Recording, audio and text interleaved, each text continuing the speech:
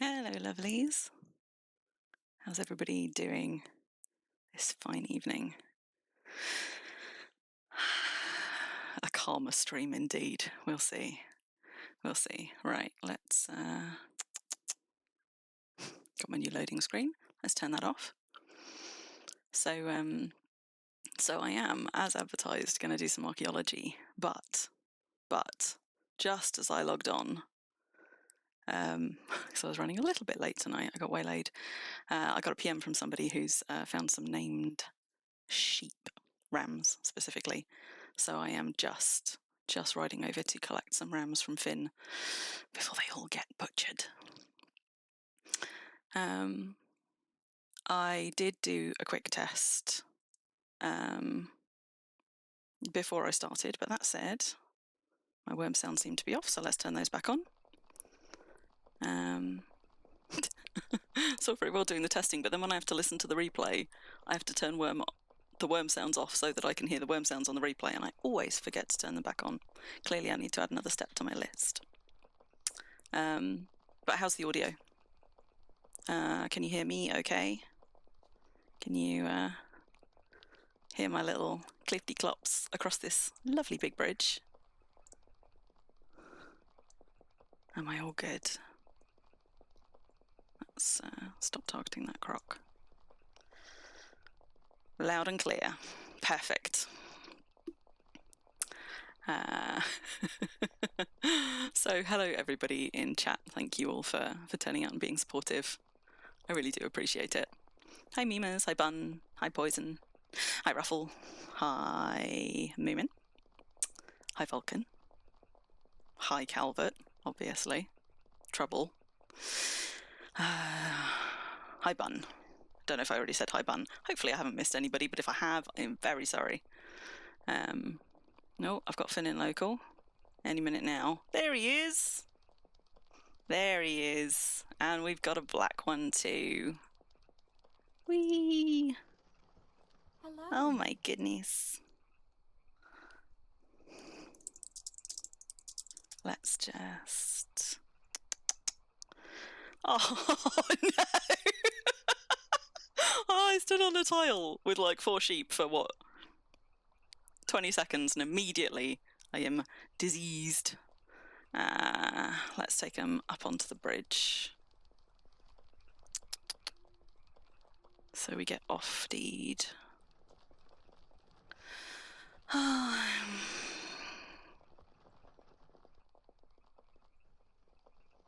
Right. The fake reindeer indeed. One fake reindeer. And another one.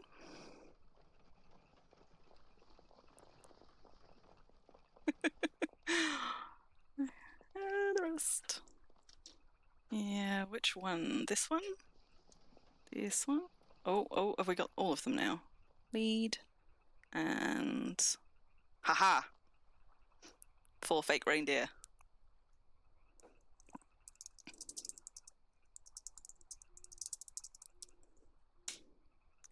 So that's 1 for the park, 1 for you, Ruffle. If anybody else wants dibs on a fake reindeer, now's your chance. If not, I will put the spare 2 in Little Venice in the free pens for anybody who wants them later.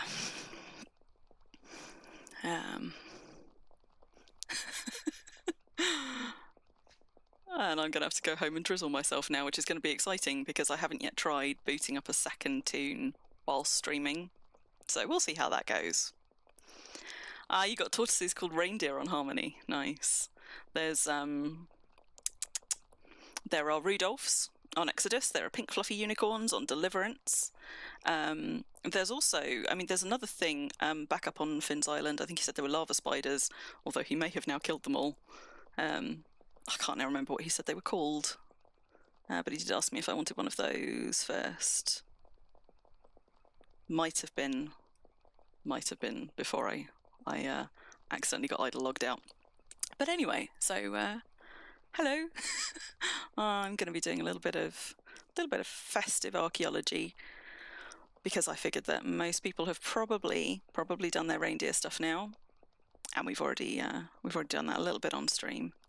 Most people are now going to be settling into either getting a load more bells for more Christmas presents or catching up on their archaeology, and I have done no archaeology thus far this event. So it is time. I even yesterday went and cleared out some space in my archaeology storage, which was looking a little bit embarrassingly full. Reindeer is just meat delivery now. No. I am seeing more and more dead ones, but the thing is, most people who are killing them aren't even butchering them. I think it's just people out, like, because they respawn so readily. I guess if you're trying to skill up fight, I can't imagine if you've already got decent fight that the reindeer will give you much of anything at all.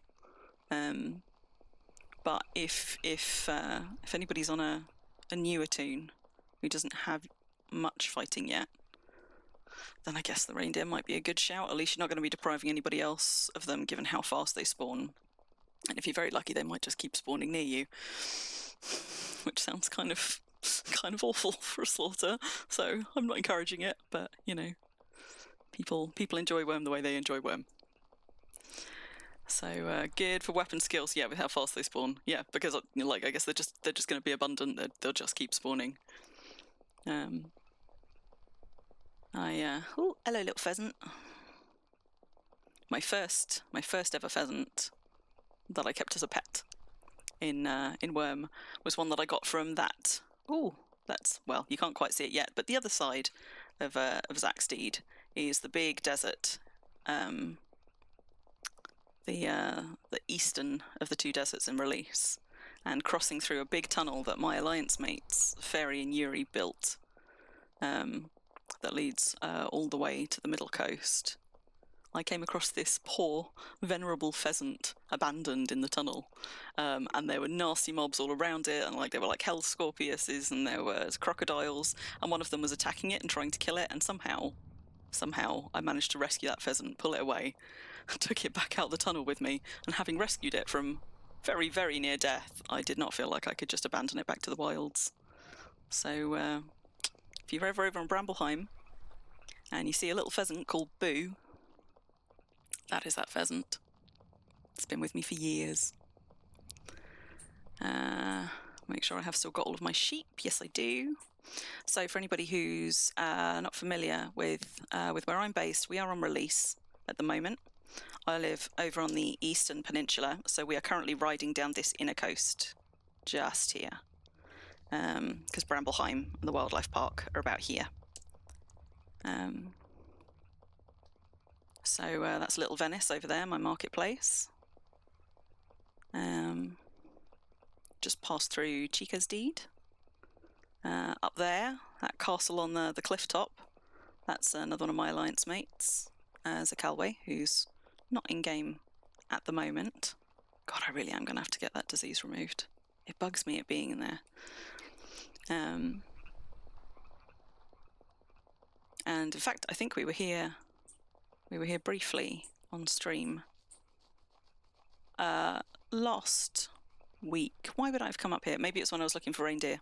Yeah, it must have been then. Because I think I talked about how my second and third deeds in Wurm were literally just here. So this is all very long-term familiar territory for me. I've been living in this part of the world for what are we, 2024? Oh my goodness, 10 years. 10 years. Wow. For those of you that were into the stream super early as well, you might have seen my new loading screen. I had great fun. I made I don't know, over a dozen loading screens today. But the tip on today's one, I think, was about the sunrise and sunsets. Because for those of you that have paid any attention to the kind of the heavens in Wurm, and I watch sunrises and sunsets and stars a lot, because I think they're lovely. I think this is honestly one of the most beautiful bits of Wurm right here. But the sunrise is in the kind of northwest, and it sets in the southwest, which means there's a whole side of Wurm which never really gets the sun properly. It's on a funny axis, so that's my new Wurm lore canon. That there's a dark side of Wurm that no one has seen, that never sees the sun. I reckon that's where all the mobs originate from. That sounds like a cool bit of lore. You could meet me with your faux priest wherever I'm going to do arch. Yeah, I mean, by all means. I'm not going to go that far from the deed because one of my favourite places to do archaeology is round here. So if you want to ride your faux priest over, Ruffle, by all means, come and collect a sheepy. But also, actually, I can just put it in. I could just put it in the lawn, in the little pen by the docks for you, as suits. So many dots on my map. I know my map. Like I'm at the point where I have to remove a dot to add a dot, which makes me sad. But I have, in fairness, got a couple of overlays here. So the white dots are all my village map, and the coloured dots are from my alliance map. I have to say, every other map in Wurm has a. Oh my goodness, they've been spawning a lot. Oh no, I'm full.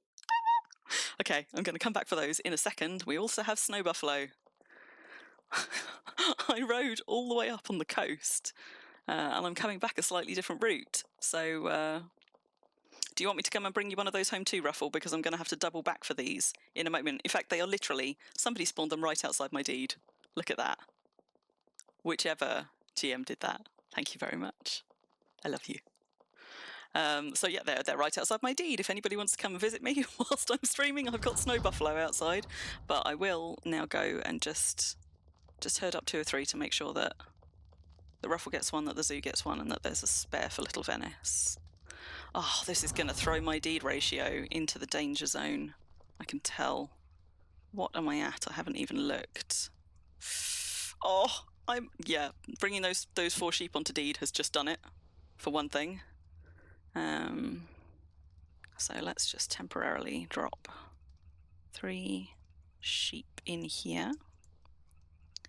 I'm gonna pop the black one up top, so it's in a place where I know I have to care for it.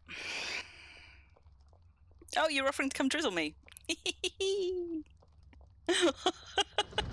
One Silver says I never get to do archaeology. I will, as long as somebody doesn't keep just spawning things in my surrounds. I'll get there. I can never pass up the opportunity.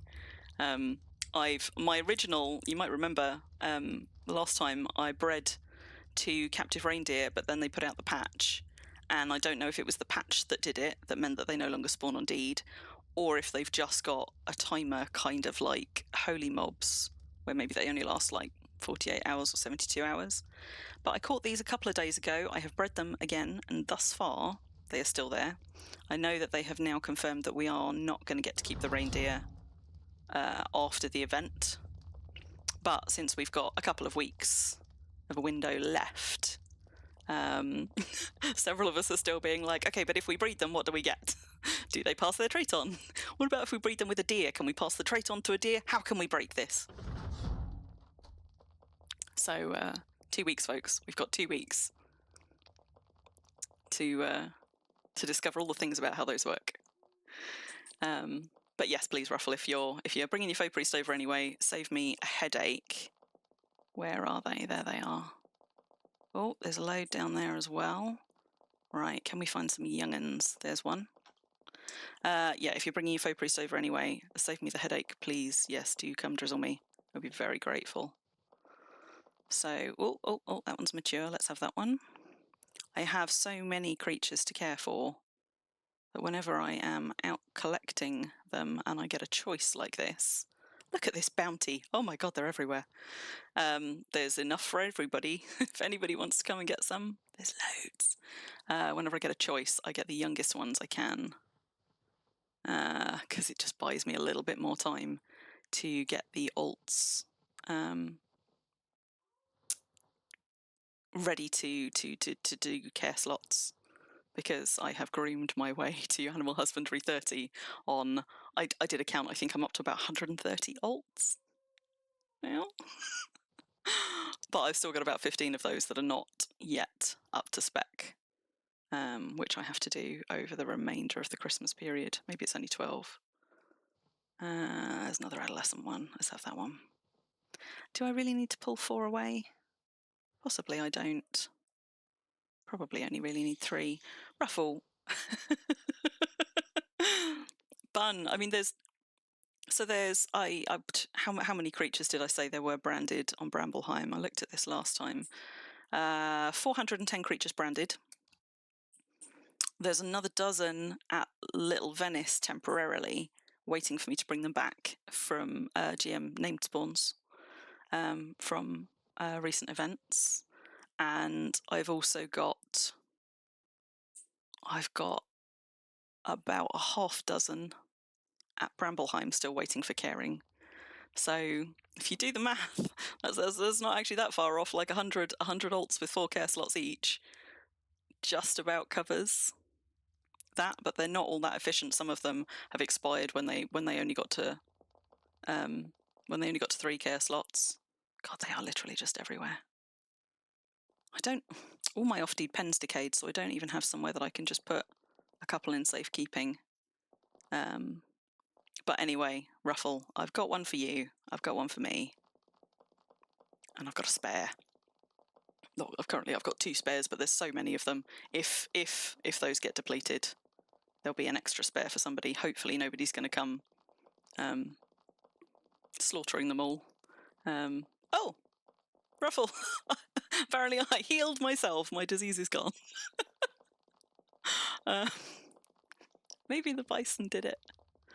But regardless, by all means, do still bring Raspberry over and come and get some mobs.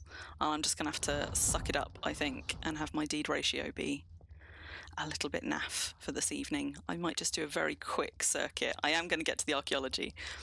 I might just do a very quick circuit of the deed and see if there are any aggressive mobs that I can kill to help the ratio back down a little bit. Because as I said before, this is an open deed, so things do just wander right on. Right, so let's leave one of those. One of those. God, there's so many things in my holding pen now. These 2 are likely to end up diseased. Sorry, little bison. Ooh, did I accidentally stop bleeding one somewhere else? Young fake reindeer, start. Oh no, I did only pick up 3. There we go. I don't know if I missed one or whatever, but to be honest, 3 is probably a more sensible number, especially given they are right outside. So I'm just going to pop this one also safely on the upper deed. Then do a quick circuit. Then we're on to archaeology, I promise. I promise. Special animals for free, yes. I mean, for free because they're out in the wild, but also whenever I go to events like Impelongs, and whenever they get spawned out in the wild in abundance like that and I find them, I try and always bring home a spare and pop it in Little Venice in the pens there. I mean, ostensibly there's an animal market there, but I think there's only like 4 of the pens have got stuff that is actually for sale at the moment. A lot of the pens at Little Venice are actually temporarily locked and holding GM spawns that I have yet to ferry back here while I continue to massage my deed ratio. But when they're not full of GM spawns that I'm intending to bring home, aggressive ones, I unlock them and I put GM named passives in them for anybody who wants them. The trouble is, you may have noticed, that you've probably rarely, if ever, seen it advertised in trade. I'm not very good at remembering to tell people that Little Venice is there, or that I put free things in it or whatever. So although I've got apparently a lot of very loyal customers, and thank you, because I know that some of the people in chat are they. Like Little Venice is doing marvelously well for a market that gets no advertising. Like nearly ever. It's keeping this whole park afloat for a start, and that's the main reason that I did it, really. I wanted the build challenge. Once I had the idea, I was like, oh my god, I have to build that. Thank you, Autisticus, nice name. Yeah, I once I had the idea of having a kind of a sail up market with those kind of terraced houses, I was like, God, yeah, I've got to build that. I need to build that. But also, I'd had a little market here originally. Um, if any of you saw Calvert's stream, back in, when would it have been? April, May, when he came to visit Brambleheim and we did a little tour of the wildlife park. I'll do another one at some point. I was saying then that where these passives now are in my petting zoo, and for anybody else who is training archaeology Yes. outside of Christmas, hi Brainer. Um, if you want to get your animal husbandry up and you haven't got very large flocks or you haven't got a deed, this petting zoo here, all of these sheep, we've got chooks over here, we've got fields and fields of beefalo over there, and we've got a whole load of cows and pigs over this way. All of these are accessible to anybody from Freedom Isles. So you can come and groom and shear and milk to your heart's content in the petting zoo if you need somewhere to train up animal husbandry. My only caveat is please please wait till after New Year so that I can at least get some more of my alts trained up to care for some of these creatures before you do. But that is open year round. Oh, I grasshoppered. I got distracted. Poor ADHD brain. But what I was saying is, where this petting zoo is, this used to be my first market, and this along here, this building, which is now where all of the doggos live. This was sort of like my original market buildings, with little kind of. They were actually double depth, but I've split this down along the middle, so there are seals on the backside of it and dogs on the front. Yes. Hi, Swayer Bro. But this was my original marketplace here. I had lots of little shops around here, and I had horse pens in the middle. But I encountered a problem, which I know others have as well, with running any kind of an animal market on a deed that is also your main deed, which is the way that the perms work is a little bit tricksy with regard to leading and taming and things on deed, because having it that people could lead creatures away from my market deed also allowed people to lead my branded horses away, for example, which I discovered when somebody took my best horse, hitched it to something and took it over the other side of the server. I did get it back. But I tried several times to find a way to work around it, and it was proving very, very fiddly. So in the end, I decided that if I wanted to have a market, I probably needed to move it somewhere else. The wildlife park was, I think, only about up to here at the time, up to the end of this champ whale pen. And I was crying out for more space. So, moving the market allowed me to reclaim a load of space and establish the petting zoo. Allowed me to go and build Little Venice once I'd got the idea and the urge to build it. And as you can see, it didn't stop me expanding the wildlife park, because it now goes about as far again, all the way down here. For anybody that's joined us recently, we are on release and we are currently here. So Brambleheim stretches just over a map tile along this inner western coast of the Eastern Peninsula. And building the marketplace over at Little Venice, there's one I can kill, allowed me to build it bigger and better, and with a slightly more deliberate attempt to have it bringing in regular enough funds to continue funding this wildlife park habit of mine. Ooh, that sounds really loud for me. Does that sound awfully loud for you, or is that manageable? Slime. Who's Slime? Who's Slime? Oh, Artisticus, you're a new player. Welcome to Wurm. Sorry, just catching up on chat. Calvert, you were not kidnapped. I did nearly abandon you in the croc pen. Oh, while we're here, for those of you that saw that stream with the tour of Brambleheim, you might remember that we nearly got Calvert killed when I was like, we could just race all the way through the croc pens with our weapons unequipped and see what happens. What's the worst that can happen? And he said, yeah, all right then. And we glitched. And I abandoned him in a croc pen, and he nearly died. He got somewhat injured.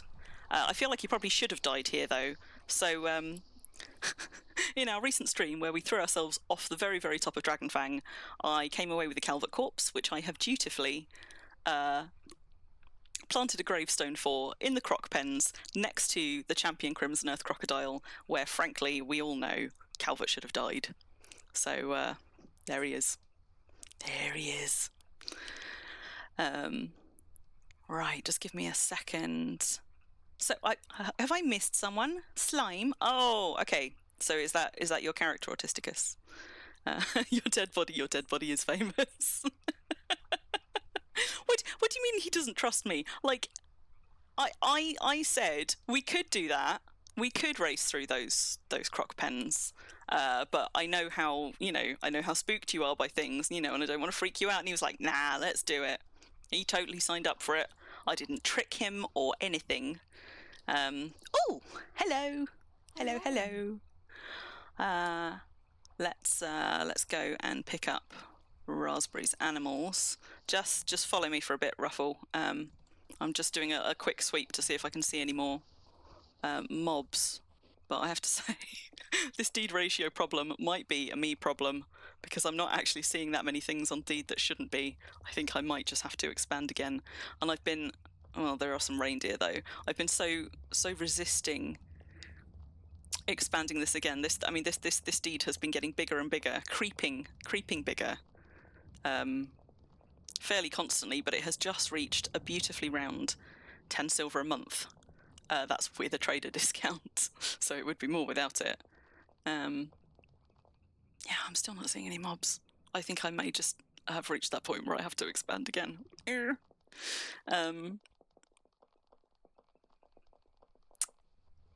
So I've been putting off. Ooh, what am I stuck on? I've been putting off expanding it, but I think I might have to. And it was such a nice round figure as well. Let's see. What do I want? I think Raspberry can already lead stuff here. Let me just check. Lead, load. Oh my god, yes. You have got all the perms. So hopefully. Ooh, getting laggy. I think you can probably still access this pen as well, but just in case you can't, I'll pull a couple out for you.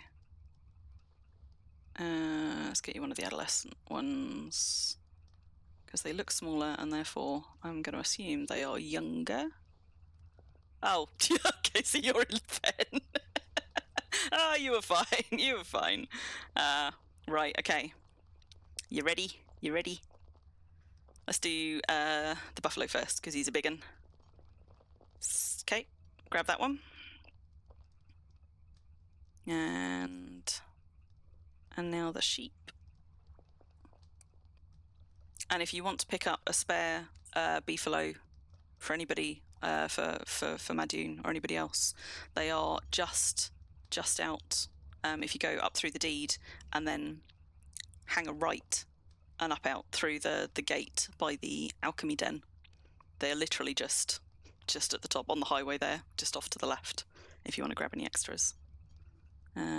Look at that nice bunny backpack. This is Ruffles' priest, Herfo priest Raspberry, looking very, very fancy. Oh, we got matching shields too. Nice. I think. Oh, beefalo in the way. I've switched back to my longsword and shield, which are two very, very neglected skills on this character, because usually I've been a large maul or a huge axe carrier. But my longsword is not good. It's up to 15, and my short sword is up to 18 because I carried a candy cane on the last couple of streams to just be a little bit more festive.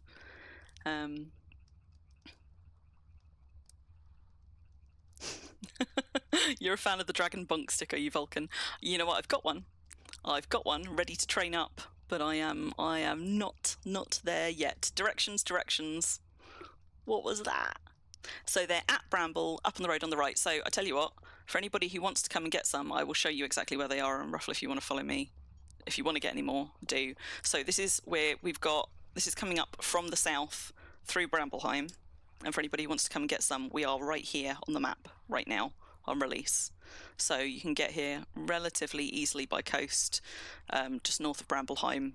there is a stretch of undeeded land with a load of maple trees and a lemon grove where you could unload crates if you need to, animal crates. But if you're coming by road, Brambleheim is on the highway. But so we're coming up from the south, up through the main deed. And for anybody who wants to come here and find themselves some snow buffalo,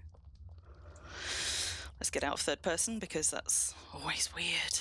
Always weird. You could go out either gate, quite frankly, but this one is the slightly more straightforward one. So you just hang a right up past the alchemist den, up here, and up towards the main highway that runs up the centre of the eastern peninsula. And if you feel like, you know, doing a little bit of tourism while you're here, quite aside from the wildlife park, which we have just been to, Titch's Memorial is just over there, literally just over there. It's behind Brambleheim. Here are all of the snow buffalo, literally just to the northeast of Brambleheim, all over the road. Can't possibly miss them. And if you want to go and visit Titch's Memorial Site, there is a Colossus-sized statue of Titch there, and there's also some really cool stuff, like on the bridge on the way up to it, with like there's tiles that chime little sounds at you, and you can play different kind of sound things and music things while you're up there. You just want to take this road just north of Brambleheim, and that will take you to Clearwater Spring. And if you carry on through Clearwater Spring with its beautiful boulevard of PMK wagons, the bridge up to Titch's Memorial is just at the end of that on the coast. So, ta-da! Snow buffalo for anybody who would like some, right outside Brambleheim. Yes, Autistica, so this is release. We are on the Southern Freedom Isles. So if you're a Northern Freedom Isles player, alas, you will not be able to get these, but I hear that they have also been spawning lots of Christmas mobs over on the Northern Freedom Isles as well. You're welcome, Ruffle. Always welcome. So, yeah, usually once they start spawning, they'll spawn them on every server. It's just finding them on your server. But if you've got a boat with cages, you can also go searching other servers within reach and see if they've got any there as well. Some years, I have gone and trawled literally all of the servers and come back with all kinds of interesting things. It seems like, I hate to say it because my ratio is already dodgy and I've already got a bunch of things to care for. And as we said, the aforementioned 130 something alts. But this might be a year where I need to go trawling because it sounds like they've done quite a few spawns. That's at least 3 spawns just on the east side of release. So I reckon there might be quite a lot of Christmas mobs out there, and I might need to go sailing into the early hours, seeing what I can find. But not right now. Right now, I'm gonna do some archaeology. Yeah, memers. I mean, I guess that is the trouble. Once you're in a really populated area, sometimes people will just take 1 or 2 and leave the rest. Sometimes people will go slaughtering them all, which is very sad because they're one of a kind. And sometimes I have sometimes seen people going and like hoarding them all up and putting them in markets, which makes me really sad because they're meant to be there for people to, you know, enjoy and get a little bit of festive fun with. Which is why I try and like save a couple of spares and put them somewhere freely available. But definitely if you're on the more crowded servers, or if they get spawned in quite a well-populated place, they can go quite fast, particularly if you've got a lot of collectors nearby. So if you get things spawned near you and you know any animal collectors, do them a solid and just bring a couple of passives home, put them in a safe pen, drop them a PM and be like, I've got you something if you want it, and they'll love you forever, which is what I do. Which side of Bramble can I unload cages? Memers, it's probably, to get to those, you want to go just to the north side. So, in fact, I'll show you, but it's literally just outside here. So, where I just took, the snow buffalo are over there, just that side off Deed. But this here, this gate, this is the northern extent of Brambleheim. So now we're into undeeded land. and just here, just up the coast from me, all these maple trees all the way to that deed just there. This is all undeeded land. You could pull up a boat anywhere around here. You don't even need a horse. You can literally just run up this highway, and the beefalo are going to be, we should be able to hover over some in a moment, because they're literally just at the top of this road. There you go. There they go. So they're like all over that hillside, and at the highway that I just took Ruffle to runs across there. So the north side of Brambleheim. You can just park your boat up there, unload some cages freely. Ah! And there you are! Hello, hello! You got it. Hello. Nice to see your Southern Freedom Miles tune, Mimas. I'm not sure that I have met you before in-game on this tune. But yeah, so there you go, you've got it. You literally just run up that road, and they're right there. You can help yourself. Oh my goodness. Right. Mimas, while you're here, would you like one of the sheep that I just brought back? Or is it just the beefalo that you're interested in? Because I can go and get you a sheep if you would like one. Before I start that archaeology, which I promised I would do. And how long have I been streaming for? Not yet an hour. Not yet an hour. It's okay. Might not get to archaeology within the first hour, but...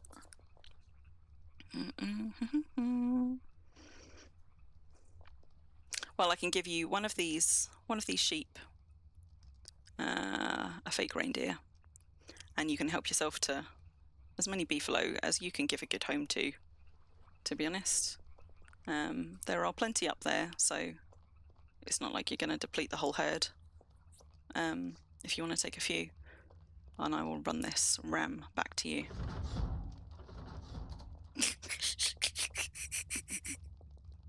Oi, Calver. Don't you be taking bets on me. I'm doing brilliantly. And I've had visitors in my local, which is always nice. Okay, Mimas, are you ready? If I stop leading this, have you got a rope handy? Oh my goodness. That's a little refresh lag. Ready? Okay. All yours. Excellent. Well, that's two types of Christmas creature that have now got good homes besides mine, and that makes me very happy. Which means my petting zoo is going to expand again. Yes. Right, archaeology. Nobody spawn anything else nearby me. But if you do find anything else spawned on release, PM me so I know. And I won't drop everything and come running, maybe. Probably. Now, my usual other cart horse is my Bramble Horse Abroad, which is currently on Exodus over at Calvert's Place. This is close your eyes, Bun, because you're not going to like this. It's me attaching speed animals to haul a cart instead of draft animals, but it will do. But we're going to take this to do some archaeology with it. Oh, I should have put those somewhere safer. I've got a load of camping gear here ready for when Ruffle and I go on some camping adventures. How many of these, I wonder? Am I going to be able to fit? That should just be generic backpacks. How many of these am I going to be able to fit in the small magical chest? Crim's camping cooking helm. Because I'm going to take advantage of our backpacking adventures to figure out just how many things one can cook over an open fire out of the cookbook. Because some are very specific about the cooker in which you cook them, and some are not. So, oh, I'm still carrying a brown bear corpse. No wonder I'm so slow. Like next to nothing. Nothing. Have I got? Okay, there is somewhere else actually that I am on foot. Okay, let's go upstairs because I've currently got an empty LMC. There's another spawn of snow angels down south. Oh, God. Ah, where is down south? Poison? Just like down south on release? Are we talking like on the steppe or in the desert south of me, or are we talking like way over the other side? Old is the older one, memers. So they go young, adolescent, mature, adolescent again, and you can discern sometimes by the size difference, then aged, then old, then venerable. So if it's a choice between those two, you want the aged ones. Right, yes, I've got a spare LMC with nothing in it. Let's stick some of that in there. What do you mean my carpet won't go in there? All right, you can just go down there for now, because it kills me to have all of that decaying, just because I haven't yet done something with it. What? Oh. I thought I was placing the stool, not the bear. Oh, well done, Crim. Just to the west of Willow Cove. Just to the west of Willow. Oh, okay, so that's right down the opposite corner of the map.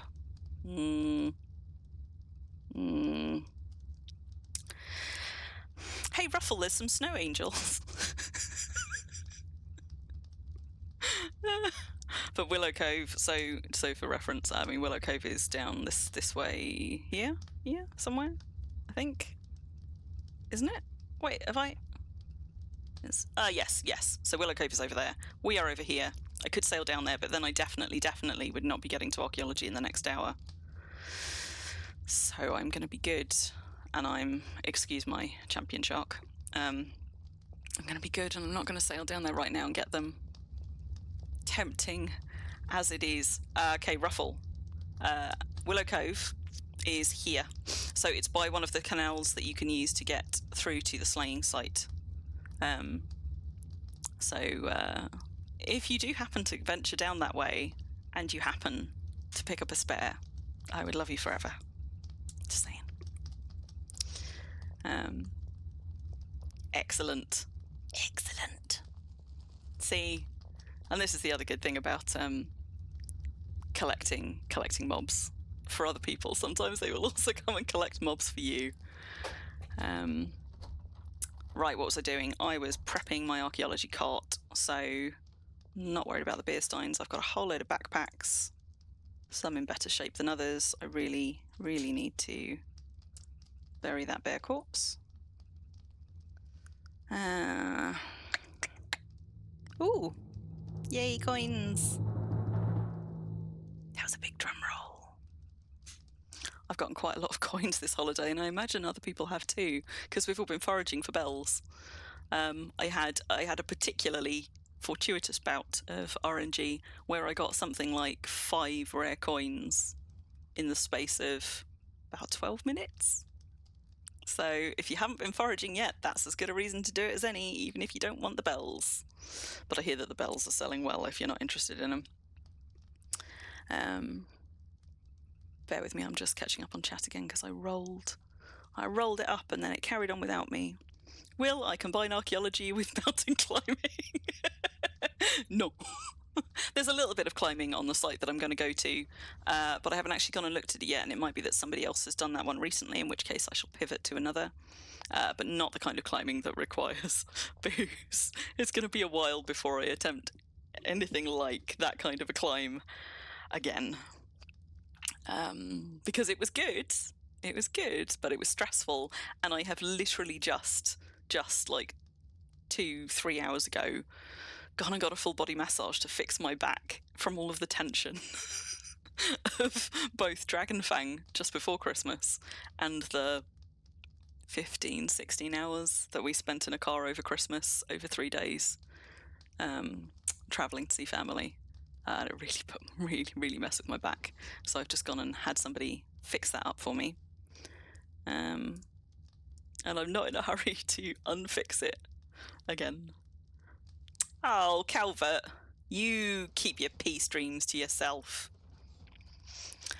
But if you're sensitive, if you are sensitive to the sound of running water and you want to go climbing stuff, I recommend you turn your worm sounds off, because you're going to be drinking an awful lot of alcohol, and you're just going to be plagued by constant water sounds as you fill up your measuring jug and take sips all the way up a mountainside.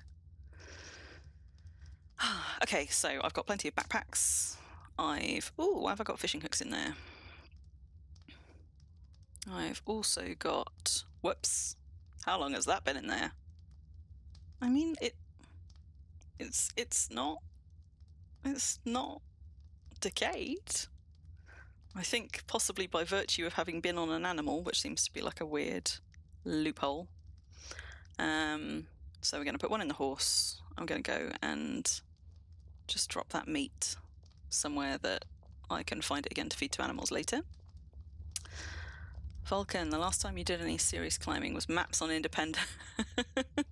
Halfway up the wrong side of Dragonfang. Calvert is still building ceilings. So what have you completed? Have you just gone and patched up the ones that we missed at the town hall? Or are you back onto the hotel? Good.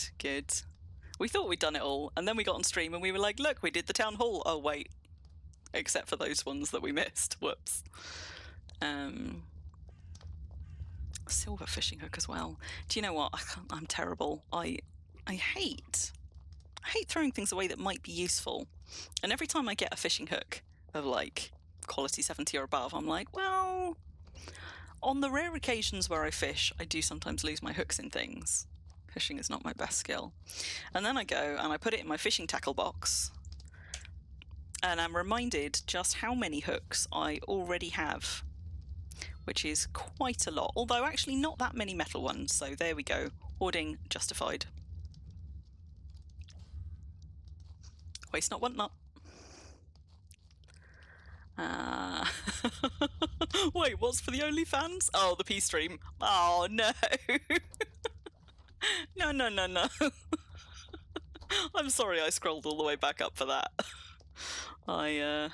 No, I did not need that. Let's drop those two. You can sit there for later. Glowy 1, glowy 2. I'm pretty sure I have picked up the right archaeology book. How many blank ones have we got? So we've got 5 blank reports left. And I'm pretty sure I have also got some spare paper, but I'm just going to check before I go anywhere.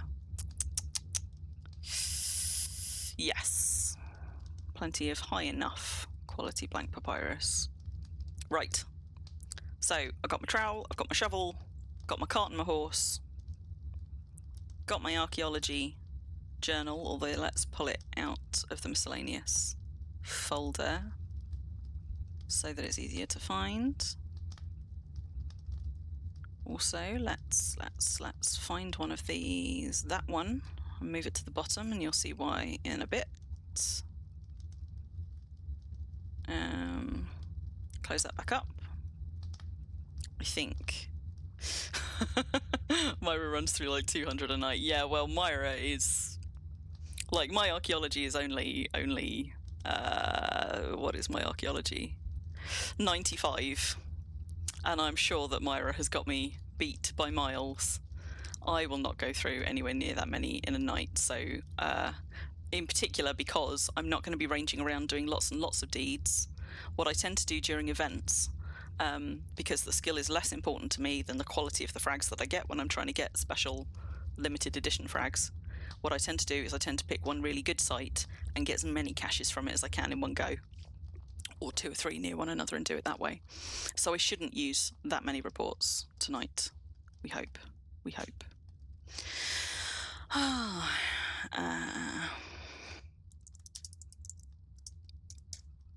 Yeah, so whilst I've got a whole bunch of you in chat though, that reminds me, I've been doing these on a Saturday night because the first time I was persuaded to do one by Myra, we were at the Lunalong, and that was a weekend event. And then I can't remember how or why I was persuaded to do it last time. I think it's because I streamed with Calvert Friday last week. And then he was like, Crim will do it tomorrow. So I streamed on the Saturday again. And then I've just kind of fallen into a pattern. So, I mean, I could continue doing Saturday night streams. It is quite a nice slot. But I know that there are other people that sometimes stream in this slot as well. If any of you are following Gaffer sometimes does a Saturday night or a Sunday night. So I suppose one of the things that I keep meaning to run by you lot and forgetting to is, what nights do you guys play Wurm? If you are watching streams, which evenings would you like to watch them?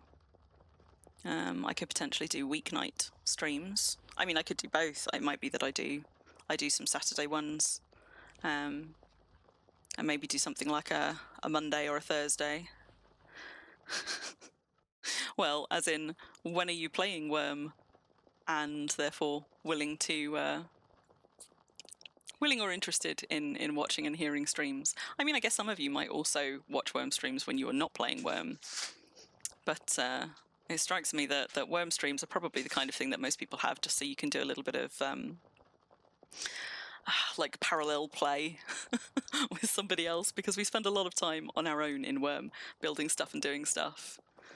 I am in Wurm most evenings, which doesn't mean I'm in a good position to stream most evenings. But I reckon I could probably manage some weeknights and maybe some weekends. I could do something like a Sunday afternoon, although I always think that's a good idea. And then in practice, like, my afternoons always get filled with doing all of the things. Somehow I think evenings might suit better. But anyway, if any of you have got any preferences, if you're like, definitely, I play midweek, I play Mondays, nobody's streaming Mondays, anything like that, just pop it in the chat, let me know. Yeah, that makes a lot of sense. So because if you're on different hours than us, at least the weekend is more open and free. Especially, I guess, if us Brits are streaming in the evening, because at least that's reasonable hours for you, whereas if we're streaming kind of in the afternoon, it's likely to still be early hours of the morning for some of you. What am I doing? I know what I'm doing. Yes, I know what I'm doing. This is fine.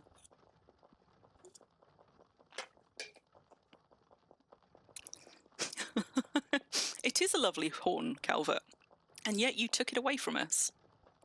We wanted the fox. Oh, I know what I forgot. Can I be bothered? Okay, you know what? We're going to abandon this cart right here. I even made myself a list. It is the first item on my list, right there, bullet point, right at the top. Drink affinity booze. And did I do it? Did I? Fuck. Right, but we're not far. So, oh my god, do you know what? This annoys me as well. If you're in the cart, that's the only way to unhitch one animal. If you are out of the cart, you can only unhitch both. I just want to be able to select which one to hitch where and it not matter whether I'm in the cart or out of it. Right, we're going to race back, we're going to drink some affinity booze, then we're going to come back, pick up our cart, then we're going to do archaeology, and we're only just over an hour in, I think. So I'm almost there. How high taming to tame unis? So it's going to depend on their age, but quite a lot. I struggle to tame them with less than about 40. If you've got 40 taming, you might manage a young one or an adolescent. You can manage the older ones if you persevere, but you're going to need a lot of vegetables, and you're probably going to need somewhere to bolt, because taming drains your stamina, and you can find yourself in a situation where you've agged something and you then can't get away from it fast enough, even though passives will de-ag quite fast. So yeah, about 40. Unicorns are a tricky one. There's a reason that I have a faux priest, because whilst my taming is not awful, it is safer, especially at things like impalongs, but also even like just when I'm out in the wild desperately trying to tame something and get it away from a load of ag mobs before they kill it. Safe with faux priest. There's a reason that sort of consummate animal collectors tend to have what faux priest. Oh, okay, cool. I was just I knew all of these people over here, but somehow I suddenly thought a load of them had migrated to my deed, but it's just me losing track of where I am on the highway. My deed is over here. They have not all just moved. Yeah, I mean, you can do it with 30 taming, but as I say, it might take a while. You might get lucky. But when you are trying to tame things, the younger, the easier. And also bear in mind that if you're taming special spawns, like conditioned ones, or GM spawns, which also often have conditions, like the pink fluffy unicorns, for example, in order to be pink, they are probably going to be something like angry. And that will increase their combat rating and make them slightly more difficult to tame as well. So you've got to factor that in as well. But if you can find a friendly faux priest, I think in all the time I have been charming creatures on my faux priest, I didn't even think it was possible to fail to channel charm animal for a good long time until I finally did. But I think I have failed like 3 times out of literally hundreds and hundreds of charms.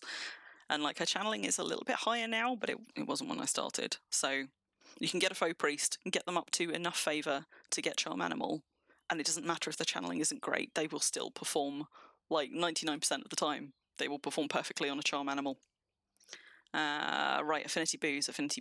Okay, so my affinity booze, I have got this little spirit cottage right here, is where all of my booze lives. And this is a cunning little storage method because if you use moonshine, you don't have to seal it because it doesn't decay. And a nice little spirit castle or spirit cottage like this, you can tuck it into furniture, has massive capacity. So mine is absolutely full of buckets and barrels of affinity booze. This tiny little container is holding 600, about 2,000 kilos of booze right here. So, pro tip. How is the unicorn in terms of speed compared to the best helis? You'd need somebody else to answer that one for you because I have unicorns. I've got champ unicorns as well, but I have never actually ridden them because the problem is you have to tame them to be able to ride them, and then the way the mechanics work for taming, you just become a target for absolutely everything. Now, it would work better for a faux priest because a faux priest's ability that means that a lot of mobs don't target them also extends to their pets. So a faux priest riding a tamed unicorn would work, but not if you want them to go taming animals for you, because of course you'll already have a pet tamed. Balkan reckons hell horses are faster. The very, very small fringe benefit of a unicorn is a unicorn can have 2 riders. So you can take a passenger on the back, but in practice, anything that you have to tame and then take out in the wild, it just becomes a magnet for things. And as anybody who has tried bringing tamed animals home, not at speed, will have learned, mobs will often go for your pet before they go for you in a really sad turn of events. So it often just isn't worth the hassle. But if you try it, let us know. Let us know how fast you can get a unicorn going. So. I want. What do I want? I want a measuring jug. How late in the evening are we? I probably only need about 20 grams. And I want the buckets, not the barrels. Buckets. There we go. Archaeology. So let's have some of that. There's your pee sounds. God, you know what it does? It does kind of sound like somebody peeing from height. Sorry, there's going to be another one in a minute. So let's have that, and let's have restoration, because I might get to some restoration. You never know. It's possible we'll get all the way through some archaeology and also to some restoration. Do I want anything else while I'm out and about? I mean, I suppose I am trying to claw back all that fight skill I lost throwing myself off Dragonfang. It probably wouldn't hurt me to have that, but I don't think I'm going to run into that many mobs, and I'm certainly not going to go looking for them on purpose. I don't think so. I'm still on aggressive. I don't think I've got anything for like longsword. I'm not really going to need repair while I'm out. 5 silver so she won't get to restoration. Oh, bun. I mean, you might be right. Yeah, you can. Although, you have to give unicorns bling in horseshoes, but I don't think there's anything stopping you from putting blinging horseshoes on your normal horses, donkeys, mules, and hell horses, is there? I mean, you could just bling out whatever your usual steed is. I haven't actually tried, so maybe you can't, but my assumption has always been that you can. Your blacksmith might stop you, yeah.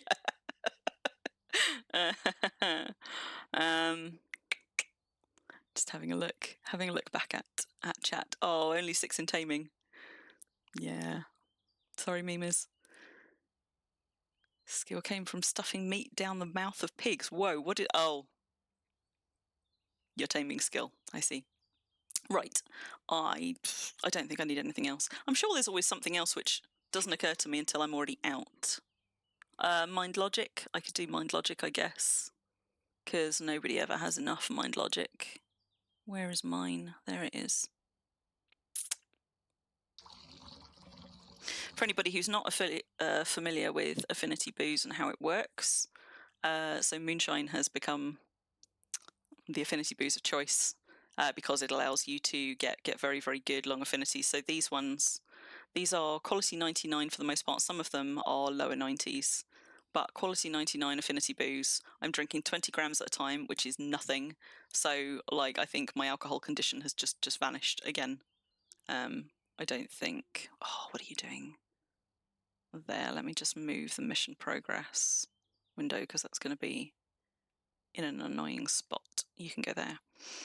Yeah, like, it doesn't get you anywhere near to drunk. My very, very brief bit of alcohol status has already gone, but it is getting me... Ooh, where did I get tracking from? It's getting, like, 20 grams, which is nothing, is getting me, like, almost 5 hours of all of these. So that's why affinity booze won out over meals and pizzas and things. And there's a lot of people making it. And then you can do things like this, where if you build up a collection over time, you can buy them in much smaller quantities than I have. You don't have to buy a bucket load at a time. People will sell them by the jar load. You only have to drink very small amounts, and then you can just stack up a whole bunch of affinities for whatever you're doing right now, if you remember to. My problem is forgetting all the time. That gets me 4.5 hours. If I drink 50 grams, that will keep me going for the whole day, if I'm lucky enough to have a day where I'm going to be worming for the whole day. Right, so I'm going to check my list this time. Got my affinity booze, got a bunch of backpacks in the cart, got my journal and my spare paper. We're good to go. We're good to go. Second attempt to go and do some archaeology. Also remember, let's drink something. And let's eat something. Num num num num num num. This is Christmas lunch from whoever sent me Christmas lunch. I think this was probably Fairy. I missed you goodbye, memers. Oh, I only missed it by a moment though. Safe sailing back home. And as you will see, I had not gotten that far in my cart, so we don't have far to go.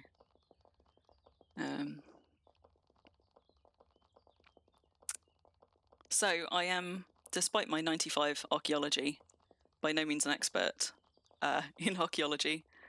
In the company of people like Bun and Myra, we don't consider anybody anything better than decent unless they're at least up to like 99.5 in something. But I am fond of archaeology. I do quite a lot of it. I don't often go deliberately skilling it, but I do sometimes remember to turn my sleep bonus on during events like this, in order to get a little bit more skill in it. And when I completed the journal goal that lets you choose your affinity, I think I chose archaeology for mine. Yeah, I didn't get that one naturally, so I've got an affinity in it. Unlike my 3 affinities in miscellaneous items, I do not want to make compasses. Thank you very much. I do, however, have 4 in mind logic, and almost certainly some of those were due to archaeology. Just 3, Bun. Just 3. But I enjoy archaeology, and I do so much of it during things like events that my archaeology is, I think, my highest. I think it is my highest skill, actually. Even higher than than like carpentry and masonry, despite all of the building and the many deeds that I've done. Those skills are not, like, masonry hasn't even capped 90 yet. Masonry's only at 88. Carp's only at 92. I say only.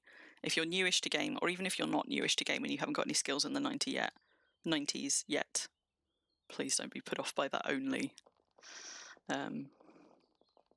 Ooh, was that a glowy? Here's Crim getting distracted. Yes. Is it somewhere I can get to it? Oh, there's a hole in the hedge. There's a hole. Get it. Ah. Yes. Yes, glowy. Yoink. Minor distraction. I've completely forgotten what I was saying now. Yes. So I like archaeology. I enjoy archaeology. There are plenty of people with much more archaeology in game than me. But I have also helped a few people who are newish to archaeology get to grips with it. So don't feel bad if you're just starting. It is a very very quick one to gain skill in, because it absolutely has that just one more frag syndrome. You just keep going and going. But there are some things that are worth knowing that make archaeology go up faster if skills going up is your goal. And I don't doubt we're going to touch on some of those as I start waffling my way through a little archaeology grind. But one of them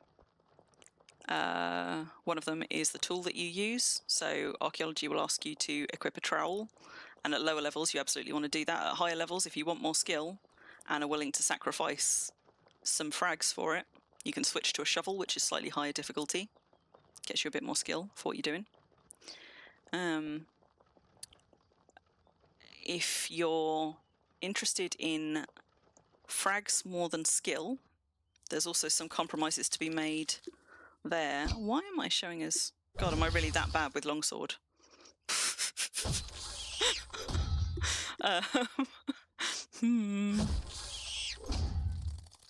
Yeah, Bung, quite right. Because there's only, a couple of ways to get archaeology skill. You just keep going up and up and up doing the same thing with it, whereas, as Bun quite rightly says, if you want to get carpentry and masonry up, you need to do different things all the way up the skill ladder, basically, to be efficient at it. So no matter how many walls you build, carp and masonry really slow down past a certain point.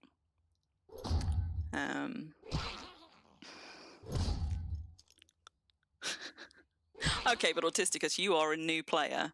Bear in mind, I and a lot of people in this chat have been playing for years. And I'm also not a good measure of how much skill you can get in how much time. People like Bun and Myra have been playing... How long have you been playing, Bun? Like 3 years? 4 years? I've been playing 10, but I am not really a grinder. I've not been focusing very much on my skills at all. So I am not a good example of quite how fast you can skill anything at all in Wurm. I play for love, mostly. But as a new player, it'll take you a while to get anywhere, because Wurm is just that kind of game, and that's okay. Right. Now we're going to find out whether somebody has done this site recently, because when there's an event, this is one of my preferred places to come and do a bit of archaeology. Actually, I'm going to move that. I'm going to move that a little bit further along. I have a system. Let's move it to here. Oh, that thunder. Can you guys hear that? Oh. What was I going to say? I don't even remember what I was saying. I got so distracted by the thunder. I was so excited. Oh, god damn it. I need to be... Hate it. Right, we're going to unhitch just the one. And this is how I do archaeology when I do archaeology. Because if it's a big site and you're coming and loading stuff back into a cart, as I do, you will find you get slowed down before you get back to your cart on one one journey there and back. So I tend to lead a horse behind me. And if I open up its inventory, I can just chuck things in there as I go, so that's not going to slow me down.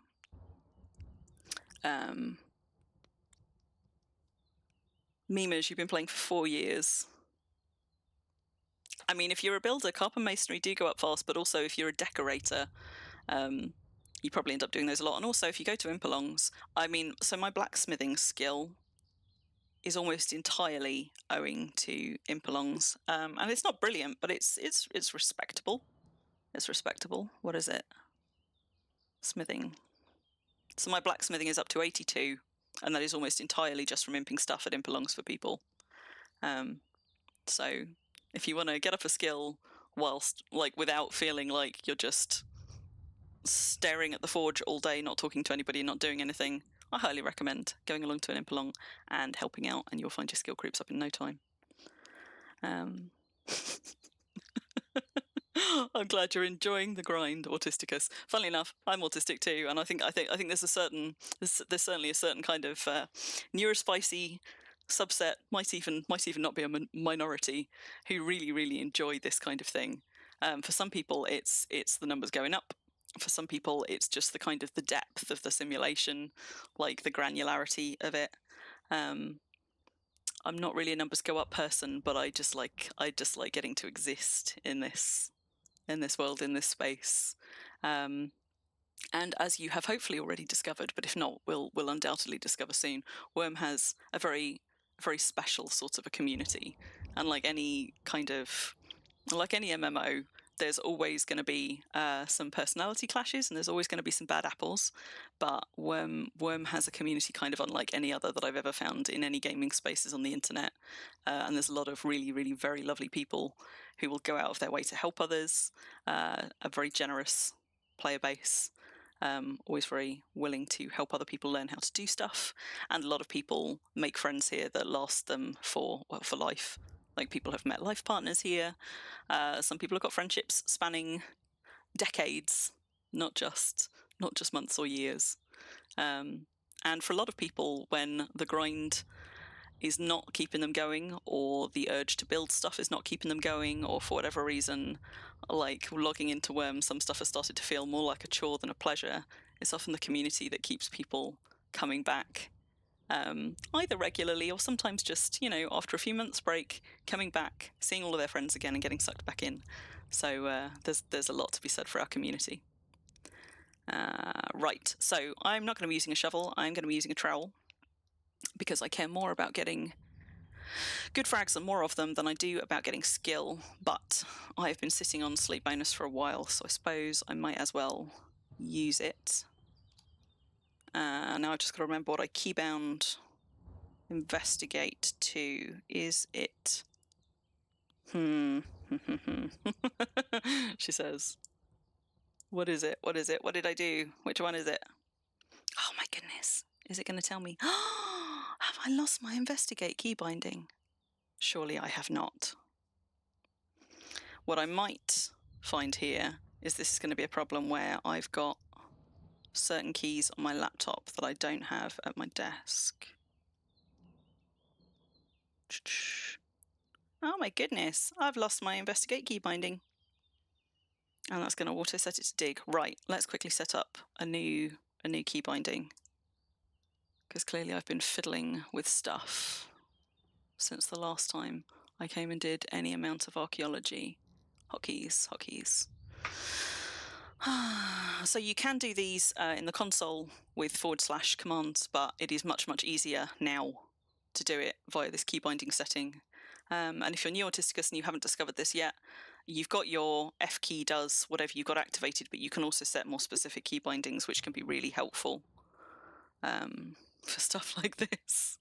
Why don't they make white buffaloes? We never get color changes really, and the bison, because we only got conditioned bison with holy sites and none of the holy creatures have color casts, we don't even get like rainbow beefalo, sadly. Yeah, Moomin. So as Vulcan says, it's slightly higher difficulty using a shovel. So you get, if you're already at high archaeology, you get slightly more skill. But because it's higher difficulty, you also therefore have more failures, which results in either no frag or damaged frags.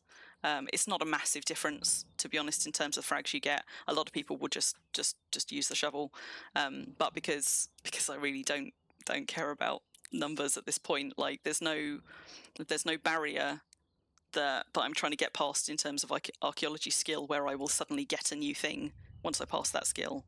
So I will take quality frags every time, even if it's only a fairly minor difference. Right, what are we looking for? Is it going to be actions? Improve. We've got item, terraform, nature. Where does it even live? Where does it even live? High and fast trowel as possible for investigating. Yeah, and that's what I use as well. So this is a 98 102 quality 85 rare trowel. Again, you can certainly get even blingier stuff than this, but that is pretty good. Certainly good enough. Well, you're doing something right, Moomin, if you're all the way up to 70. That's one of the things that I like about archaeology, right? It's actually an enjoyable one to do, and doing the enjoyable thing with it gets you skill, unlike, say, cooking, which I had a rant about last time, because in order to gain skill in cooking, you've actually got to engage with the cooking system in the least enjoyable way possible by pan filling. Whereas archaeology, you do the fun thing, and the fun thing is what gets you skill, which is probably why it's so popular, and a lot of people have got quite a lot of archaeology skill. I turned my sleep bonus on and then realised I didn't have a keybind. Let's just turn that back off for a minute. I actually had a whole bunch of keybinds, but as you can see, it looks like most of my keybinds are no longer in place, and I think it might be because when they put the new system in, I spent a while doing some of the new default actions, and I still haven't done them all, and every so often they reset, which really annoys me. But I think I probably didn't then go and set up a bunch of the keybinds that I'd had before.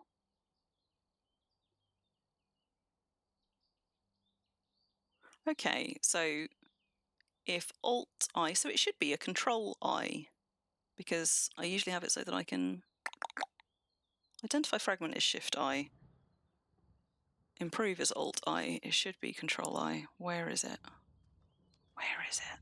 It's not going to be Terraform, surely. Does anybody know? Under action, thank you. That's just what I was coming to look for, Vulcan. Investigate. Wait, did I miss it again? Under action. Repeat action, equip, first aid. Climb, fish, trade, secure. Aha, investigate tile. Yeah, there you go. It's lost my key binding. So there we go. There we go. Key for you is to mix it between cooking for skill and making food that is actually good to eat. I mean, I agree. But just the cooking for skill, like it's just dull. And I say this as somebody who has hot food cooking at 90, baking at 76. As you can see, my other ones are far more paltry. But I enjoy the cooking system. I enjoy all of the weird and wonderful stuff you can cook in Wurm. I like the discovery process for recipes, even though it's sometimes a little bit buggy. I really like that you can swap recipes and share them and all of that stuff. I think all that is great. And also the food models are great. If you've never put food down on the side to see what it looks like, there's a whole wealth of beautiful item models that most people just never see.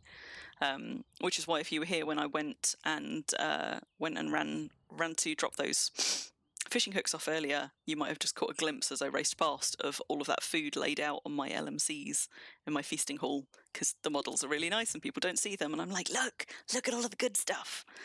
But yeah, there's some really, really, really lovely stuff in that cooking system. I resent the method of skilling it. Okay, so crunch time. What time are we on? Okay, an hour and a half into stream, I'm finally, hopefully about to start some archaeology. Whether I will get to restoration is another matter, but we shall see.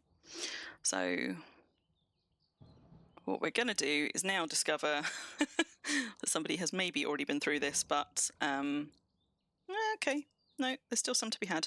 The ones by the road often are picked clean, but it looks like we might be all right. So let's turn sleep bonus back on. Saw a dude discover a recipe when I was 3 days in the game.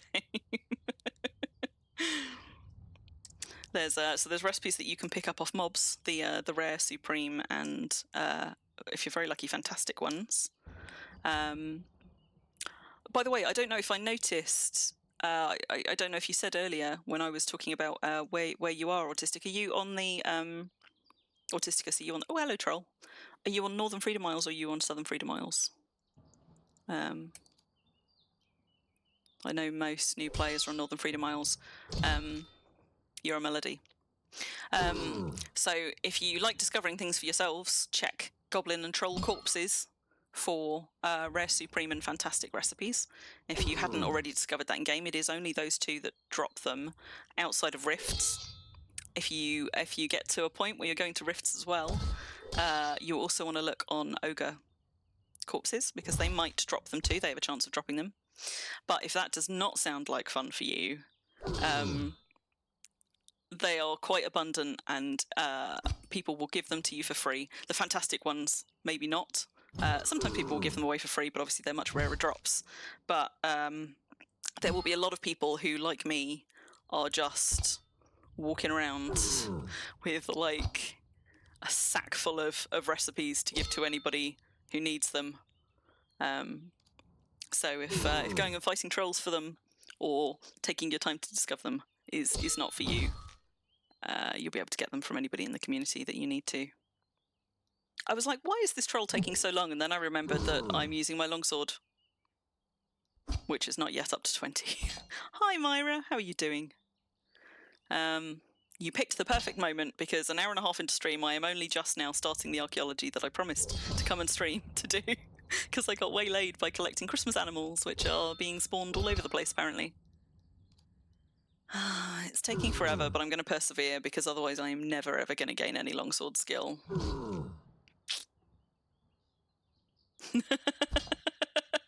Yeah, Moomin.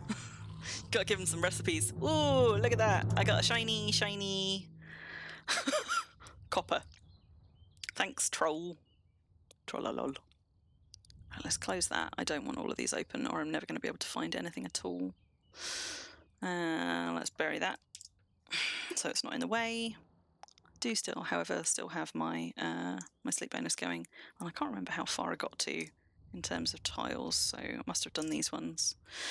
So, I mean, there's many ways to do archaeology. One of the reasons that I'm doing it this way in particular is because I know how big this site is.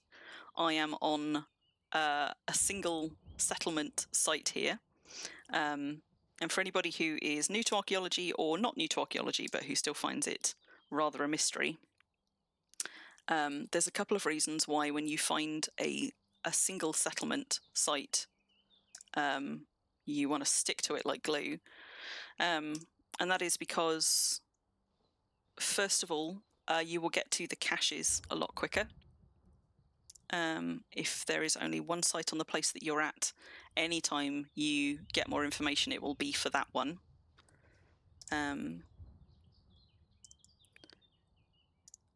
And if the site is big enough, which this one is, you can also unearth. I think I'm just now. Oh no, she's expanded. Do you know what? For years, Chica's deed has only extended to this line here, but evidently she's expanded backwards. So has Chica now ruined? Oh no. Okay. So I've lost a few tiles of it. Okay, let's stick with the system. So I've lost some of this. Where was I? 1, 2, 3. And where is the deed? Deed is there. Right. Single settlement sites. I don't know if you get more skill for them. Somebody in chat might know. If they are actually better skill gain for being single site. I suspect they're not, but what does affect how good the stuff you get from them is how long the site was active for, how long ago it disbanded, and just in terms of practicality, how big the site is.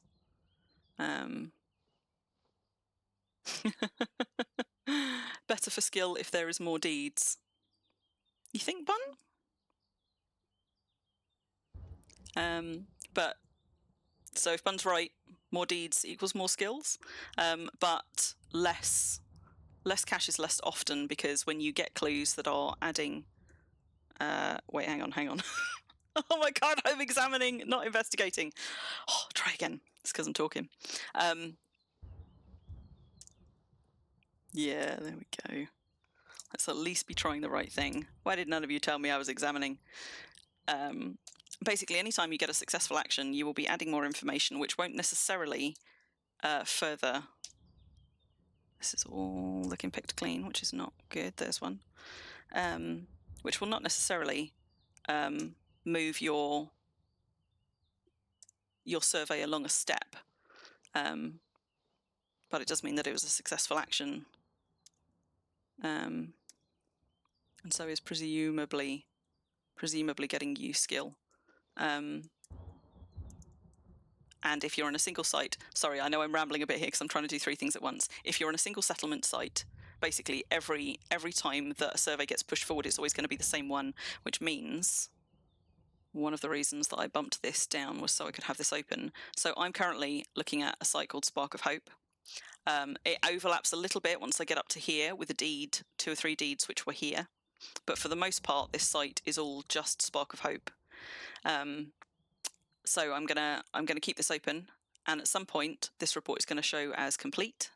At which point, assuming there is still some of the what I know to be the breadth of the deed site left to investigate, if I take it out of my journal, I can start another report for the same one, and that's how you can, on a large site, by the time you're ready to go and collect your caches, sometimes have several reports ready to go and cache in all at once for all of the lovely frags. So the gold standard, theoretically, for good frags, not necessarily for skill, the gold standard of archaeology sites is a settlement that only had is a piece of land that has only had 1 deed on it, that had that deed active for a long time, but that also disbanded quite a while ago. The more recently it disbanded, the less good it is in terms of the stuff that you find on it. And sometimes you find one that was that disbanded a long time ago, but was only up for a few months. I don't know in practical terms how much that affects the stuff. You'd need to do an awful lot of number crunching to know for sure. Maybe somebody else knows. If anybody, I don't know if that's something that anybody gleaned from I don't know, code diving with Wurm Unlimited or anything like that. Vulcan usually get 4 or 5 caches from and 400 to 500 fragments. Yeah. So this site, I'm just going to go back and do the road, so I'm consistently doing all of the same bits. This site, I normally get between 3 and 5, depending on how lucky I've been. If I do the whole site, that's going to get cut down a little bit now that Chica's deed has expanded back over some of it. But I am going to also move this with my 1 donkey attached, because I tend to do kind of 3 tile strips. I'll go all the way up to where I know the end of it is, turn around, then do the next 3 back, and hopefully arrive at my cart. So this was 1, 2, 3. This takes us. This is where Chica's deed has expanded to, and possibly a little bit further. So I've just come back on this tile. I'm now going to go level with this birch and do this set of 3, which means when I come back up, I should be coming back up on this tile. So that lets me know if I've accidentally strayed somewhere along the way. But I should now be doing basically from here onwards. I might have checked these when I came up, but just in case, let me just double check them. No, we don't want to botanize. God, there is a lot of thunder about. Yep. I mean, it's a good pattern to do. You can range around, and when you encounter particularly difficult terrain, it might be that you have to change up the pattern a little bit. But if you want to try and where is that rat? Okay, so I was level with the lavender. If you want to try and cover a site as comprehensively as possible when you found a good site, this is a good way to do it. Working in 3-tile widths and just literally kind of going into stripes back and forth. And depending on how many actions you have available, it can also be very, very easy to go and try and queue up more actions that you have, so just keep an eye on that. I've got 7, which does me quite nicely for doing 6 tiles in a set and then moving forward and waiting, but sometimes I do get distracted. I'm going to hit a tricky bit of terrain here where there is a steep drop, but I can do some of it. I won't be able to do every bit of it without an awful lot of climbing, but that's all right. So if I turn climb off, what I'm going to do is try and do these 2 at least, and I might go back and get the 3rd strip up there if I can be bothered, but we shall see. I think I am going to hit Chica's Deed again soonish though, because I think it maybe came all the way up to this edge. We're going to find out. You leave the cart at one space for a long time. See, I just lead the 1. For this site though, in fairness, like on a bigger site, I may have to do that. This site is big enough that I can just, which reminds me, I should be doing that. I can just drop them in the horse. I'm going to put the festive ones, which I'll have less of, in its saddle sacks. And I'm going to put the normal frags in the backpack for now. I usually have a satchel nested into that backpack, but evidently I don't right now. If it turns out I don't have quite enough storage there, I'll chuck something else in it, or I'll carry an extra backpack on me. If you want to be super careful, you might be climbing close to these edges, but I'm just risking it, and we're going to hope that Crim does not fall down a slope when she is not paying attention. What have we got over there? Just reindeer. We're fine. But yeah, if anybody else has got pro tips, and Myra does an awful lot of archaeology. I bet Myra's got some. If anybody's got some pro tips for archaeology, do share, because there's always new stuff to learn about the stuff you do. In terms of looking for what might be a good site, if you're looking for single settlement sites, sometimes they tend to be quite closely guarded secrets. If you've got archaeologists who don't want everybody going and doing their site, because once somebody has done this, it's going to be a while before the tiles can be investigated again. Sort of a 24 to 48 hour kind of cooldown. You can come back within 24, but you'll find a bunch of them are still not investigatable, so I tend to try and leave it at least 2 days. Which is the downside to... it's one of the reasons that people are less keen to share their special sites when they find them, because if they're using them to skill a lot, they might then find a whole bunch of people descending on them, and then they can't do the skilling there that they want to. But you put cupboards in a cart with pet bowls in the cupboards. That's clever. I've not tried that. Okay, but how many pet bowls can you fit in a cupboard? Because my most efficient storage method for frags is I had a pretty good one, but then Bob and 9 taught me an even better one, which I think doubled my frag storage count in 1 unit, and that is an amphora rack with 30 large amphora, which you can fit, I think, 30 pet bowls, maybe more. You stuff that full of pet bowls, and you can fit 72 frags in every pet bowl. And I can't remember exactly what the sum total is, but I think you can store something like 52,000 frags in that 1 unit. So, so I don't know how many pet bowls you can fit in a cupboard, but if you stick some large amphora in your cart, I don't know how many you can fit in a cart. I haven't tried. You can stick a whole bunch of pet bowls in those and just keep filling them. But if you're not an archaeology fiend and doing them at quite the scale that Myra does them, just a whole bunch of backpacks with satchels in if you want to double up your storage, or better yet, pet bowls. They'll do you just fine in your cart. Pet bowls decay though. Well, theoretically they do, but pet bowls are one of the best storage methods because it is one of the highest quality storage items you can easily create. So for satchels and backpacks, you make them, and like a lot of creation items, you make them at something like, 25% of your skill is your creation value.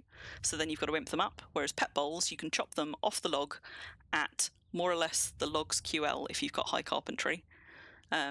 So I've got loads and loads and loads of quality 90 pet bowls. None of them have taken any decay yet, at all.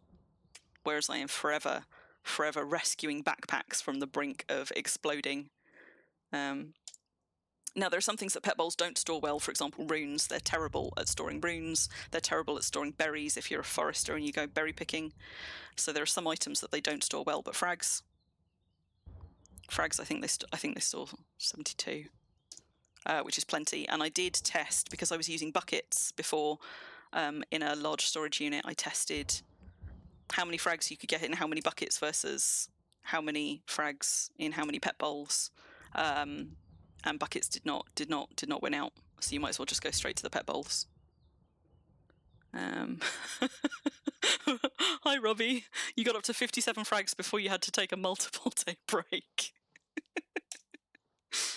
For anybody who's watching my my sleep bonus fritter away while I natter instead of doing efficient skilling, out of interest, is that on deed? Yes, so I am on the edge of the deed here. I have more sleep bonus than I know how to use most of the time, so don't mind it, just riffling away there. 16 barrels per raft. Nice. For anybody who doesn't know that trick, putting rafts in things, you can store 100 things in a raft, including lots of storage items on a raft, so rafts can be a nice way to expand. I think Chica's Deed goes quite a way that way, so I don't think... I think it might span the entirety of this site, unfortunately, which is going to have lost me that whole strip. But that's okay. We're just going to have to do a little bit of climbing for this bit. Wait. What do you mean very bad? Oh, have I moved? Have I moved? No, I was doing this one and the one next to me. Once again, I've forgotten what I was saying. Oh, it's all this talk of storage. 6 large chests with backpacks in them. Yeah. So there are lots of ways to be very, very efficient about your frag storage, both on deed and whilst you are out and about doing stuff. But for not a gigantic site, and if you are not Myra, just leading a horse behind you with a backpack and or a satchel in its saddle sacks will do you just fine. You just keep offloading them into that so you don't get slowed down too much, especially if you've got to do some climbing like this. And by the time I double round and get back to my cart, I will just unload that, empty out, start again, move the cart up another 6 tiles and carry on. One day you hauled over 800 frags. Oh, so what I was starting to say is if you are on the hunt for single settlement sites, because people will not often share their locations, although sometimes they will, the kind of things you want to be looking for are kind of like this. You want relatively uneven terrain, and you want it inland, in my experience, because the coast is the most deeded and the most redeeded space in Wurm, because ready access to ships, travel, everything else. You'll find that most coastal spots have been deeded multiple times over the years, so it's very, very rare to find a single settlement site on the coast. Most of them are going to be inland in places that are not particularly accessible. But if you're inland and you come across a beautifully levelled flat space or a really nicely sculpted bit of land, again, the chances are somebody's going to have come along at that point and been like, oh, that's a really, really nice bit of land, I'm going to drop a deed on that. So the more hospitable the land looks, the more likely it has had multiple deeds on it. So if you're just trying to if you're trying to hunt down single settlement sites, you want to look for rugged land that looks like nobody could put a deed on it, not by the coast, and I would start there. And sometimes you'll find yourself in a space where actually nobody has ever deeded. Tell you what, I closed my inventory. No, we have not located it yet. We're good. I need to remember to keep this open because I've got to keep an eye on this for when this pops, so I can swap it out and start a new one. Sometimes you'll find rugged terrain and you'll go investigating there, and it will say you can't. There's no sign of any abandoned settlements here, which means that that bit of land has never been deeded. I'm about to hit some terrain because I'm coming up to the end of this deed site, where I might start to get some of those messages. Whoops, that's not what I wanted. But the event message that you're looking for is something like you can find signs of a single settlement here. And sometimes you'll find that, but you'll only find it for a few tiles before you get the overlaps of edges of other old deeds. But sometimes you're lucky and you get signs of a single settlement here for tiles and tiles and tiles. And those are the ones that you want to go and map out and get a good idea in your head of exactly how big that space is. So that for special events like this, where you want to get a lot of good frags in an efficient time as possible, given the event is a limited amount of time. That's when I tend to come back to these special sites. But also, I mean, if you're skilling, you could use them for that. But I use it for when I need to get good frags in a limited time frame. Okay, so now I'm just about to start my folding back. I think this archaeology site doesn't go much past these hedges, but I'm just gonna test a few of these to see. There you go. Can't find any traces of abandoned settlements, so I have just now reached the edge of this archaeology site, and I'm going to double back around. So this is tile 1, tile 2, tile 3, and we're going to just start winding back that way.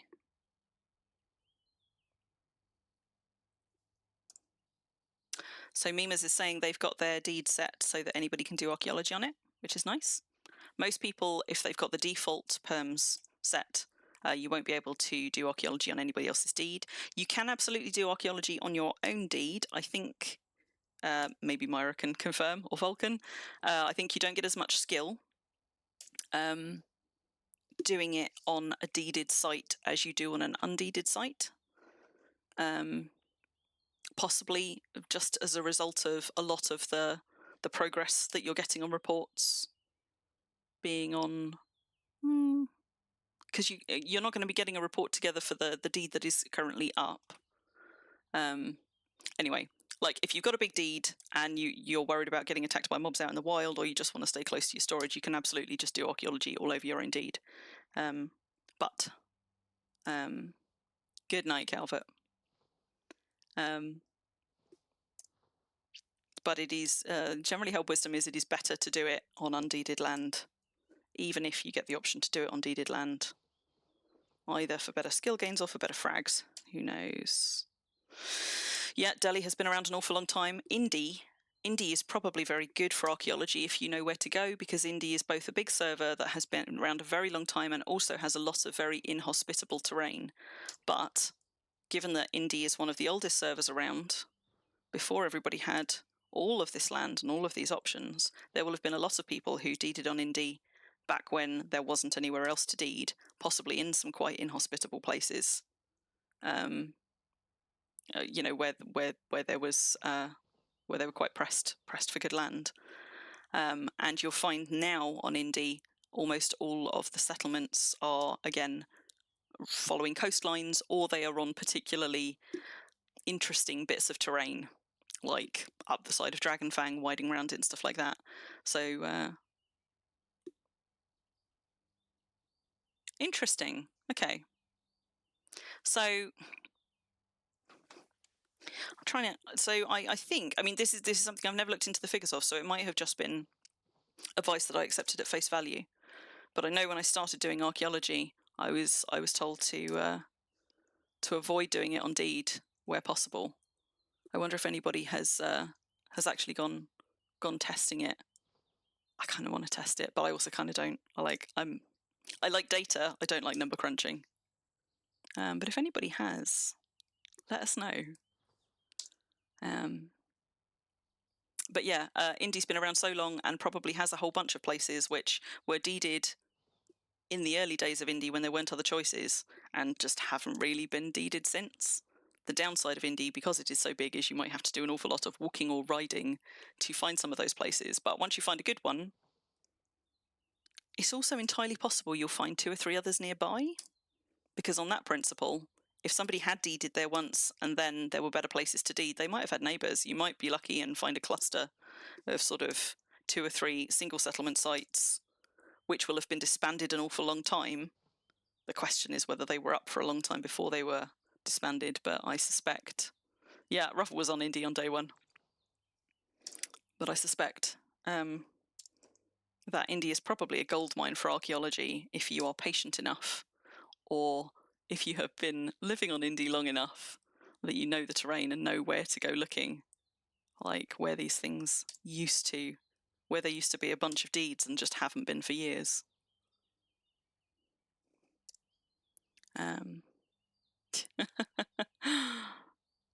You were into day 1 as well, were you, Vulcan? Nice.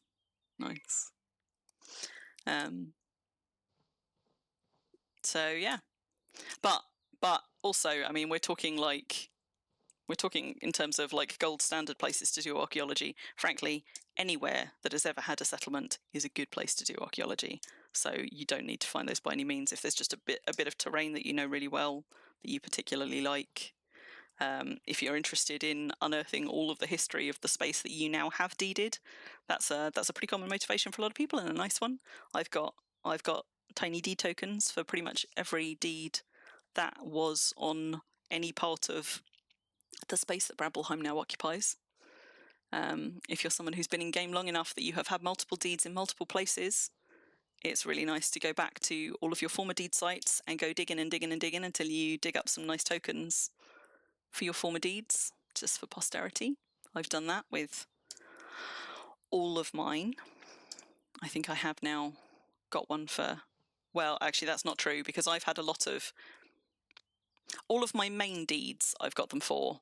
But over the years, there have been quite a lot of Crim got excited and dropped a deed here and let it expire 3 months later. And no way have I done all of those. And maybe someday I will, but that would involve me crawling back through my logs to find out what I called them all and where they all were, because who knows? I've had deeds on Delhi, I've had 2 or 3 deeds on Exodus, which I kind of remember where they are. I've had at least 2 on Celebration, none of them very long-lived. I think I've only had the one on Pristine that I've still got. But I've got all of my release ones. I've had at least 1 deed on Indie. I might have forgotten one. There might have been another, but again, I didn't have it for long. So there's lots of nice fun things that you can do with archaeology, just for nostalgia's sake or just for interest's sake. Use it as a way to explore the local area, because it will tell you the names of the mayor as well. You'll often find that there are names on those names that you're finding on those old deed tokens that actually you found stuff made by those people in the area. If you're someone who, like Ruffle and me, goes wombling and just recovering and upcycling long abandoned furniture and things like that, it can be quite cool doing that. And sometimes I like when I'm doing the deeds around Brambleheim, you get to know the names of the people who held deeds here before you, and a lot of them are still in game. They're just elsewhere. Every so often I come across somebody who I know had a deed where my deed now is, and I know because I've done the archaeology there, and I'm like, hey, I'm on your old deed site. And that's always quite nice. Love a good womble. You too, memers. I mean, I think that's kind of half the fun, isn't it? Like, doing a good bit of wombling. Right. Let's go up. Have I wandered a tile too far? Or am I going to be in line with my cart? We're going to have a couple of climbs before we find out. But we'll see. Amazingly, I haven't fallen down a cliffside yet. And I say amazingly because, whoop, she says. I may now be on a slope, but oh dear. I was about to say I'm amazed I haven't fallen down anything yet, given that I'm not really paying attention to how much stamina I've got. But I think I might have just found the place where if I attempt to keep climbing, or indeed keep doing archaeology, I'm about to go sliding down to my, well, not to my death, but to a few bruises. But we'll see. Maybe I can investigate all of these tiles and just safely hobble along to that path without falling back down there. We'll find out. We'll find out. Borderline hoarder. Well, do you know what? Us hoarders came into our own when people like Nirav started doing things like the Wurm Museum, because Nirav was like, here's a big long list of all the people who I've got stuff from, and if anybody's got anything else, and I was like, hold my beer.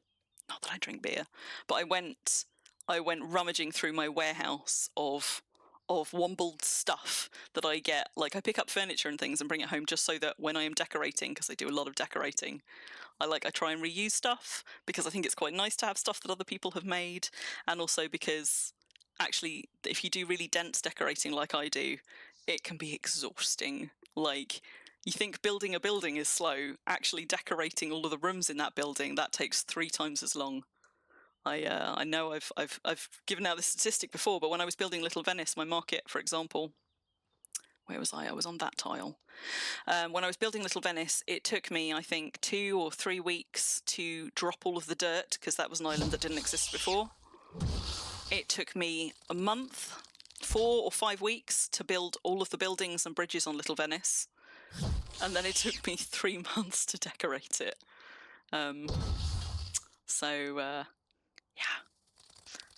The decorating can get exhausting even if you really like decorating, and one of the ways that it is less exhausting is if you are a comprehensive wombler and go and pick up a bunch of stuff for just in case and then find places to put it. But yeah, when Nirav was looking for more stuff for the Wurm Museum, I went through my warehouse and I put together a spreadsheet.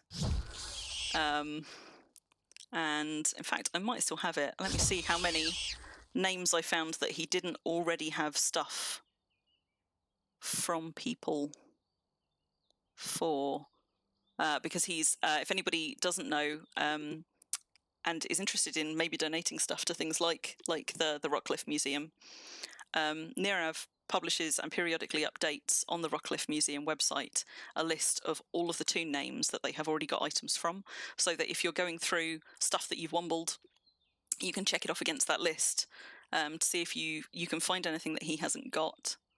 Let's have a quick look. Have I still got my spreadsheet? Maybe? Seems like it would be unlike me to have gotten rid of it, but maybe there we go. So, how many items did I find for Nirav?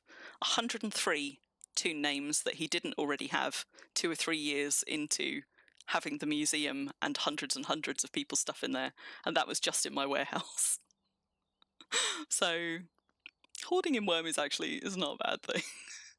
At least I don't think it's a bad thing. I'm sure people whose FPS starts to struggle when they get in the local of a whole load of decorative stuff might not agree. But I'm one of the lucky ones, and for the most part, I don't struggle, which is why I have lovingly over-decorated deeds. Where's my cart? Ha! I am on the right tile! I did it! Yeah, which is why I have lovingly over-decorated deeds and a whole load of wombled stuff that I can upcycle. 8k mixed grass in a BSB. Yeah, well, they're laughing until you need to go and build timber walls, for example, which you will use a load of grass for. I'd say until you want to go make haystacks, but unfortunately, hay looked like it was going to be great. And then it just wasn't. It's quite nice to decorate with, but as a method of feeding your animals, no good. But yeah, mixed grass, almost all of mine. Yeah, if you're skilling thatching, if you like thatched roofs, good for that. Almost all of my mixed grass goes into timber walls, making timber walls. So there are very few materials that I have hoarded that I have never found a use for, except possibly for those thousands of arrows. Every so often I find some good arrows abandoned somewhere in the wild, like a whole bunch of them, and I'm like, I'll use those one day, and I stick them in a BSB, and have I ever picked up a bow?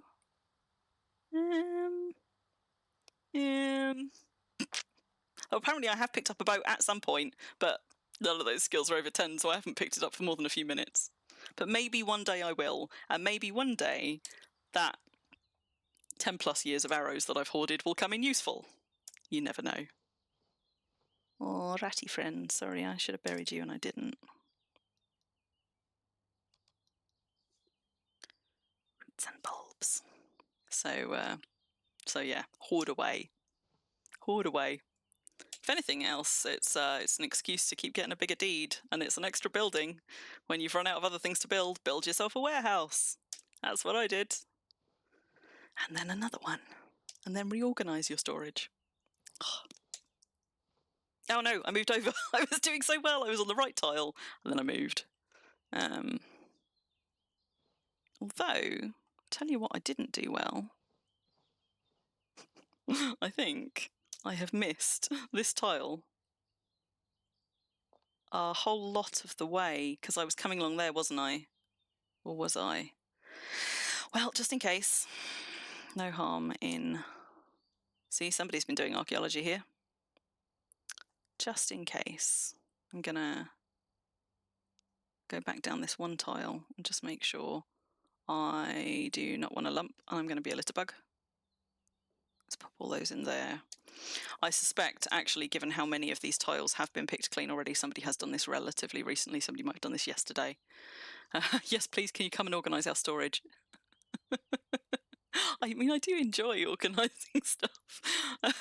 Some point I'll show you my warehouse, which, I mean, I have to say the wombled furniture floor is chaos, but the organisation of the mats and all of the beautifully lined up like crates and box storage units, that's pretty good. And I don't know if you've if you were here for last time when I was what am I doing? When I was in my kitchen, but my kitchen storage I am especially proud of. That is a thing of beauty, if I do say so myself. A pantry tour, like on those homestead YouTubes. Alas, you cannot look inside my larders. Like, there isn't actually a little animation where they open. But if I remember later, I will pop back into my kitchen and show you the beauty that is my worm kitchen.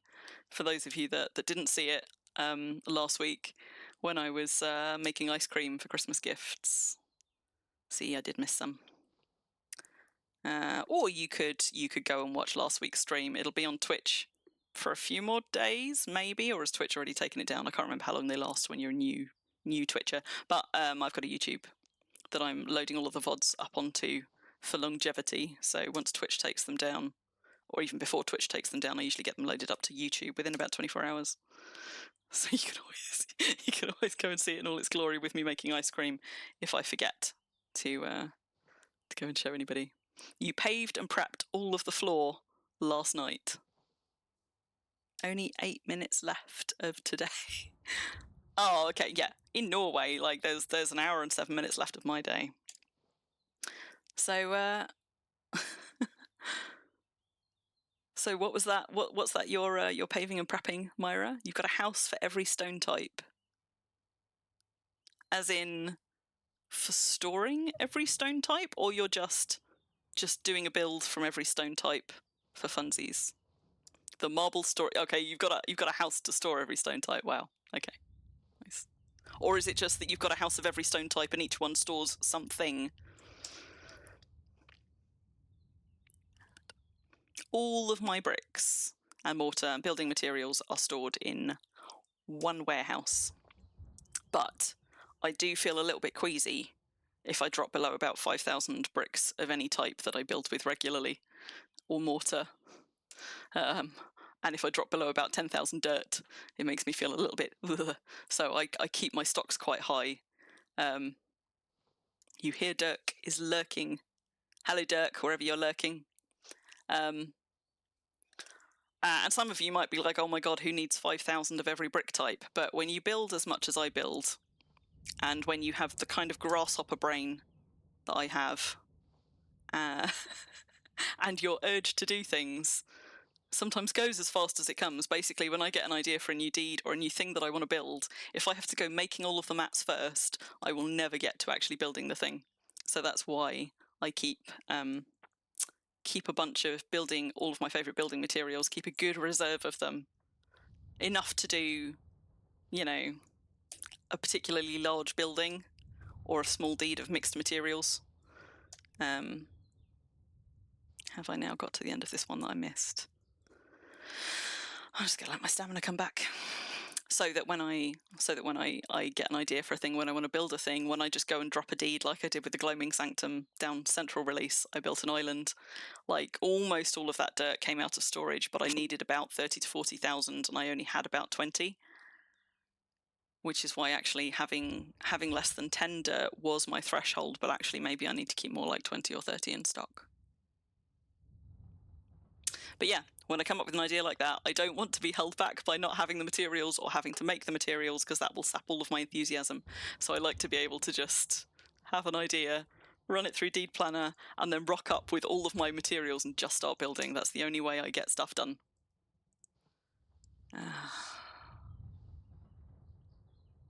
One house for each type of stone or dirt, full of crate racks with the material. Yeah, I bet you've got even more reserves than me. By some margin. But I've got enough for my building habits. I just have to keep replenishing them. The fact that we've not yet completed this survey tells me that I'm getting a lot more picked clean tiles than I would usually like. But I'm here now, so I will live with it. In stock, but do you make bricks? I buy most of mine these days. Sometimes I do make them. Like I have a bunch of shards in storage. So if I only need a few, I will go chipping my own bricks, making my own planks and things. Like I've got decent enough skills for them. But for the most part, actually, Little Venice usually brings up in enough money to keep Brambleheim afloat and give me some spare. So I decided a while ago that that I would rather spend my money funding other people's worm habits in order to not have to spend ages chipping bricks than spending hours of my worm time. Woo! Shiny thing. I'm going to figure out what that is right now because I want to know, and it's probably going to be something very boring, but let's find out. Because I would rather spend my worm time building stuff and doing stuff that I really enjoy, and I can afford to buy them off the market, and then that funds other people's worm games and whatever. So most of mine these days are bought, I have to say. But I do sometimes make my own, but only tends to be in small batches. Like I don't sit there making thousands. And although I can run several alts at a time, the only thing I grind with alts is chaos slots. I've never lined up a bunch of alts and had everybody brick making, for example, or rare spamming or any of that. I know there are people who do. I can't work like that. Like my grasshopper brain will not do it. What is? No! Nobody wants rare shards! Right, well, that's going in the bin. Right, back to my trowel. So disappointing. Having said that, I got a second rare Grimbleet frag yesterday, so I can't really complain. I think, am I now at a... Yeah, no more traces of abandoned settlements. So now we find out that I didn't manage to stay on a straight path, and I'm going to get all the way back and find that I've accidentally done the first tile of the next strip. But hopefully not, hopefully not.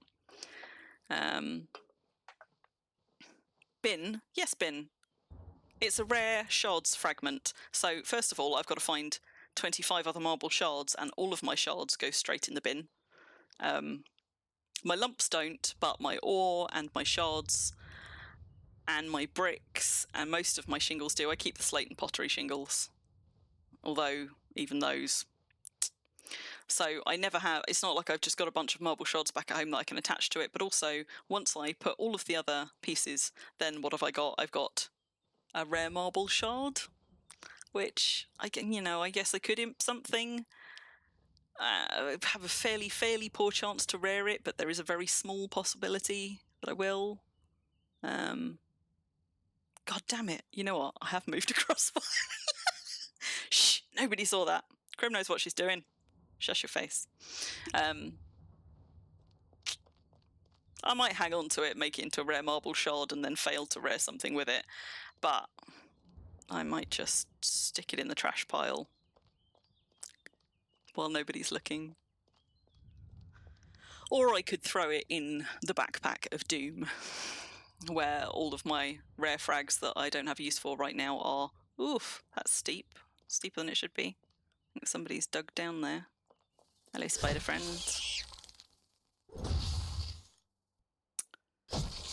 So, festive frag goes there. Unidentified frags go there. So, I mean, we've done like 1.5 strips, 2 strips. We have really not got that much so far. Haven't even filled a backpack, which tells me that this site has been done probably sometime yesterday, sometime in the last 24 hours, because I'm not getting a whole lot of stuff out of it. But that's okay. I'm quite happy pottering along here and chatting, so I will finish doing this site at the very least. I might then, depending on how I'm doing for time, go and find somewhere else, but I suspect it will be wearing on a bit late by then. So middle of this one, middle of that one. So I'm going to go on the blue flowers tile next, and then I should be winding my way back onto this one as my central tile, which I think brings me more or less to the edge of this deed. It might even be past it, so I might not get to do the full there and back before I run out of tiles to investigate. But there is actually a load more of this deed just over here and just down there, so there is plenty more that I can do of this site. It does go on quite a way.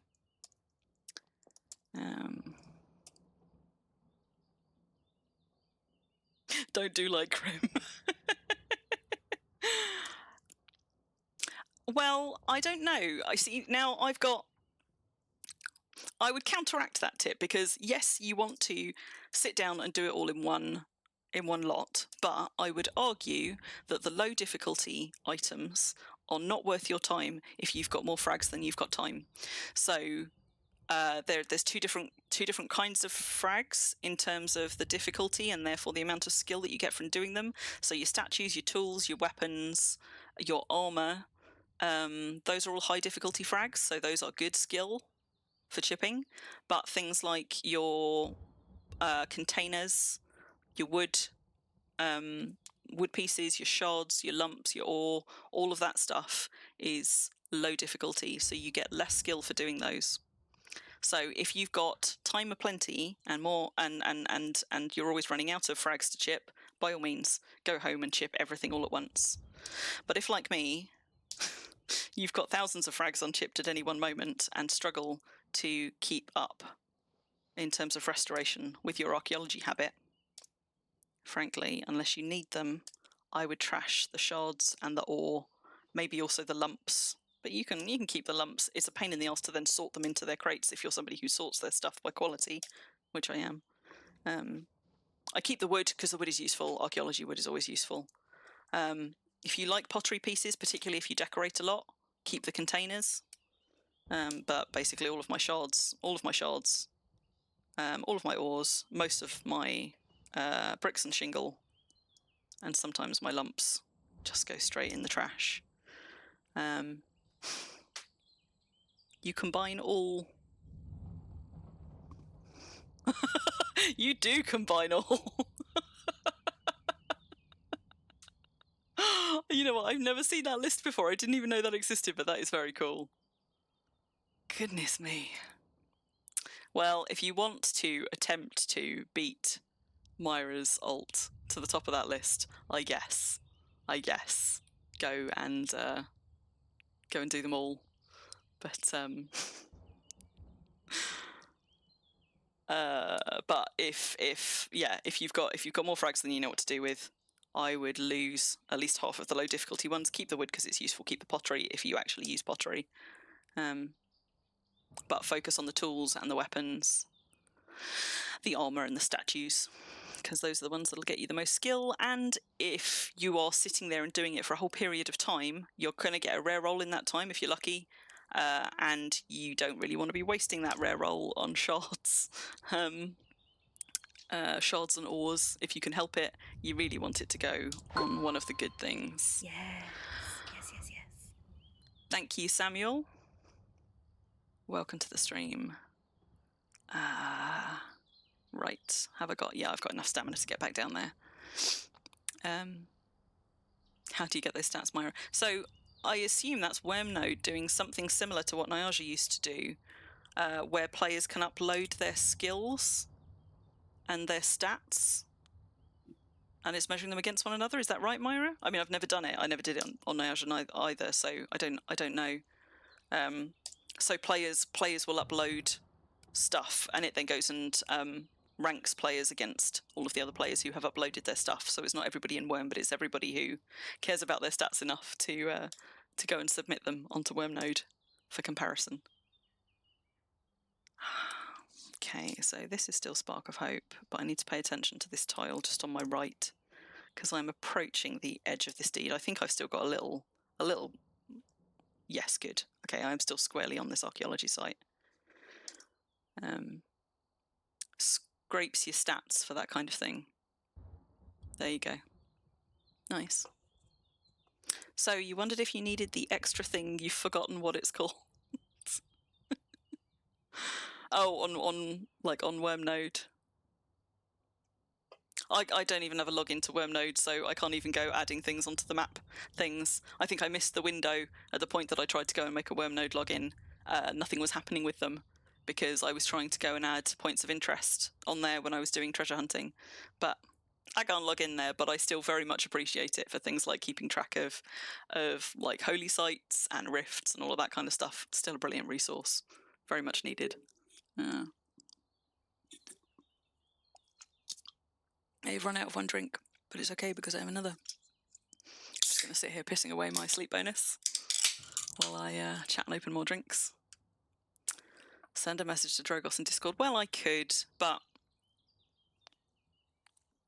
I'm the kind of introvert where I like to not have to interact with people for stuff, right? Do you know what? This is half of the reason that I like markets so much in Wurm. Partly because I really like it as a kind of interactive going and browsing through all of the stuff kind of thing, but also because people can be funny about costs of things and trade and stuff like that, and I find it far, far less stressful, socially speaking, as a neurospicy person, to go and browse a market at will in my own time and umar about stuff and come away with loot than I do negotiating with any actual people if I don't know them. So similarly, like, well, there are ways around things like that where I could message a certain person and probably get myself an account. In practice, I just haven't. And sometimes I will, but sometimes it will take me a while to get around to doing it. Whereas if I can just go and interact with a website and put some details in and get a thing, that's way less stressy. I'll do that thing.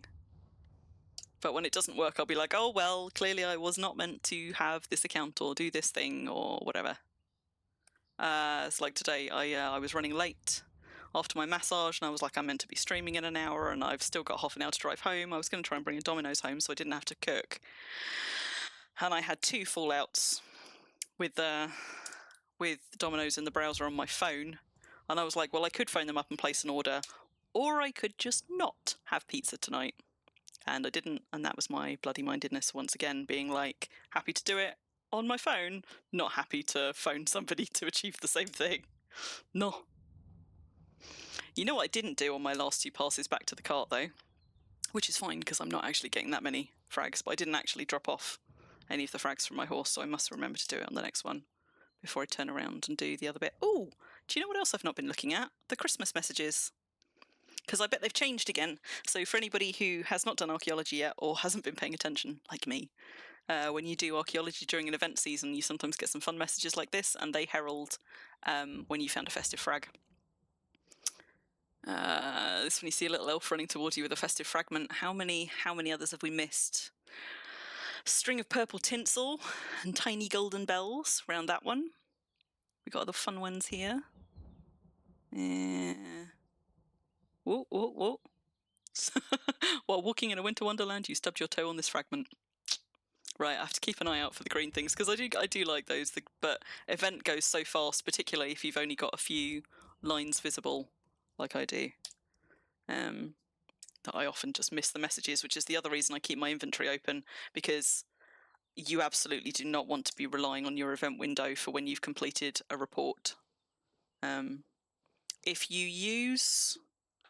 oh my god, what is it? Somebody coded coded a bit of add-on software that you can use to give you things like sound alerts when certain things come up in event. My God, what's it called? It's in the Wurm tool belt anyway. You can find it on the forums. I don't use it. I've never quite worked out how to configure it.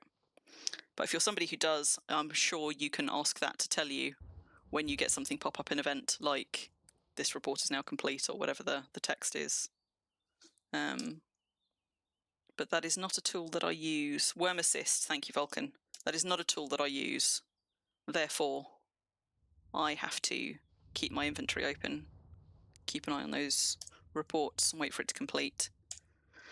And you'll see that I have got a completed report here. That might be one of the ones that I actually can't dig up, which is probably why I've left it there, because there's a few sites around here where the place that you have to go and dig up the cache is inaccessible. You can dig up caches on other people's deeds, that's not a problem, unless the cache site is, for example, in a locked building or in a locked pen, in which case you can't get to it. Unless you know the player, talk to the player. Again, that involves talking to people and them being online. So every so often when I come across a deed that I know I can't retrieve the cache from in a place that I do archaeology regularly, I leave the completed report in here. Although having said that, that one has completed since I started this, so that actually might be one of the ones where I can go and retrieve the cache. I've got a master list back home of irretrievable caches. I think... Oh no, it's still telling me that I'm not yet level with the hedges, so I think we can keep going and still get more Spark of Hope stuff from here in theory. We're going to be running out of tiles to do it on soon though. Aha! There we go. So that took up almost the entirety of my event window. And if you just keep investigating, you lose it super fast. But that's one of the messages that you're looking for. There's an alternative one where you locate, but you haven't completed the report. And at the point that it says located, you can still go and dig up the cache. You just don't necessarily have all of the information about it. So the token that you get from that cache will be missing some of the information, like it might not have, I don't know, the founding year or the something else. But either complete or located, both of those will let you go and dig up the cache.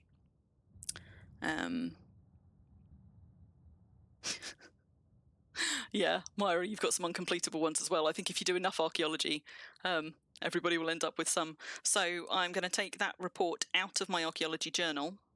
Just check that I have still got some paper left in this, which I do. And now what's going to happen is I'm going to keep doing archaeology on this site, and it's just going to make me a new one. And if this site had not been done recently by somebody else, which it has, by the time I'd finished this, I might have 3 or 4 completed reports, so then I can go and dig up the cache 3 or 4 times and get all of the frags all at once, just in terms of efficiency. I might get a second one complete by the time I finish this. I don't think I'm going to get 3, given how many of these tiles. There we go, and it's just started a new Spark of Hope report. But a combination of some of this now being deeded that wasn't deeded before, and a lot of these tiles showing as picked clean, means I'm probably not going to get as many as I sometimes do. But that's okay. That's okay. The other thing that you might notice, I'm sure other people have other ways of organising stuff, but because there are so many deeds, particularly I suspect if you're a Southern Freedom Isles player, it might not be quite so bad if you're Northern Freedom Isles, but in any given bit of the map, so this archaeology journal holds 90 pages and it covers just this bit of this map, and it's already full. So I have different journals for different areas, and you can just wander around with one archaeology journal doing archaeology everywhere, but it will be very hard to complete a lot of those things unless you are doing a fairly kind of comprehensive and methodical route through. So what I do is I actually have archaeology journals for different areas that I like to do archaeology in, and the other thing I do is if it's an area that I'm scoping out for the first time, for the first few times, I put map coordinates against all of the new reports so I know roughly where they are. So if at any point I want to go back as a completionist, trying to finish off a bunch of these reports, get a bunch of tokens that I don't already have, I know whereabouts to start looking for them because you will lose track so fast without it. But once it's an area that you've been doing for a long time and know quite well, you might, if you have a better memory than me, just start to remember where a lot of those deeds are. But also, whenever you complete one and carry on digging in that site and start a new one, just remember to transfer the coordinates across to the new one. Spark of Hope is the only one that I don't bother to because I know exactly where this site is. I actually have another archaeology journal that covers just this bit, like Brambleheim, because there are so many deeds across the span of where Brambleheim now is. That is its own archaeology journal all by itself. But yeah, if you want to be organised about it and you want to actually get to finish some of your reports, highly recommend keeping specific journals for specific places and putting coordinates on the reports in there so that you can come back and find them if you need to. You carry 6 journals in your pockets at all time. I only carry 1 on me at any given time, but I have got a whole load of them in an LMC back home for different places. What is this link? What is this? The Archaeology Museum. Nice. So if any of you have ever been to, is this the one that's at the Delhi Renaissance Festival, Myra? Or is this separate to that? I've just lost where's my OBS gone? Yeah. So if any of you have been to the Delhi Renaissance Festival, Impalongs, they did an Impalong back in the spring, and they also did a little Impalite this summer. Go and have a look at Myra's pride and joy at that archaeology museum. She's been collecting records of many deeds across the years that Delhi has stood. Are you slapping unicorns for bun? Are you? Have you brought one home, or are you near to the start town? Because there are. I did see that there were a bunch of pink fluffy unicorns up at Green Dog. For anybody interested in going and getting themselves one, we are still on site, so I'm going to keep going. There were some pink fluffy unicorns spawned near the start town on Delhi. You will need a goodly amount of taming. Myra is taking donations. If anybody has got Delhi tokens that she does not, you can check them off against that list, and she'll add them to the Wurm Museum.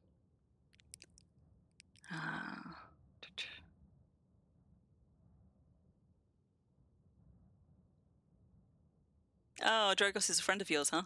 Nice. I'm just scrolling up and I've just seen that Dragos is also somebody who doesn't like to message people out of the blue. Do you know what? I think there might be quite a lot of Wormians who are a little bit like that. There's a reason that there are so many of us that are hermits, but kind of engage in the community on our own terms. No traces of abandoned settlements. Right, so I've reached the edge of it. So we're going to double back. So am I already off the edge of the deed site here? Yes. Let's try here. 1, 2, 3. I think I should be coming back these 3. I've only just crossed off the end of it, I think, so... This one was a long way from Startown. I mean, they might have spawned multiple bundles of them. They often do. It seems more likely than somebody taking it all that way and then untaming it. Cool, we're back on deed. On former deed. For any of you that are shiny new, or know people who are shiny new, you can do archaeology on guidance even though there are no deeds, except for the main start deeds, which obviously have not fallen on guidance. In the same way that you can do archaeology on undeeded sites here, it's just you mostly only pull trash out of the dirt. But luckily, by trash I mean the low difficulty items, like wood and pottery and shards and ore and things, but actually on guidance, sometimes being able to find just a little bit of some unusual ores is helpful, and importantly, it allows you to get wood, so you can have archwood things on guidance if you're sticking around there for a while. Just bear in mind, if you make a nice archwood vehicle, you ain't going to be taking that off guidance with you. But anything that you can carry through a portal, you can take. You found a whole bunch of them, have you, Bun? If you find anything else, though, do let me know. I can't. Was it on Delhi? I feel like it might have been on Exodus actually, but it was before I was spending time regularly on Exodus. I think on the tundra on Exodus, one Christmas, when I was out with a Vin priest spamming reveal creatures looking for Christmas spawns, I found a cluster of chickens halfway up the tundra, nowhere near the coast. We wouldn't have spotted them at all. It's only because I picked them up on reveal creatures that I knew to go looking for them. And I suspect they would not have lasted long because, for anybody who doesn't know, chickens are one of the few things that fall over at aged.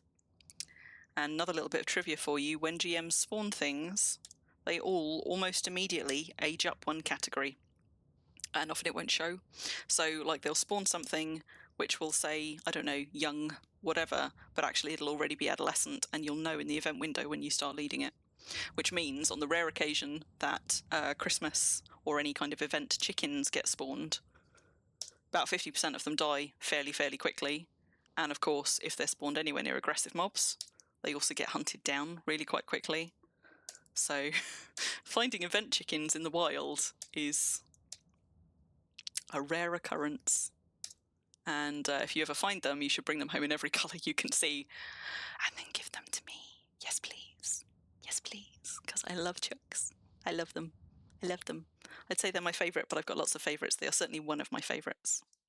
But even if they get spawned in the wild, they don't last long. They get killed super quick, or they just keel over with a hiccup, which I think is what the event window gives you. Something heals over with a hiccup and dies. Rare currency. All for sale.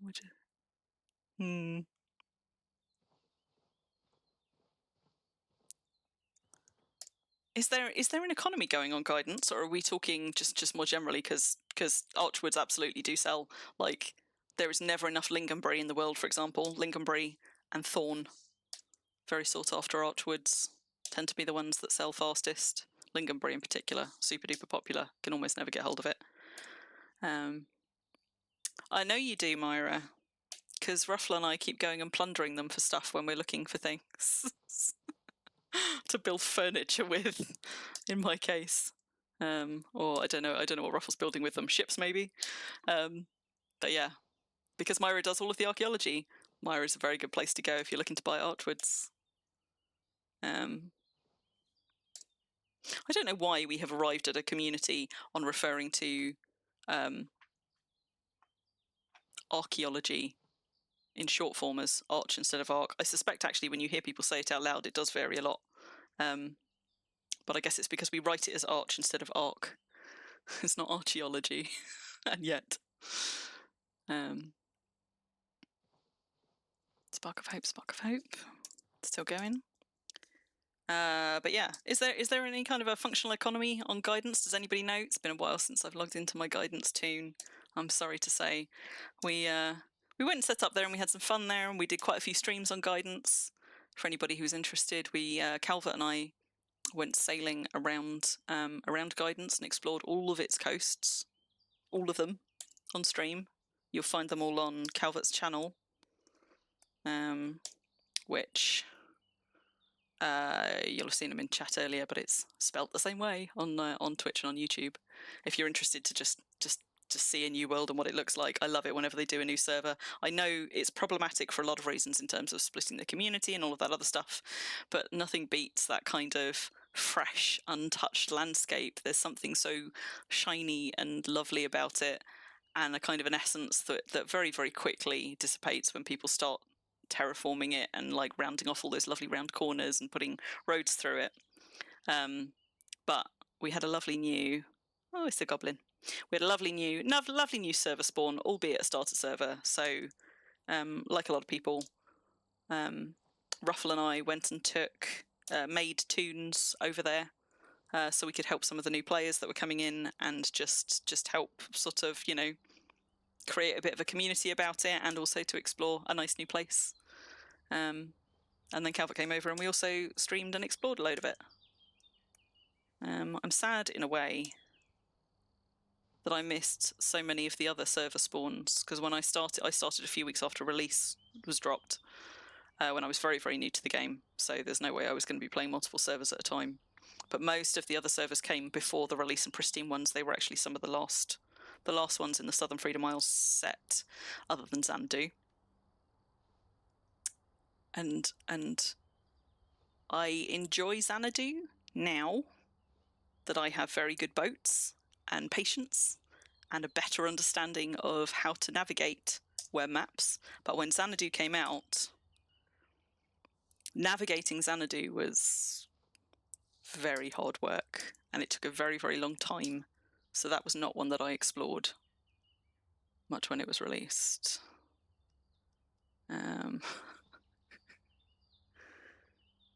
Vulcan, you were there on day 1 of guidance. Broke some stuff for Buddha. Nice, nice. We, as we were sailing around, we were finding some of the remnants of things which were accidentally on guidance and should have been at the point that it opened, like troll mounds, for example, out in the wild that had not yet decayed. We're no longer spawning trolls, but oh good, I did come back on the right tile. But yeah, it's sort of, even though it's a server that you're not meant to stay on long, it still had that kind of shiny, squeaky new server glow about it, and so I just wanted to go and have a look and kind of enjoy that good stuff a little bit, even though it was a server that I couldn't settle long term. And I had a house there, but I haven't actually logged in possibly for 2 months now. I may not have a house there anymore. Memes, are you still on guidance? I know Ruffle has moved back off guidance, and I think our alliance mate Majune has now left, but my house may no longer be there. And I haven't logged in for a while to check. Right, I'm going to do the thing that I said I was going to do and actually offload some of this stuff. So let's start by labeling our backpacks.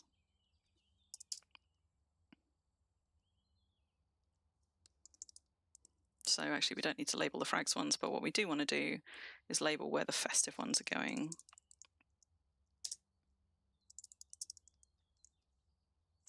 God, I can't spell. I mean, I can spell, but I typoed. So we'll have one for festive frags, and in the event that we actually manage to get as far as a cache, let's have one for cache frags, and everything else can just go in unlabeled ones. I don't actually want the lump. I'll have the carving knife. Festive ones. Don't want the stone. Don't want the ore. Carving knife can go in there. Your old house over there has been overtaken by a friend, Moomin. That's nice. That is nice. Yeah. I like legacy stuff like that. And in fact, I kind of meant to do that with mine. What I intended to do was go and repair my house back up, pack it up, and either pop it out somewhere else for funsies, or find somebody to give it to. Or possibly bring it back over to Southern Freedom Isles and put it in a corner of my deed somewhere for posterity. But as I say, my house may not actually still be standing. I suddenly got really very, very busy through November. I started a new job in the summer, and my job got especially busy through November, and I just had like no time for anything. So I didn't do a whole lot of logging into Wurm during that time either. I pretty much only logged in for streams with Calvert and for a few bits and pieces. Is that it for frags? Yeah, and we've got that one, which we may or may not throw in the trash. Let's just stick that loose so I don't forget that it's there. Now, I don't think this settlement goes that much further, so I don't think it's going to be worth moving my cart up, but I can just check to see how far we can go before we run out. Okay, so that's that report. I can't remember if that's one that I can find the cache for, you know. But clearly we're in an overlap bit here. May have once been a settlement here. What we're looking for is any evidence that we're still in range of Spark of Hope. So, wait, hang on, which tile? So that was the middle tile, so 1, 2, 3. So we're looking for Spark of Hope on any of these. And Mima's nice boat tunnel, yes. That was quite the feat, Mimas. Well done.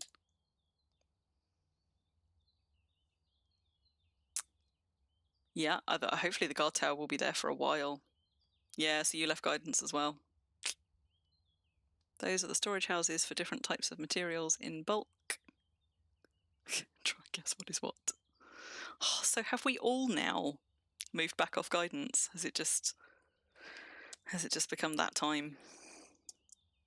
Maybe I will log Crimson Sky in before the end of the Christmas holidays and just go and see what, if anything, is left of my little house and our little boat.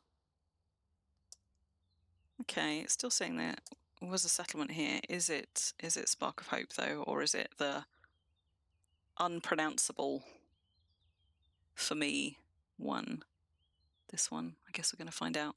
Just need to pay attention to event for a little bit and we'll see.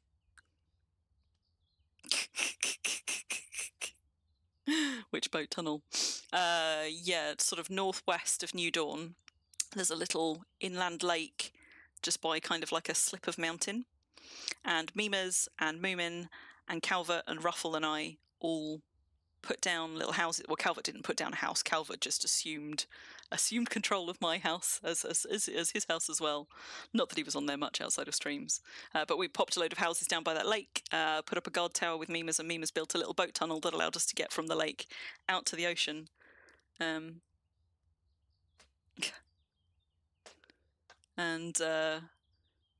when Calvert and I were streaming there, the first time we took a boat out, we had to drag the rowboat, or the canoe. Was it canoe? No, I think we did start with a rowboat. We dragged the rowboat over the hills, which is quite a slow process. I don't know if you've ever tried dragging a boat, Autisticus, but it's not fast, but it was funny. But the second time that we wanted to go sailing, Mimas had already built the canal, and we forgot. So we started dutifully lugging it back over the hillside, with Mimas being like, "What are you doing? What are you?" So we were very grateful for that canal for all subsequent streams, I have to say. Saved us a good 15 minutes of dragging at the start. I still don't know. I think I am still on legit Spark of Hope territory, only just. I must be on the eastern edge of it now, very close to. I think it was because I knew about the tunnel, but Calvert had already started dragging it, and I had evidently forgotten to remind him about the tunnel. I don't know. It's funny anyway. The nice thing about dragging rowboats is when you get to a really steep downward cliff, you can sort of toboggan down in them, or at least that's what it looks like. I kind of want to catch Calvert tobogganing down a slope in a rowboat on film for posterity. So perhaps we shall have to come up with a stream, like not taking it up Dragonfang. Let's not take a rowboat up Dragonfang, but anywhere else. I feel like we should have done that for one of our festive streams actually, but the snow just went so fast. We should have a tobogganing stream. It'll be fun for all of about 10 minutes, and then it will be dull. And we'll be like, well, what are we doing now then? Rowboat down Dragonfang, you heard it here first. Oh god, but imagine getting a rowboat up there. You would do better, I suppose, to try and... I suppose what you'd do is you would climb a priest up there, and then summon a toon carrying the materials and build it near the top of Dragonfang. You couldn't build it on the top of Dragonfang because there is a deed there, which might mean you have to actually build it on the very sheer cliff face. I mean, that sounds like a whole adventure right there. But I'm still not over the trauma of climbing Dragonfang the other week, so it's going to be a while before you catch me tobogganing down it. Ha-ha! Spark of Hope is indeed still here. We have still got some more archaeology to do. The boat won't slide down, though. It will. So when you drag a boat, the animation, it has you in the middle of the boat and holding it. And when you're dragging a boat and you start falling, you don't drop it. It goes with you. So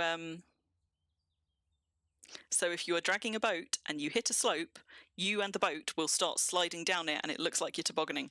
And that's what I mean by tobogganing down Dragonfang. You would have to pick a less steep cliff than Calvert and I jumped off of the other week, because we were deliberately looking for the steepest bit so that we could fall as far as possible.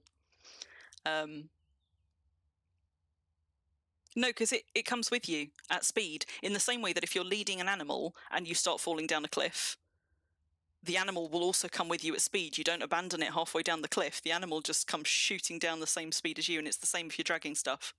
I mean, I haven't tried it down a very, very big cliff, so there might be a point where suddenly you can't drag it anymore.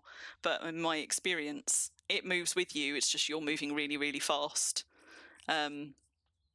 So yeah, so if you were going to do that, you'd want one of the less steep slopes off Dragonfang, because otherwise you'd just be tobogganing through the air, which could also be kind of cool. You could build a sleigh up there and drag the sleigh off a steep cliff and just be like, I'm Santa Claus, all the way down. And yeah, no, you can't drag things when you die. You're absolutely abandoning that at whatever point halfway down Dragonfang that you go splat. But maybe you'll be lucky like Calvert and you will bounce off the first shelf and keep going. He got so far. I was so jealous. It does sound like another dragon. No. I'm not talking myself into it. I'm just saying, in theory, if somebody wanted to go tobogganing down Dragonfang, that's how you would do it. That's how you would do it. Walk a priest up there, summon somebody with the materials, build your rowboat on the slope, which in itself is going to be a feat. I suspect what you would actually need to do to get off Deed but safely able to build is find the highest cave entrance not on Deed up Dragonfang and build it in there. And then you'd kind of launch yourself out of the cave entrance. And probably that would have to be the slope, because I don't think you could then get the rowboat anywhere. Dragging takes so much stamina, it's so slow. You just have to launch yourself out of that cave entrance, toboggan from there. But there's a lot of Dragonfang to toboggan down. The downside, of course, is you wouldn't last long. The only reason we got anywhere near as far as we did jumping off Dragonfang is because we fell through dozens and dozens of tiles of air before we hit anything. Whereas when you're tobogganing down a steep slope, it's only going to be a few big bounces before you have gotten bruises so big that you just go splat. Now, if we got a priest up there, we could summon a whole bunch of toons up there, and we could totally have like a toboggan race, though, right? Where you line up a whole bunch of toons, all on the same one tiny little cave tile. Everybody gets diseased, it'll be brilliant. Everybody builds a rowboat, and then everybody goes off together, and you see who makes it the furthest with their rowboat down Dragonfang. Sounds brilliant. Nobody go and tell Calvert that I said that we're doing this on stream, because he will never forgive me. But I think that somebody should. Just saying. Somebody who hasn't just climbed Dragonfang for the first time. Half crying all the way up it. Yes. Hello, Enigma. Thank you for the follow. Oh my goodness. I think I might have missed another one as well. If I missed you, Samuel, I'm sorry. Thank you for the follow as well. But yeah, that I've announced an upcoming stream now. Okay, I tell you what, at some point in the future, though with no date announced, maybe there will be a tobogganing down Dragonfang stream. And if I can't persuade Calvert to do it, maybe I'll persuade Ruffle. Let's get a bunch of people who don't care about, that poxy minus 0.25 fighting skill, but who do care about fun, and go and attempt to do some tobogganing off Dragonfang. Maybe next Christmas. Calvert's coming. We have voted. Okay, you can tell him. You tell him, Myra. You tell him that you've taken a vote and you have decided, everyone has decided, Calvert's coming tobogganing down Dragonfang with me and anybody else who wants to come. You're there, Memas. Excellent. Ruffle just throws herself down mountains, anyway, so Ruffle, I guess you might as well come. We'll have a whole party. And alas, we cannot have a party at the Deed at the top because I don't know who owns it. But maybe if we did ever decide to do that, I would drop a tobogganing Deed somewhere part way up Dragonfang. Everybody can join it so that when you die, you can all spawn back at the same pace and we can have a knees up. And that sounds like a party worth going to. Yep, buns in. We've got priests aplenty between the lot of us. We've only got to get one up there and they can start summoning everybody else. Sounds like a plan.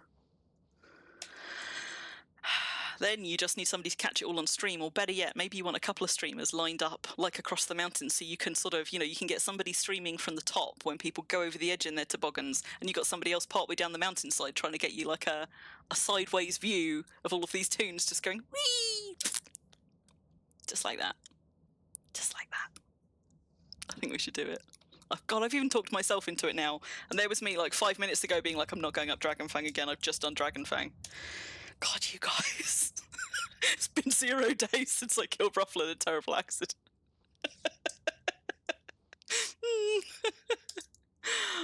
It was a glitching cart today, though, right? I mean, that wasn't exactly your fault. That was Wurm's fault, at least, surely.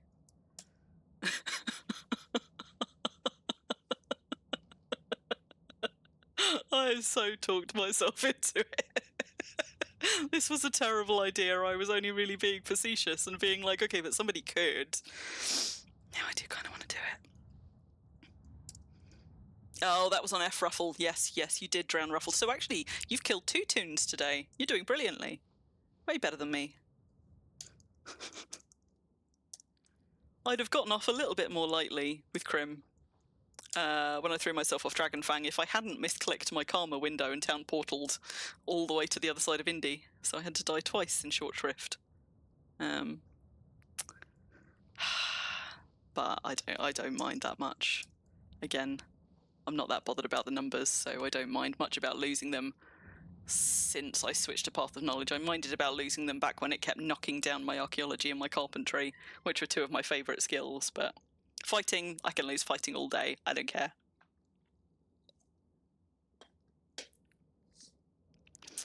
Can't find any traces of... Okay, cool.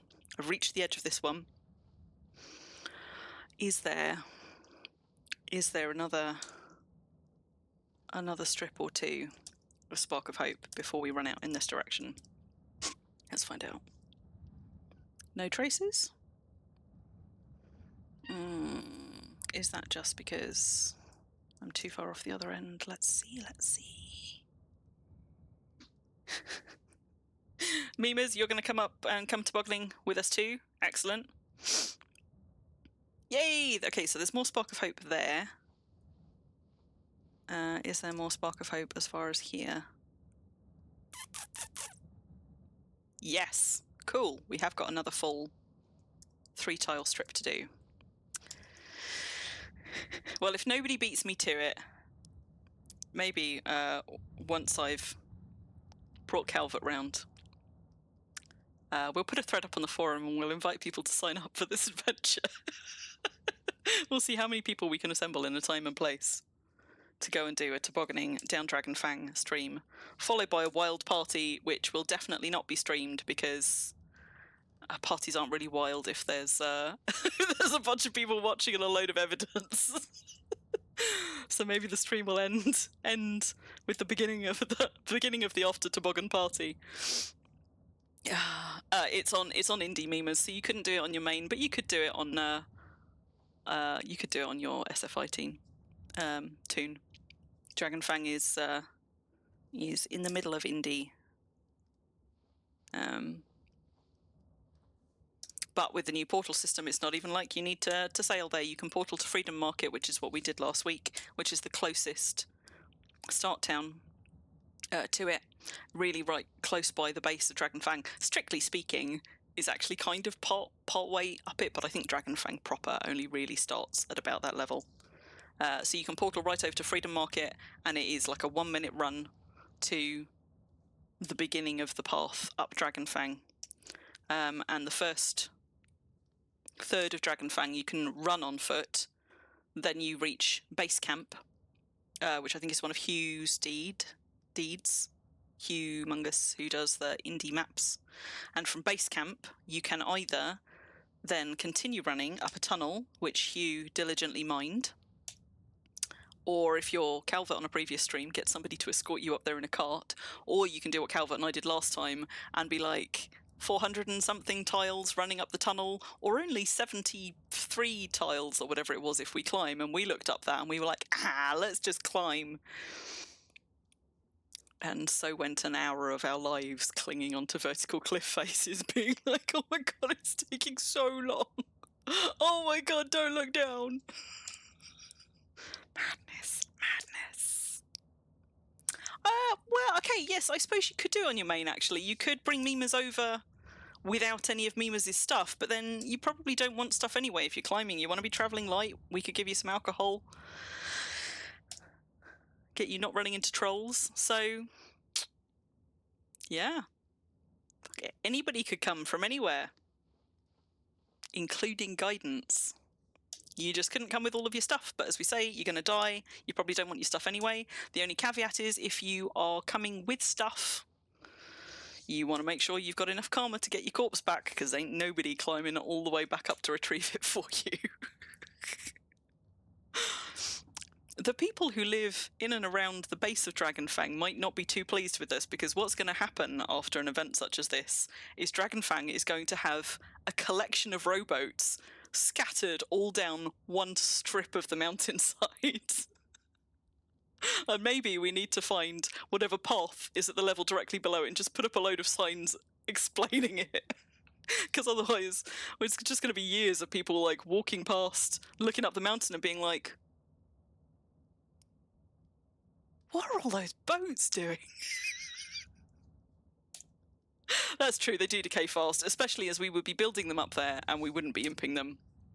I mean, well, boats don't decay fast. Now, if we toboggan down in canoes, I'd need to do some testing to see how good a canoe looks tobogganing, because we only did it in a rowboat before. Now, it would definitely be less mats if we did it with canoes, but they might just not look as good.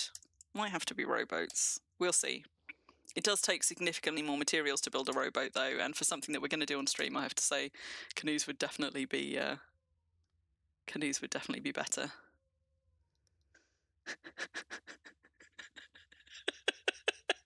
I mean, we could imp them up, but since we are pretty much just building them in order to abandon them halfway down the mountainside, my assumption is we're going to be taking our toboggans down at Creation QL. But if you wanted them to last on the mountainside for longevity, for posterity, I guess you could portal up there early to build and imp up your own rowboat, name it, and just have it ready.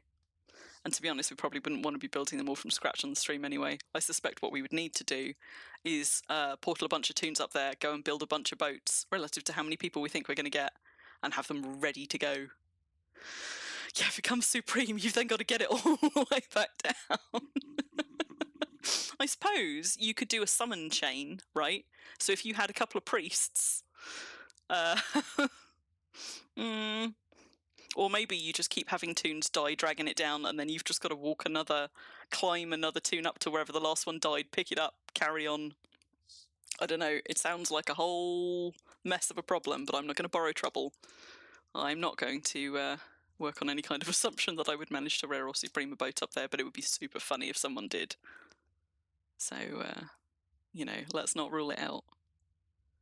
Or a boat, not sleds. Well, you see, I did say that. I mean, you could do sleds. For sleds, I mean, sleds would be the obvious thing for tobogganing, right? Because they're the closest thing to a toboggan in terms of looks. But also, sleds are quite a bit bigger and higher in profile than rowboats. And I suspect, much like a cart, when you drag a sled, you probably drag it from the front, so it won't look the same. Whereas the rowboat, when you drag a rowboat, you drag it from the middle, so it's almost like, yeah, I don't know if you've ever seen sort of like theatre where you've got like characters in a rowboat. Sometimes you get that kind of used in productions for sort of like, I don't know, rowboats on stage, but essentially you're sitting in the middle of the rowboat, whereas I imagine, I haven't tried, but I imagine you would be pulling a sled from the front, much in the same way that you do a cart. Somebody go test it, find out. While you're at it, somebody test canoes and see if canoes look half as ridiculous as rowboats when you drag them. This stream was going to be about archaeology, and now somehow it has made its way back to ridiculousness, even in Calvert's absence. Mimas, you've got 24 you can try. Is that 24 sleighs? Boats? Or canoes? 24? Why have you got 24 canoes, Mimas? Oh my god. I've got 12 sleds, none of which I've built yet. And like a couple of rowboats. Were you skilling shipbuilding? on canoes? Is canoes good for that, or...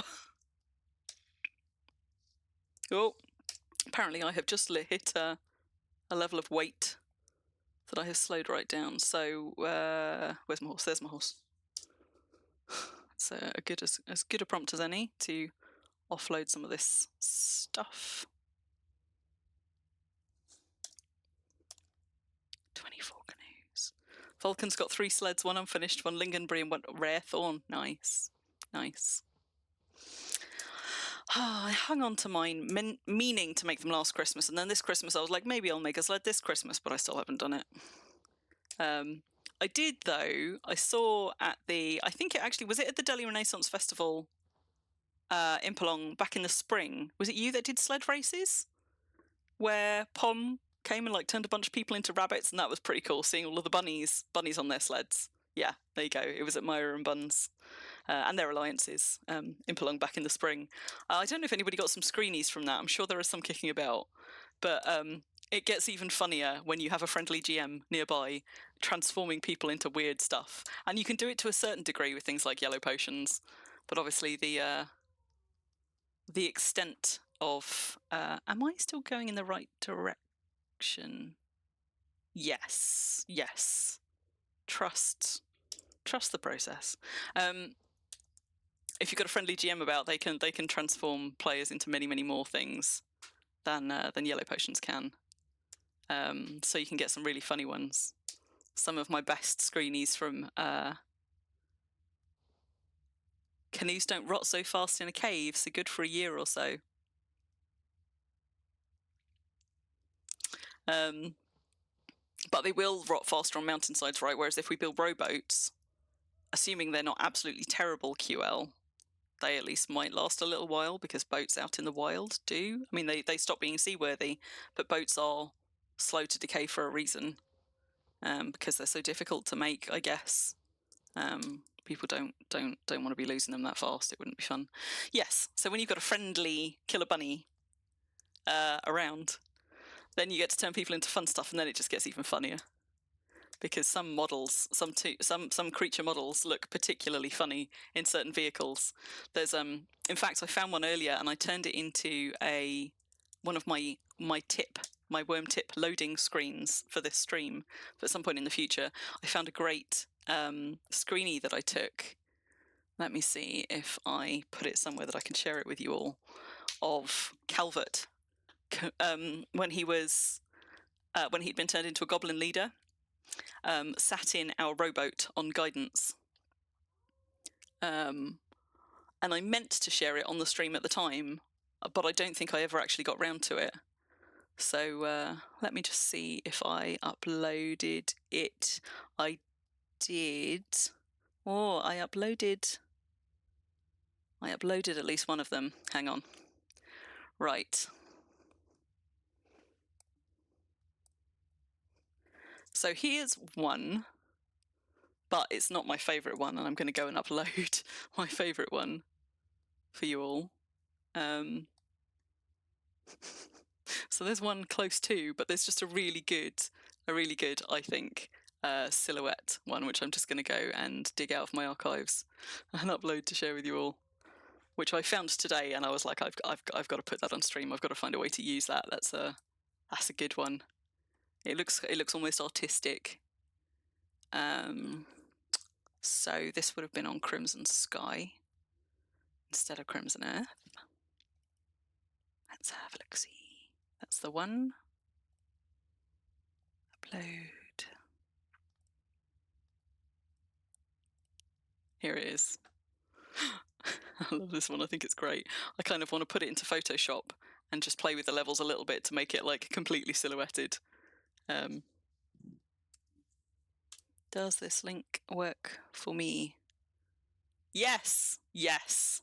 But I don't know if it works for me because I am in the Discord channel. I don't know if it will work for other people as well. There you go, the bunny races at the Delhi Renaissance Festival in Palong this spring. Bunnies on sleds, looking very fine.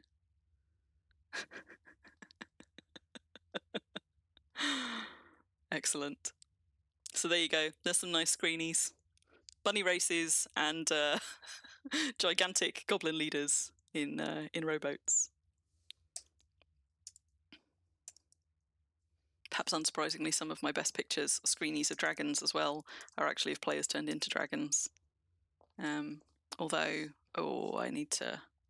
That's throwing me way off. I need to come back out of the Twitch stream. If you want really good screenies of actual dragons doing ridiculous things, you want to pay attention to Stan Lee's posts on the forum. Stan Lee is one of the Alliance, one of the members of the Alliance who host a lot of the public slayings on the Southern Freedom Isles, and Stan Lee puts together some very creative and fun forum posts anytime there's a slaying, and they've taken some ridiculous photos of uniques chasing them across the countryside, and with some let's generously call it photoshopping. There's also some pretty funny additions to those. So even if you're not on Southern Freedom Isles, or even if you're not interested in the public slayings, if you see what looks like a public slaying post from Stan, it is always well worth a click and a look, because they're always funny and well put together. Sleds dragged from the front like carts. Yeah, I was afraid they would, Bun.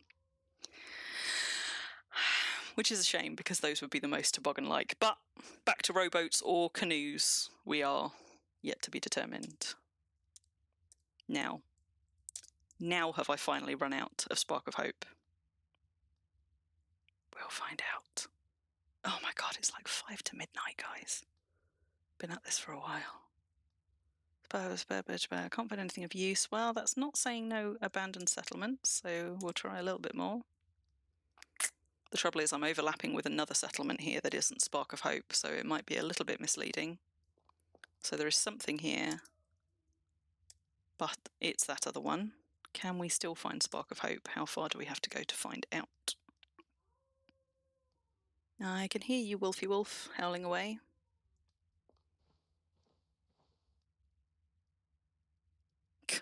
Fragments covered with sticky brown mud, but it smells like reindeer poop. Thanks, Debs. I love a bit of reindeer poop with my Christmas frags. Can't find anything of use. No traces of abandoned settlements there. What about here? No, none here. None here. Okay, so that clearly, that tile there, that is the edge of this deed, of this former deed. Bedtime for you, Moomin. Good night. Good night. Now, let's see, there is a bunch more of this that I could do, but also it is getting a bit late. And I'm not getting as many hits on these as I should be, and I'm wondering if maybe, rather than finishing it, much as it pains me, I would be better to come back and finish it tomorrow when those tiles have had a little bit more time to regenerate, because otherwise I'm going to be streaming till like 3 AM, and nobody wants that. Have I got any in the horse? No, I don't.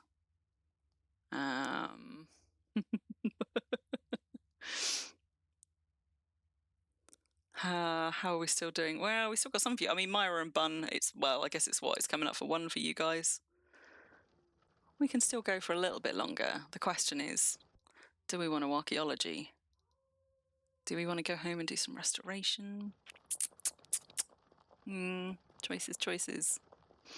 So if anybody does want to come and do this site and ruin my opportunity to do any archaeology here for the rest of the holidays, this site does continue all the way across some of here, all the way down here, although this is quite difficult, steep terrain to do archaeology on. But I wasn't lying when I said it's a big site, because it also continues all the way down here, and I think it goes a few tiles out into the water as well. So it is actually a really nice big one. But it's just over there, over the other side of this deed, is Little Venice. So you can see roughly where I am. It's not that hard to get to. Okay, so Mima's dragging a canoe. Does it put you in the middle of the canoe? Does it look suitably ridiculous and toboggan-like? Have you got a slope nearby you can throw yourself down for science? Answers on a postcard. Gonna wait with bated breath.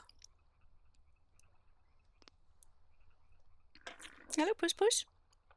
If you can hear wailing in the background, it's one of my 3 cats, who evidently has decided that however long I've been streaming, 3 hours and a bit, is too long to go without being fed. She'll live. She'll live. You've got a rare unfinished sled bun.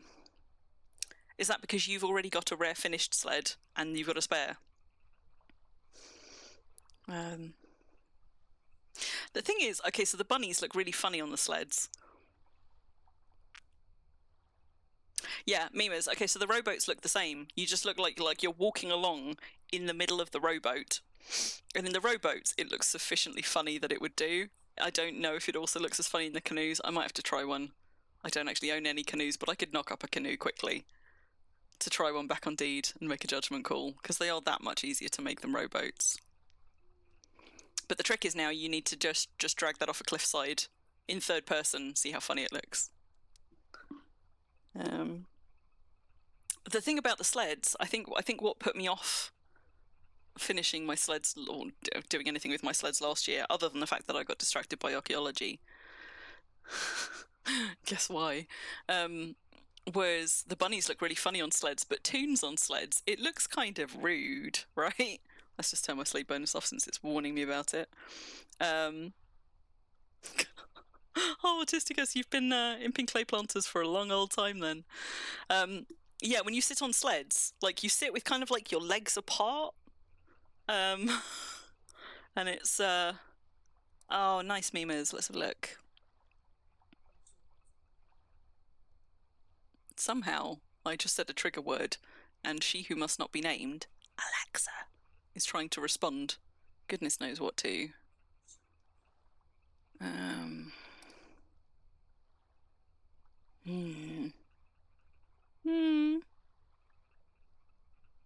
Maybe we could do it with canoes, you know. Maybe, I mean, people could still do themselves rowboats if they want them to last longer for posterity, but maybe we could knock up a bunch of canoes. I suspect actually the limiting factor might be, although we'd have to test it to find out, and we could test it not up Dragonfang, but I suspect that the limiting factor might be how many boats you can build in a 1-tile cave entrance, because it might be one of those things where you try and build a second one, and it says there's no room to build here. And what that would mean is it doesn't mean we couldn't do it, but it means that you'd have to build them one at a time, then push them out onto the slope, then build another and push them out. Because you need to have them no more than a tile away from the cave entrance. See, now I'm into the logistics, so that's how you know that I've half convinced myself. You'd need to have it no more than 1 tile away from the entrance, because you can't climb into a vehicle from a climbing stance, and nobody wants to turn climb off in order to attempt to get in the boat before they fall to their death. So you'd need to be able to... You probably couldn't mount it from inside the cave, though. Or, see, now we got problems here. Now we got problems. What we might have to do, then, to make it work, is flat raise or mine down 1 safe tile on a very, very steep bit of Dragonfang. Because I don't think you could get into the boat outside from in the cave, and as soon as you get out of the cave to get in the boat, you'll start sliding. See, so there's some logistics that we're going to have to think through.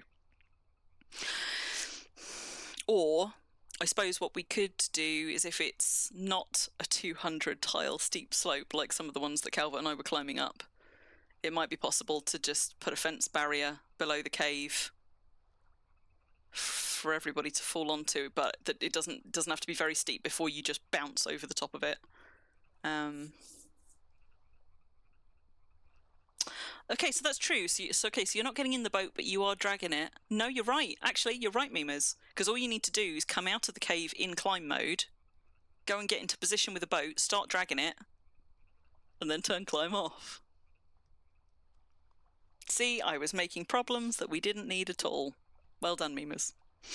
Right, so what was I doing? It's midnight. I'm not going to get all of this finished, and it's going to bug me, I think, to do to do some, but not all of it. Okay, I'm going to head back. I'm going to do a little bit of restoration, because it might be the only restoration that I do these holidays. I've still got unrestored Christmas and Halloween frags from last year in my storage, which isn't to say that I haven't done any of them. I have done some. Most of the ones that I did literally in the last couple of weeks. Shh. But there is a very real risk that I will take these back and I'll be like, yay, snowflakes! And then next year, I'll be like, oh, I should actually chip those frags and get some snowflakes. And I'm trying to avoid that. Can we get the drag option in climb mode? Yes, you should be able to. I think it's only embarking and disembarking and riding things that you can't do in climb mode. That would be easy enough to check, though. How can you wait?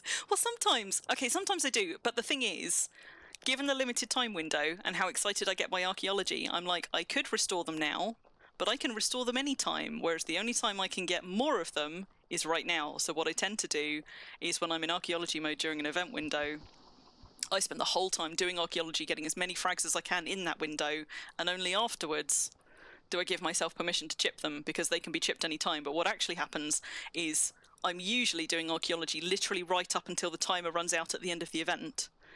And then fatigue hits me from the days or possibly weeks that I have been staring at dirt doing archaeology non-stop. And I'm like, I need a break from archaeology now. And that's why they don't get restored, because I have exhausted myself just doing archaeology right up until the final minute. And then I'm like, I'll come back and I'll chip those once I've recovered, but I get distracted by something else, like animals, collecting animals, or sleep. It does happen sometimes. And then I just they're out of sight and out of mind because they're safely in the storage, and I don't know about any of you guys, but my kind of neurospicy is if the I can't see it, it doesn't exist kind of neurospicy. So the problem with my very, very good frag storage is I put them neatly, safely away. I'm like, I'm going to come back to those. And when I come back to those is the next time there's an event, and I go and I look in my frag storage to see how much space I've got, and if I need to clear some, and I'm like, whoops. Didn't do those, did I? Dang. Or something comes up like where we decided to go and decorate Calvert's Villa, and I was like, I better go and chip a load of those Christmas frags from last year.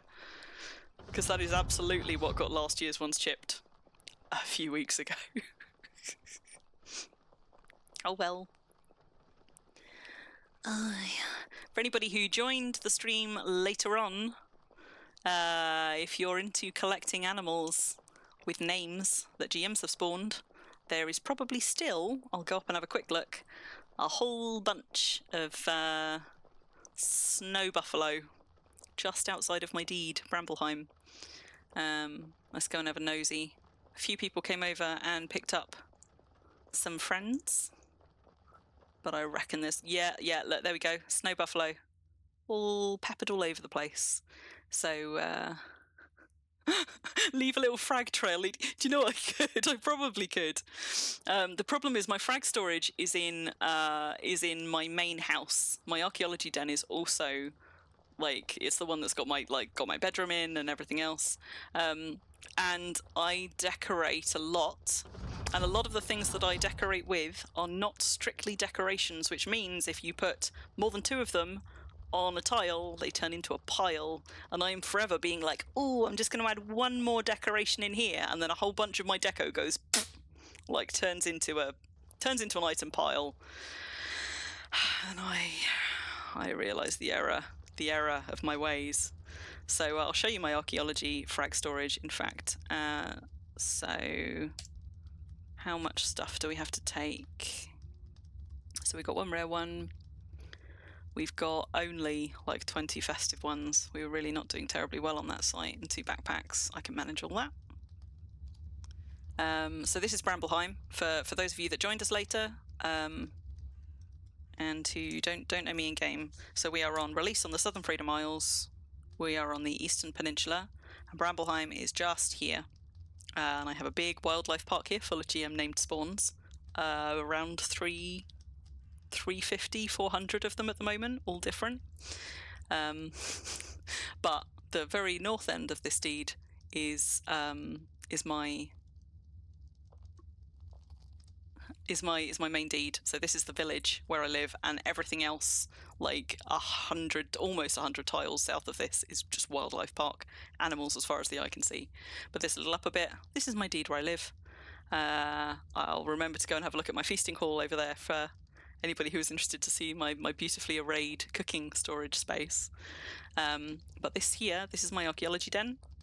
And it's also my main house with my still with my champion shark being stored on the stairway out of sight.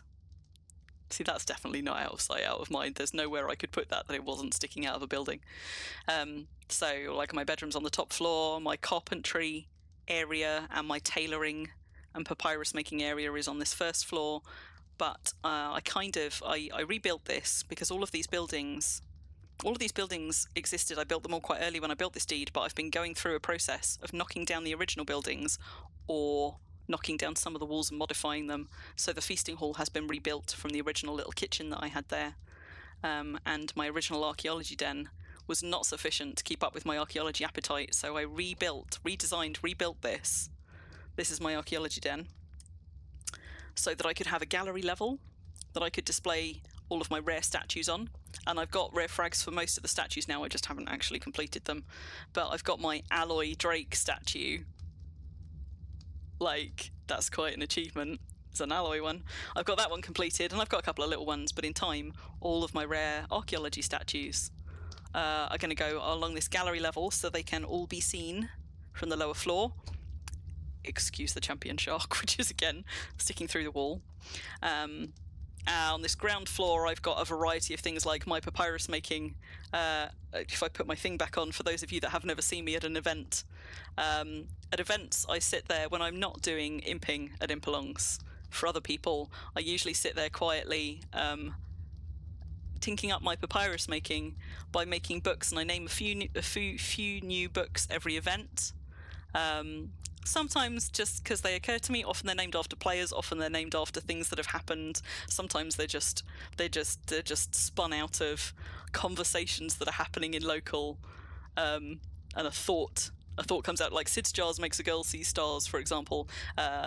Sidereal is a die maker, a very good die maker, and at some Impalongs, Sid will set up a lovely little kind of like shop space at some Impalongs, fill it full of beautifully coloured jars and sell her dies there. And I'm a die fan, so that's Sid's book, for example. Rainbow Makers to Wine and Dine, because we love dies. All Hail the Pumpkin Queen, that one's a reference to Bob. Fairy in the Fluorescent Paint, that's one of our Alliance members, Fairy Shine, who, if anybody has ever been by her deed on release, you can't miss it because it's fluorescent pink and purple. Robbie Descends from the Mountain. I don't know if Robbie is still in chat, but that's another one of my Alliance mates, Robbie Crusoe, who is a hermit who goes and builds deeds right up on top of mountains where hopefully nobody's going to disturb him, and yet here we all are. That's a Vin one, Our Lady of the Tentacles. So yeah, so I got distracted by all my books because I love my books, but I'm very, very slowly building a library, and it's going to span hundreds of books in the end, but I just add to it a few books at a time. Some of them are named after GMs. There you go. Broccolotl Fog and Flame. If you've ever seen Brocker appear as a GM at an event, he has a whole kind of a little bit of text when he arrives. And occasionally people send me books as well. Like I think this one's from Nalimar, I think, Dearly Detested, which was lovely. Nirav sees a sea monster. Anybody who's been at an Impalong with Nirav will know just how much he loves sea monsters. But anyway, yeah, so my books, the results of my papyrus making grind are down here. My various bits of deco are down here. Some of my LMCs that I'm keeping all of my tat in. This is the archaeology LMC, although it is full and I might need another one, is down here. And slowly I'm starting to display tokens here. Not all of the ones I've got, but most of them. And I think on the top level we've got, these are my former deeds and Calverts. So we've got a Thorspring one there, a Glimmersteel one from Thorspring. Red Veil was one of my deeds, and Lorovan, those were both in the same spot that we've just ridden through on the coast near Little Venice. There should be, I thought I had a Princess Folly one somewhere. There you go. That was my very first deed that I dropped, but not the first deed I belonged to. I don't know that it's possible to get a pools closed token. Ruffle, you might know. Did pools closed ever drop? Like, I tend to think of it as the oldest deed, one of the oldest deeds in release, because I think it's got to be a day one deed from when this server opened, but I don't actually know if it ever dropped and was re-established. Yeah, never. So it's not possible to get a pools closed token. But if it ever drops, and I will be very sad if it does, I will add a pools closed token there, because that was a deed that I was a part of, if not one of mine. But anyway, and I've got my little kind of library and sitting room through here, but this is my archaeology den. And it's not just for displaying stuff up top, but also this is where my archaeology stuff is currently cunningly stored. So the way this works is, let me put stuff down. Well, I'm going to have to show you by putting stuff down anyway. So when I'm chipping frags, I like to have something nice to look at, and a crackling fire is a nice way to do it. Usually it doesn't have quite this many Santas around it. I just needed somewhere to put them while I figured out what I had. So minus the Santas, I've got a coffin here for things that I make out of archaeology which I don't immediately want to sacrifice, which might actually be useful but aren't useful right now. So that's nested nicely into the fireplace for putting completed archaeology items in. I have got both a foe and a Venora altar here for sacrificing all of the tat that I don't want. I've got my LMC over here, which has got my pirate Crim kit plus 4 backpacks of the most valuable archaeology frags that I don't want to be decaying away, but it is now so full and I am so over frags, I've actually got quite a lot of statue frags in here decaying away, which is why I might finally need a second LMC, or I might just need to do some restoration, you know. So in each of these backpacks you've got 6 buckets. I cleared 2 out just for this Christmas so that I could make sure that the festive frags at least went into storage. I suppose that can go in the rare pile for now, but I've got a bunch of my rare frags here, including rare statues, waiting to be completed with nice high quality ones. So that's where the good stuff goes, and the rest of the stuff, or when I run out of room, just the stuff goes in these large storage units, which are cunningly nested into the wall here, so they look like creative kind of wall paneling. If I just move these out of the way, I've got a spirit cottage here, which is actually what am I doing? Let me just put these down. I've got a spirit cottage there, which is a functional spirit cottage, because frequently when I am sitting here for hours at a time doing archaeology, whoops, not that one, I will just be like keeping an eye on global, keeping an eye on trade, and every so often you get a new player saying, does anybody have or know where I can buy one of these things? And I will just open up my archaeology coffin and be like, here's a good one, it's even got an enchant on it, you can have it for free. So that's there so I can mail stuff out to people whilst I'm sat here for hours doing archaeology. And of course they've just turned into a pile. Oh well, it'll be under the table, who cares? But yeah, so this large storage unit has 3 shelves. Each of the 3 shelves fits 17 backpacks. And look at those decaying. Close your eyes if this is going to trigger you. And then each of these backpacks can hold, like, I don't know, 94 frags or something. But that's just in the identified one. This is not the most efficient way of storing stuff. If you need to store even more, which I always do, if we have a look at the unidentified one, here we've got backpacks in which there are buckets, and in the buckets then there are frags. So that's a way to get 17 backpacks, each with, how many can you store in a bucket? 96 maybe? I don't think you can quite store 100. Oh my god, I'm not starting this skill. Okay, but it's addictive, it's good fun, it's good fun. So each of these backpacks can contain just shy of 600 when you're using the buckets in backpacks method, but there's an even better one. Is that as many as I can fit in there? I mean, I say even better. Actually, it's much of a muchness. I think the amount that you can store in, whether you do it in pet bowls or buckets, is not much different. It's just that I'm a convert to pet bowls. So, or some of these backpacks have got 7 pet bowls, which each hold 72 frags. So there are frags and frags and frags and frags nested into this. That is the way I store my stuff. I could get twice as efficient by swapping that out for an amphora rack, but for now, it's working. Myra doesn't like a lot of containers in containers. But it's all well labelled. So, like, I've got them separated out at the point, so when I do my restoration, I do all of the stone chiseling stuff first, and as soon as they turn to metal brush, I bump them aside. Because at the metal brush stage, that's when you know if they're high difficulty or low difficulty items. So, because high difficulty items will turn into something like unidentified statue fragment at the point they go to the metal brush stage, whereas the trash ones, the low difficulty ones, will either turn into unidentified metal fragment. Those ones are always worth chipping because half of those are something like tools and the rest tend to be stuff like lumps and nails. But the ones that remain unidentified fragment, once they stop being chisel and go to a metal brush, those are all low.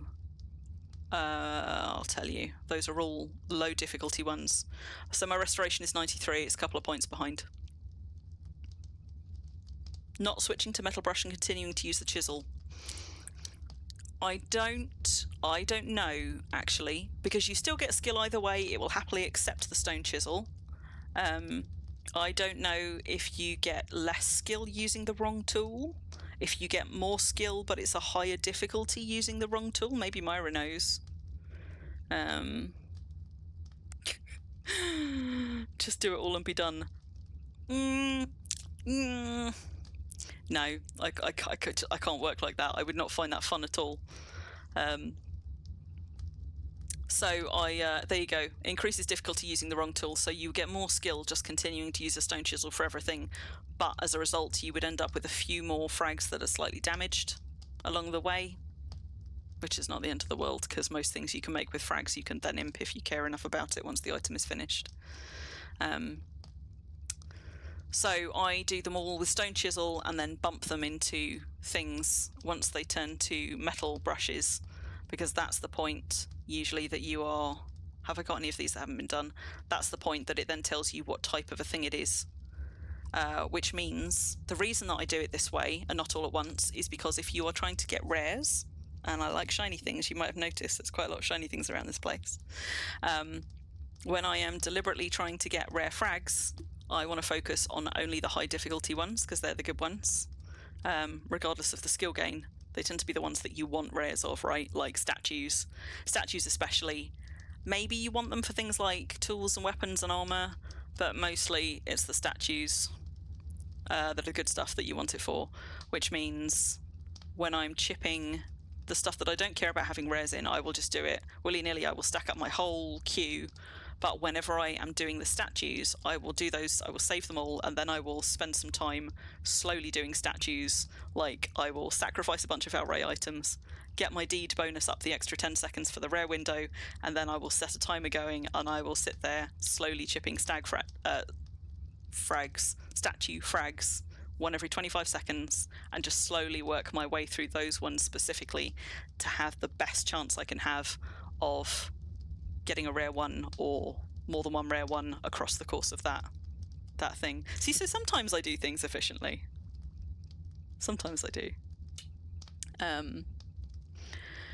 Yeah, if you're using the tool belt, it will switch it for you, which might be a good thing or a bad thing. It means if you're trying to do it with a higher difficulty, same with the shovel and the trowel, right?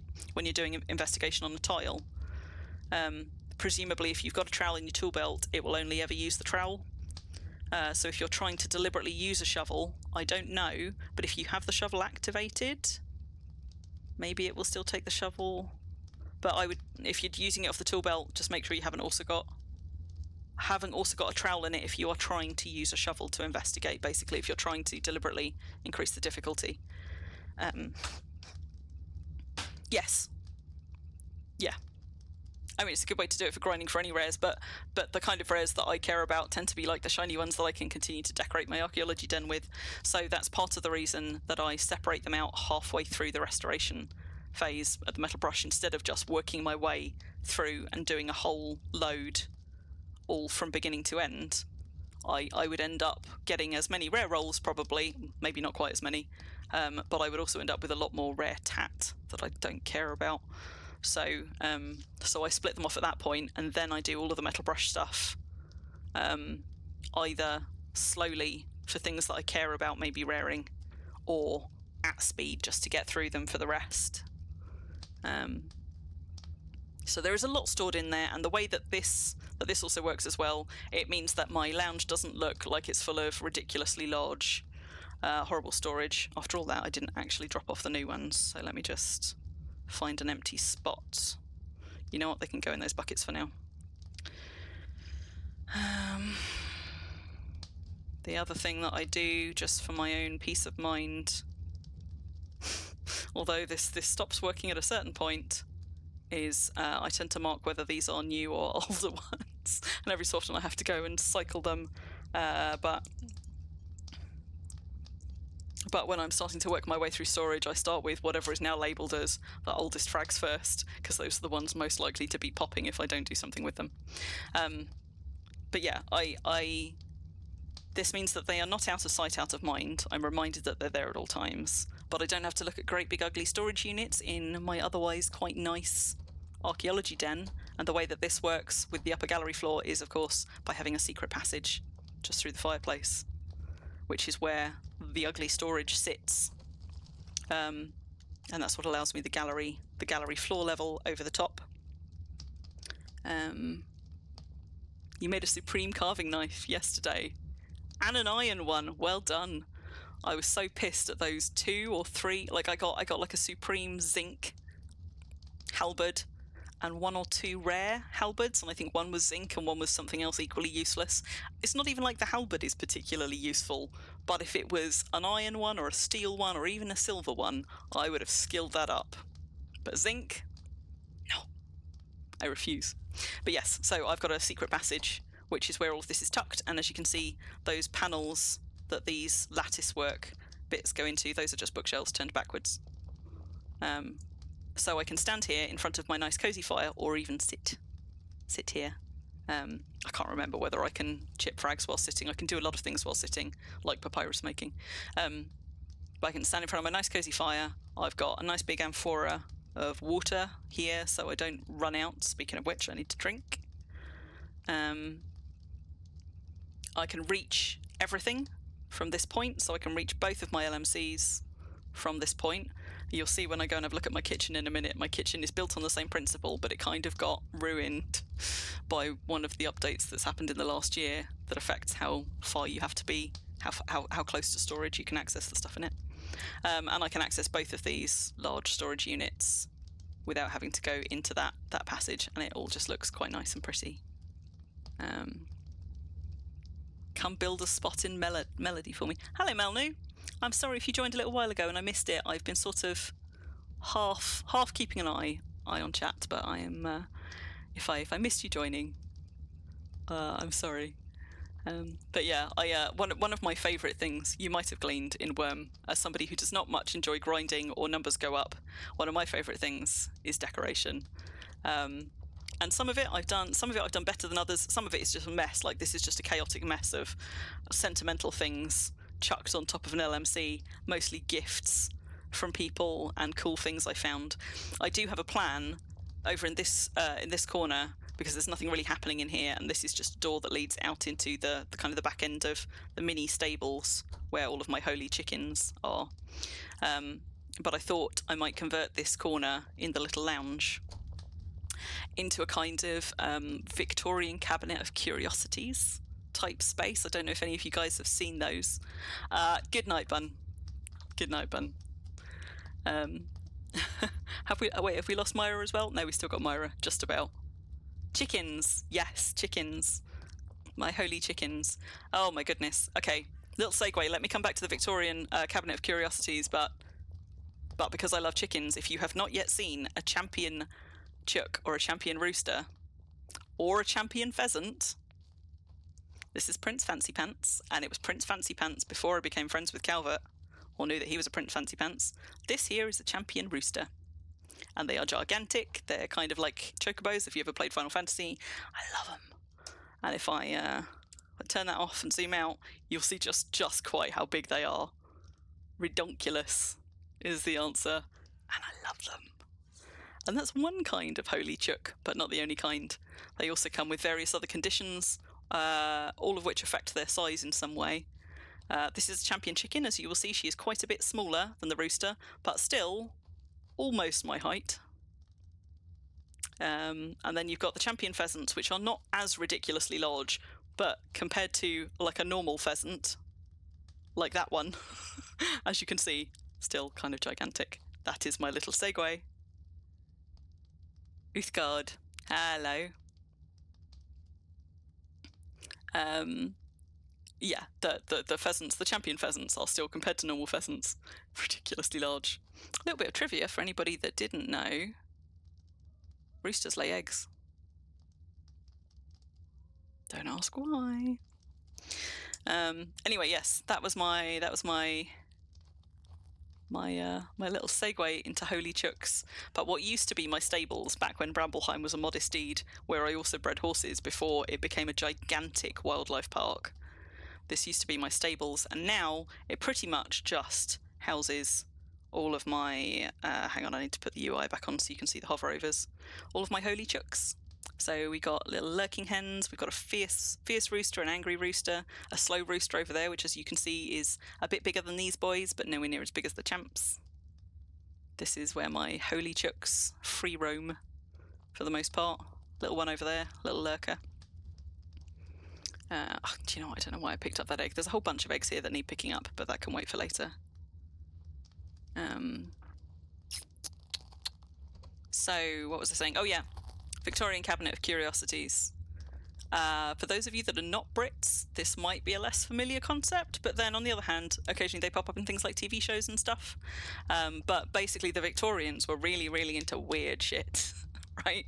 And they used to have these sort of, particularly the ones that were interested in sort of in science and the world, would collect oddities and curiosities and display them in these sort of like, often kind of like glass display cases of like weird stuff. And they want to try nesting some furniture in a cool way to try and create a sort of Victorian Cabinet of Curiosities corner here.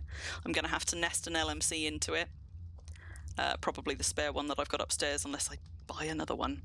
And then I hope to display some of this random tat, like a rare rune, and some of these weird things, like what have we got? Like these soul crystals, oddities, are all going to go in my cabinet of curiosities in the corner once I get around to building it.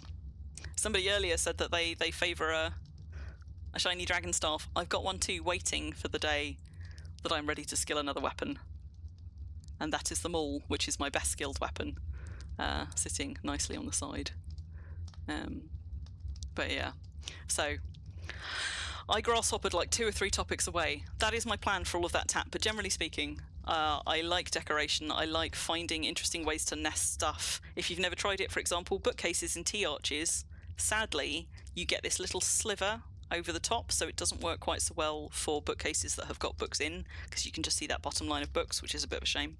But for empty bookshelves, they actually make quite nice sort of, like, it adds a little bit of depth to the wall if you put a T-arch there with either a secret passage or a whole room behind, as you like.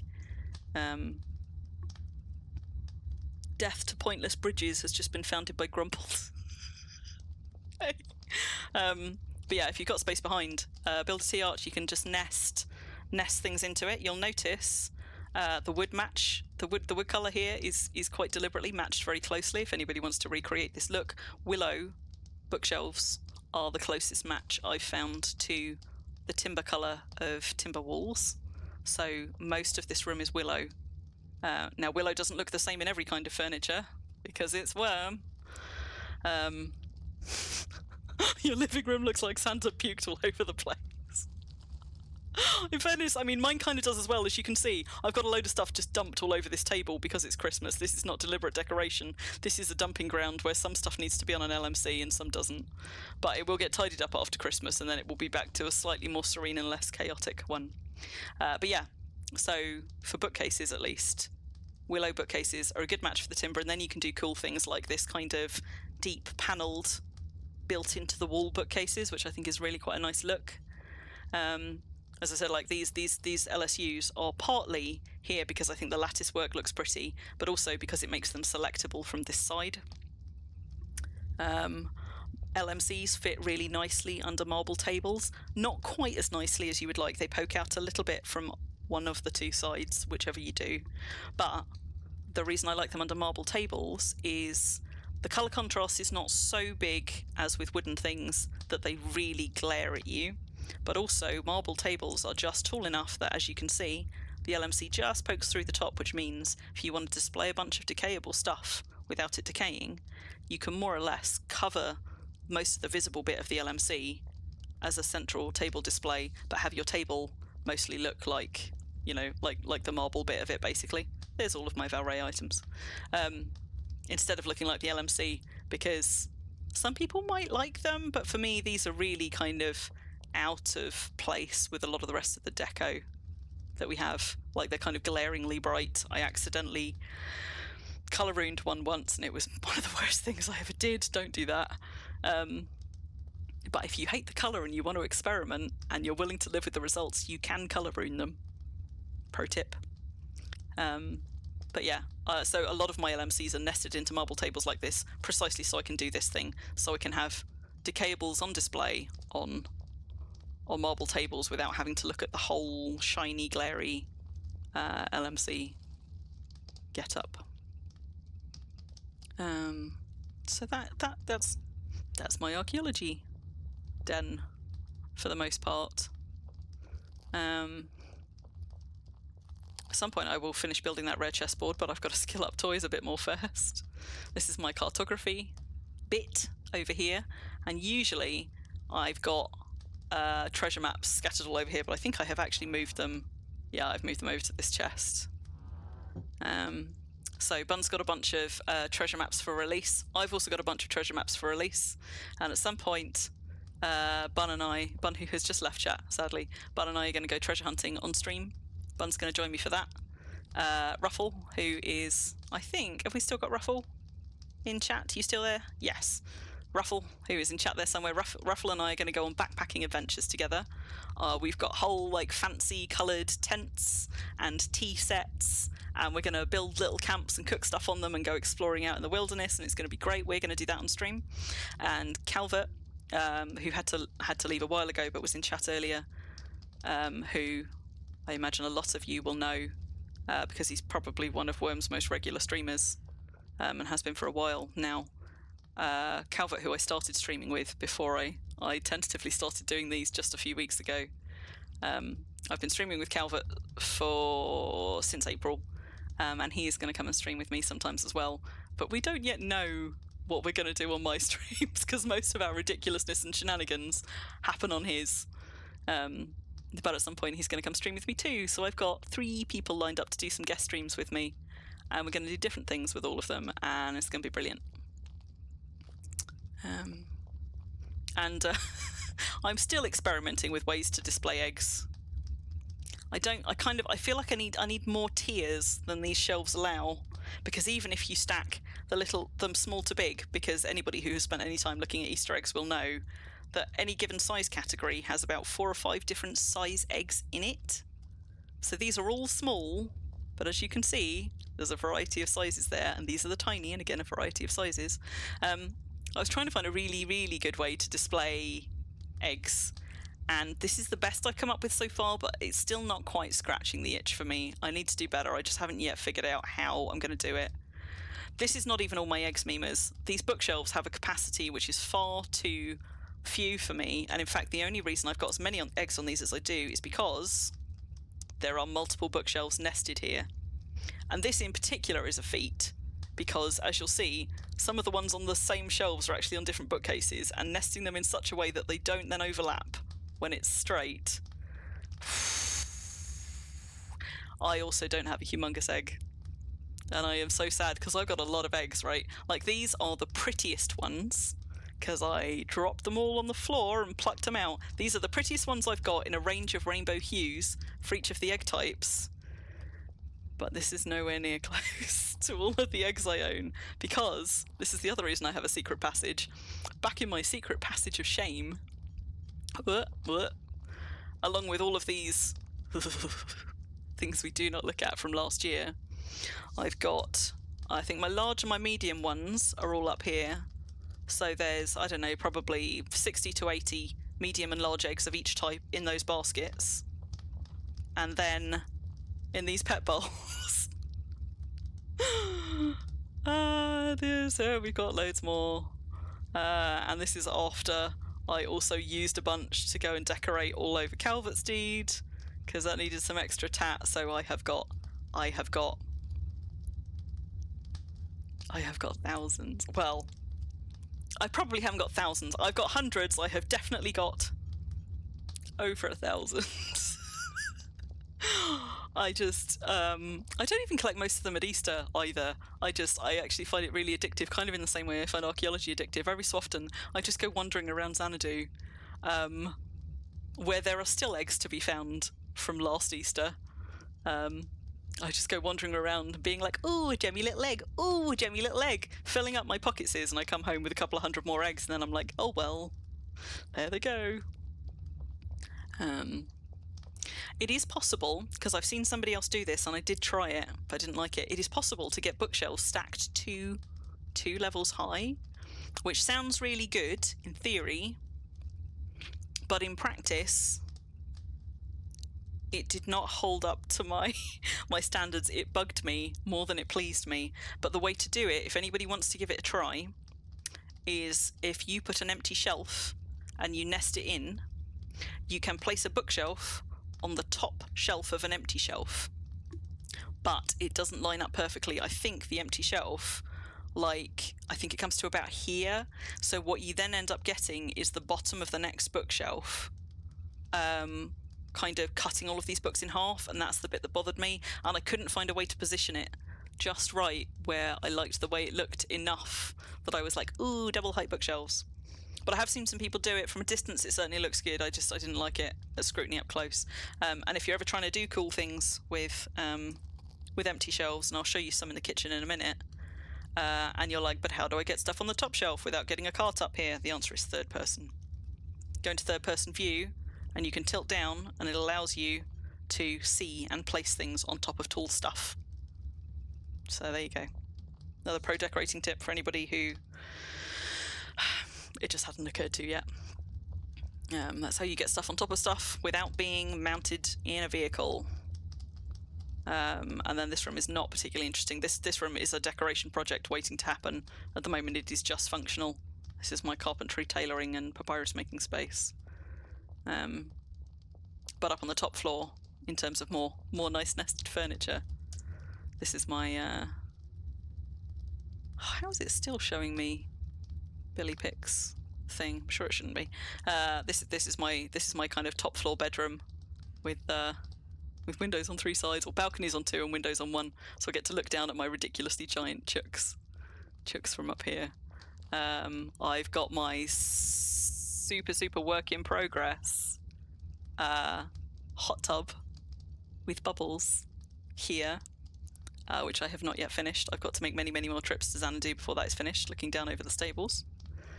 And technically speaking, I can see all the way out over Brambleheim. Brambleheim actually extends beyond this bit, but I can see sort of like 2/3 of the wildlife park from here, and I get some, God, look at the size of Valray. I do get some lovely kind of sunset views and night sky views from here. But yeah, in terms of nesting furniture, you can also do cool stuff like try pushing wardrobes and things into bookshelves. They are a nice height if you care about that stuff, which I do. The top of wardrobe fits beautifully under the top shelf of a bookshelf. So although you're stuck with these little bits on the side, this is quite a neat fit. if you're looking to do some cool things in terms of furniture stuff. You just see my hot tub memers. Okay, so well, actually, this has been shown on stream a couple of times, so I will tell you how. The answer is there's currently, I think, about 50 or 60 puzzle labyrinth balls in there, so I have run that labyrinth, I suspect, more than anybody else in the game. And as you can see, when you get up close, at the moment I haven't got enough in here that it is all balls, so you can still see the things under them. So I need to do at least, I think, another kind of 40 or 50, and hope I can drop them all on this tile so that it is just bubbles. And that is how I make my hot tub. So this is cupboards around the outside.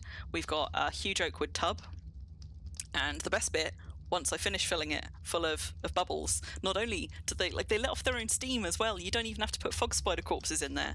But I've also got nested in here, I've got some chairs. So if you sit on one and then zoom out, once I've got the rest of my hot tub bubbles in, it puts you just at the perfect height to be sat in your hot tub, surrounded by all of the bubbles, and all the bubbles bobble up and down. They don't even do it in sync. You get a proper kind of like bubbly hot tub look. It is one of my best achievements, but it is an achievement in progress. So every time I show it to people, I'm like, but it's not finished yet. I need to just do another like 40 or 50 speed runs of the labyrinth. Thanks, Myra. I was tempted to do speedruns of the labyrinth on stream, but then I was like, on the other hand, for anybody who hasn't done the labyrinth yet, I really want people to go and do the puzzle labyrinth on Xanadu because it's good fun. I don't want to spoil it for anybody who hasn't yet done it, but also it's been up for 8 years?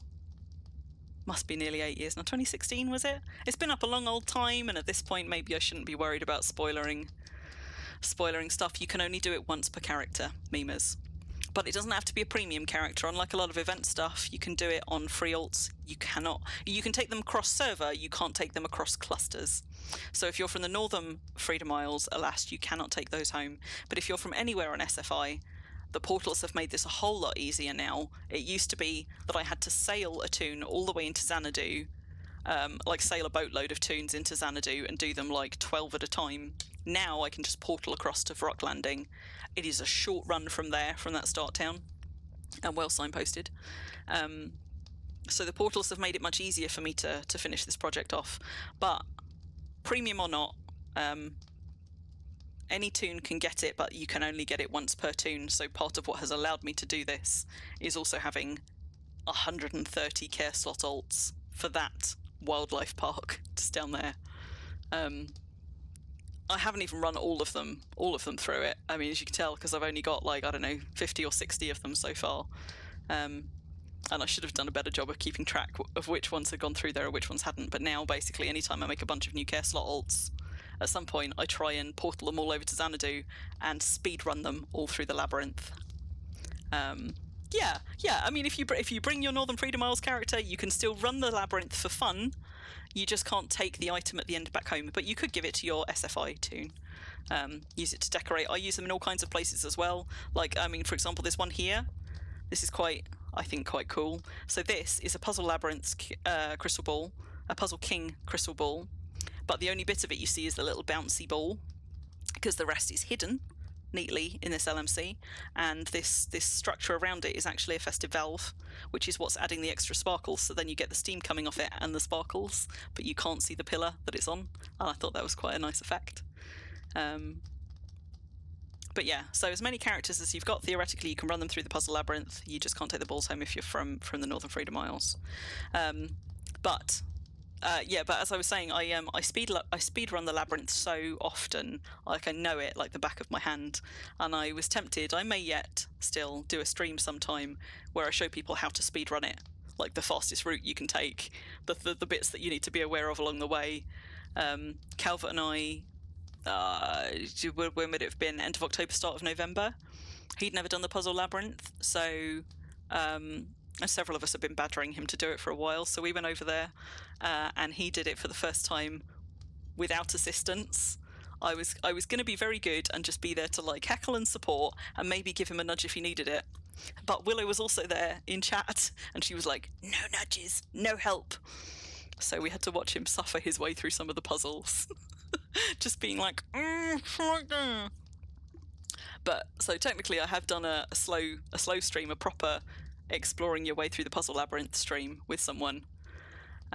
Maybe if I decide to do a speedrun stream, I just need to put a big old warning on it being like, spoilers, if you still want to enjoy this and do it slowly, don't watch this stream. But if you want to know how to speedrun it so you can get a bunch of these for decoration, here's how. I have also said at several points, if anybody wants to speedrun the labyrinth with me, I do run tunes over there periodically to get more. And if anybody just kind of wants to go and speedrun the thing to have done it to get the thing at the end, but they're not really interested in figuring out the puzzles and having that experience, maybe that's just not fun for you, and you want an escort, I'm quite happy to speedrun the labyrinth with somebody, show them the way through on any of my alts the next time I'm going and doing stuff over there. Yeah.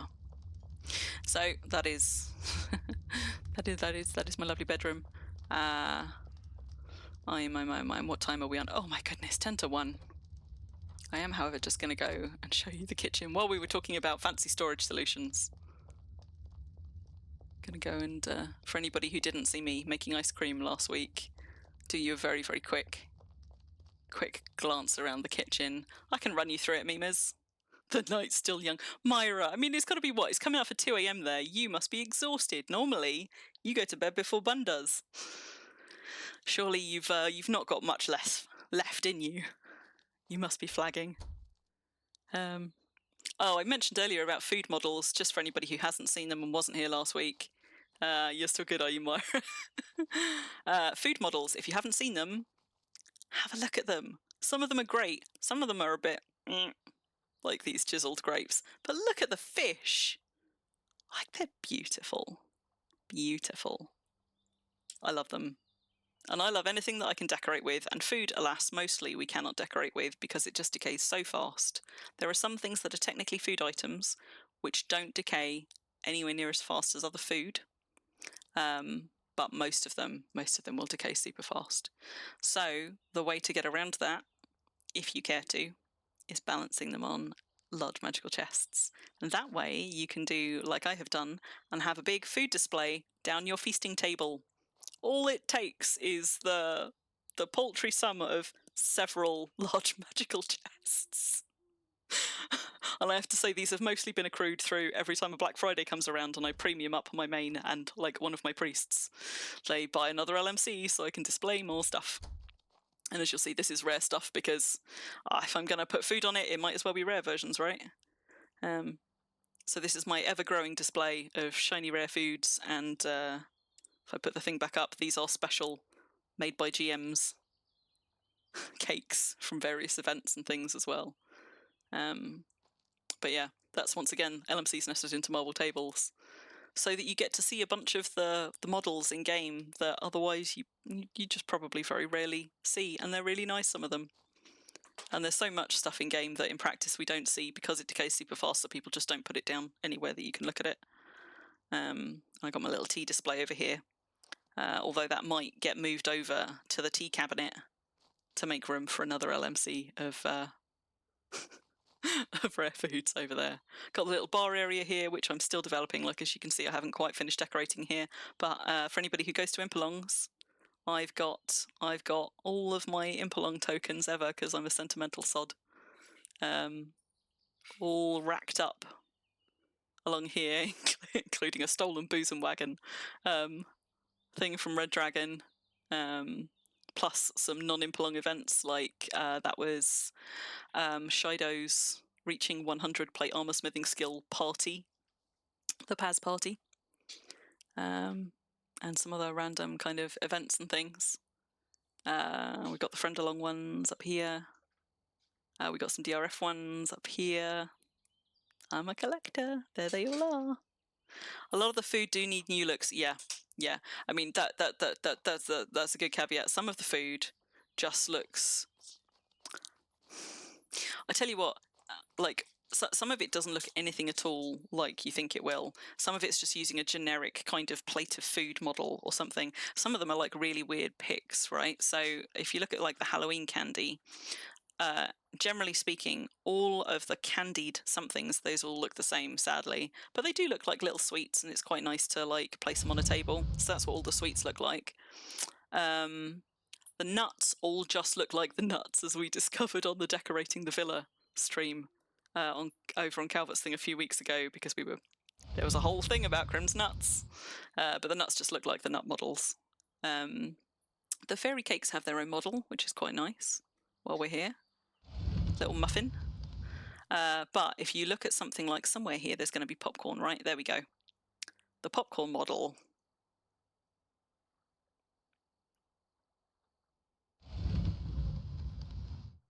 That is not popcorn. That's maybe a slab of meat. That's one of the generic food models, which just gets applied to a bunch of things. Yeah, ew, I know, right? Which don't have their own model. So it tends to be the ones that look like this. You can tell by the little icon in the inventory what model they've got, because that icon is usually showing you, like the chocolate, for example, does not. It's literally just kind of like a brown. Oh wait, hang on, that's hazelnuts. Where was the chocolate? Oh wait, is there any chocolate left? I might have taken all of the chocolate out to make ice cream. The chocolate is just like a weird brown slab. But yeah, this is a weird generic model to have picked for popcorn. I'm sad that popcorn didn't get a proper one. But somewhere here, I mean, there are some other nice models that, because I don't have rare versions of them, they aren't out on display, but they are really nice food models. What was I looking for? See, I've got a load of spare rare foods here. Like the pumpkin pie, I think there's a generic pie model, and sadly a lot of the dessert pies are also this same model, which is a shame. But you know, it's quite nice and pie-like. It definitely looks like a savoury pie, not like a sweet pie. What do the candied rose petals look like? Oh, see, weirdly, that's one that's got a different icon, but it looks like the generic candy. It was the popcorn that I came in here for anyway, though, wasn't it? But there are some things that I don't have rare foods of, but still have. Someone has some lovely graphics dev has gone to the trouble of making. Is it going to be in there? I mean, is it going to be in there? It might be in the other one.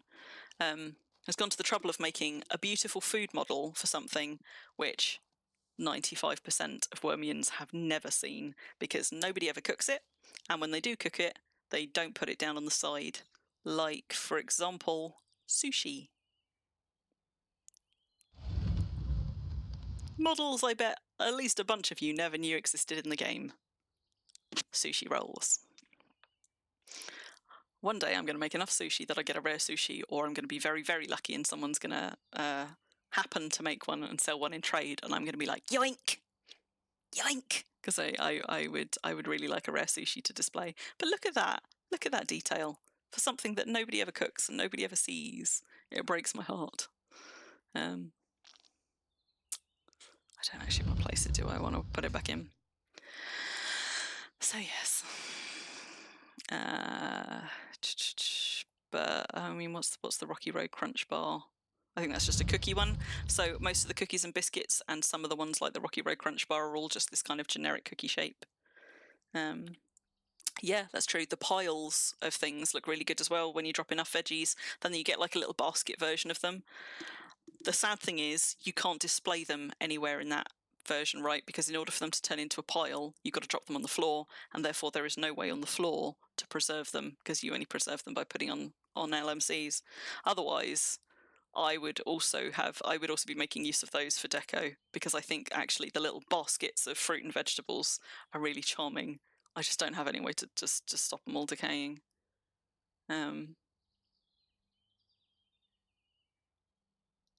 Yeah. So anyway, that's what a blood model looks like if you've never seen one put down on a side. Actually, blood doesn't decay anywhere near as fast as I thought it would when it's on deed. So if you've been to a bunch of public slayings and you've got more green hatchling blood than you know what to do with, for example, use them for decoration. As long as they're on deed, They do actually last a while. I haven't tested them outside of a building, but I've got them in a few places in buildings. It's a really nice detailed model that you don't see all that often. And actually, even not on an LMC, it doesn't decay that fast. Have I got one over there still? I did have some around not on LMCs, and I was surprised how long they last. We've segued into deco tips when I was meant to be showing you my when I was meant to be showing you my food storage. But while we're here, treasure chests, treasure maps, the sealed bottles also make quite nice deco, and as long as they are on deed, do not decay. So they will take damage off deed, but on deed, they should. There you go. That's a quality 15. That's been there for a year or two. No damage at all. So you can safely display the bottles, the caskets, and the opened maps. And I tend to do it with ones that are not for my server, because in practice it's very unlikely that I'm going to go doing treasure maps on another server except for Exodus, where I do them with Calvert. So every so often when I get one for a server that is not Release or Exodus, I will just use its decoration instead. And for anyone who's interested, by the way, these decorated shelves, now we're coming onto my kitchen storage, this is achieved by having a planter rack with an empty shelf, which is exactly the same model but empty, nested into it. And if one of them's rare and one of them's not, you just nest the non-rare one ever so slightly back, so the whole thing looks shiny rare. And then the empty shelf is what allows you to place other items in between your pots, so that you just get slightly more. Because if you look at the planter racks by themselves, like they're perfectly nice, but there's all these gaps, and the gaps bothered me. And I like a lot of like scatter-tat. My partner calls it. I like scatter-tat for visual interest. So that's how you do that here. You'll see there's also alchemist cupboards nestled in here. They don't quite work because of the deco that is on there that you can't remove. So things like that little potion bottle has its top cut off, but they're there for practicality as much as anything. But that's how you can nestle some scatter-tat in and around your planter racks. Coming back to putting things on top of things, ways to store barrels. In barrel racks will fit on top of empty shelves. So this is a nice way to get barrel racks up off the floor to get more storage in a more confined space. You can put them on every shelf, incidentally, and that allows you to do something like this, my wall of barrels. There is, I can't remember, I counted before, but there's quite a lot of barrel racks nested in here. So we've got one, two, three, four, five, I think there's something like, 12 or more in here. Some of these barrel racks are on the floor, and if you line them up just right, you can have them overlap by one barrel, like that. So you can't actually see that they're different, but you can still hover over them. If I come back in and turn the UI off, maybe it'll be a little bit easier to kind of see what I'm doing. So I've got barrel racks, essentially like one and then the next one barrel over, so that I can select between them, but they take up less space. One is even tucked into the wardrobe, but I can still get to the end of it. Those are on the floor, so those are floor height barrels. And then I've got more floor height barrels nested just off center in front of them for an extra layer. And then these ones that are just up a little bit, these are on empty shelves, nested together. So this is a barrel rack on a shelf and a barrel rack on the upper shelf. And again, those are crossed over by one barrel each. So actually, in this one little wall of barrels, I've got a lot of barrel racks, each of which can have like 30 barrels in them, and this is a good way to store stuff in a kitchen. Not least because if you're a cook, if you're interested in cooking in Wurm, there's a whole bunch of stuff to make which is a faff, but can be stored in barrels. Now, not all of it can. Some of it has to go in an LMC. But so, for example, anything liquid can go in there, which is more things than you might think. So you've got the obvious things like milk and cream and fruit juices, but also the soups and the stews. Those can be stored in barrels. All of your vinegars and oils and things, those can all be stored in barrels and therefore sealed and therefore don't take any decay, so you can be more efficient and make them all at once. I've got various milks. I've got like my hot drinks in there. All of the drinks that you can make can of course be stored and sealed in barrels. Sauces and condiments. Your passata, if you're a pizza maker, can all be stored in barrels. Your stock, your gelatin, your applesauce. This is how you do it if you want to get into kitchens. So that's all just like one wall of barrels. I've also got, standing on top of those empty shelves, a selection of special barrels of zombified milks, for example, plus a load of special waters. So salty Nadroj tears, normal ones, gold water. Guess what? These are all named waters. If anybody's never come across these, for example, I should have some. I've got a well spiked with gold water. It's just a little curio, but it's quite cute if you're a collector. They're quite nice things to have collected. So I've got all of my special waters and special milks across the top up there. My 2 rare larders, which I did use for years, but now my LMC just does way better than my larder. So those are sitting there being beautiful, storing nothing. Both in archwoods though, which is pretty nice. I've got various things nested into my ovens, but mostly, again, just for visual interest. And we've got empties on top of these, so I've always got barrels handy. And it used to be, when I first set this up, right, before they messed with distances from things, it would be that you could stand dead in front of this cabinet and I could access my LMC, all of my tools, which are variously scattered around, all of my planter racks, all of my FSBs, which are up on an upper level, which can be reached from here. But what can no longer be reached from here, and I have to move now, and it annoys me, is these ones, these bulk container units. So I have to go closer to this wall now to get these, but I used to be able to get to all of them from here. I might experiment with pushing them just a little bit closer to the edge. But this allows you to have 2 floors worth of storage, essentially, that you can access from almost one spot. And I've also got some barrels of like water and liquids and stuff up here. I've got lamps nested into my pantry, so it all lights up nicely at night. Yeah, Malno, I mean, well, they were forward enough that I used to be able to do it. I might be able to still do it with moving it forward more. But the thing is, I can access these from here. It's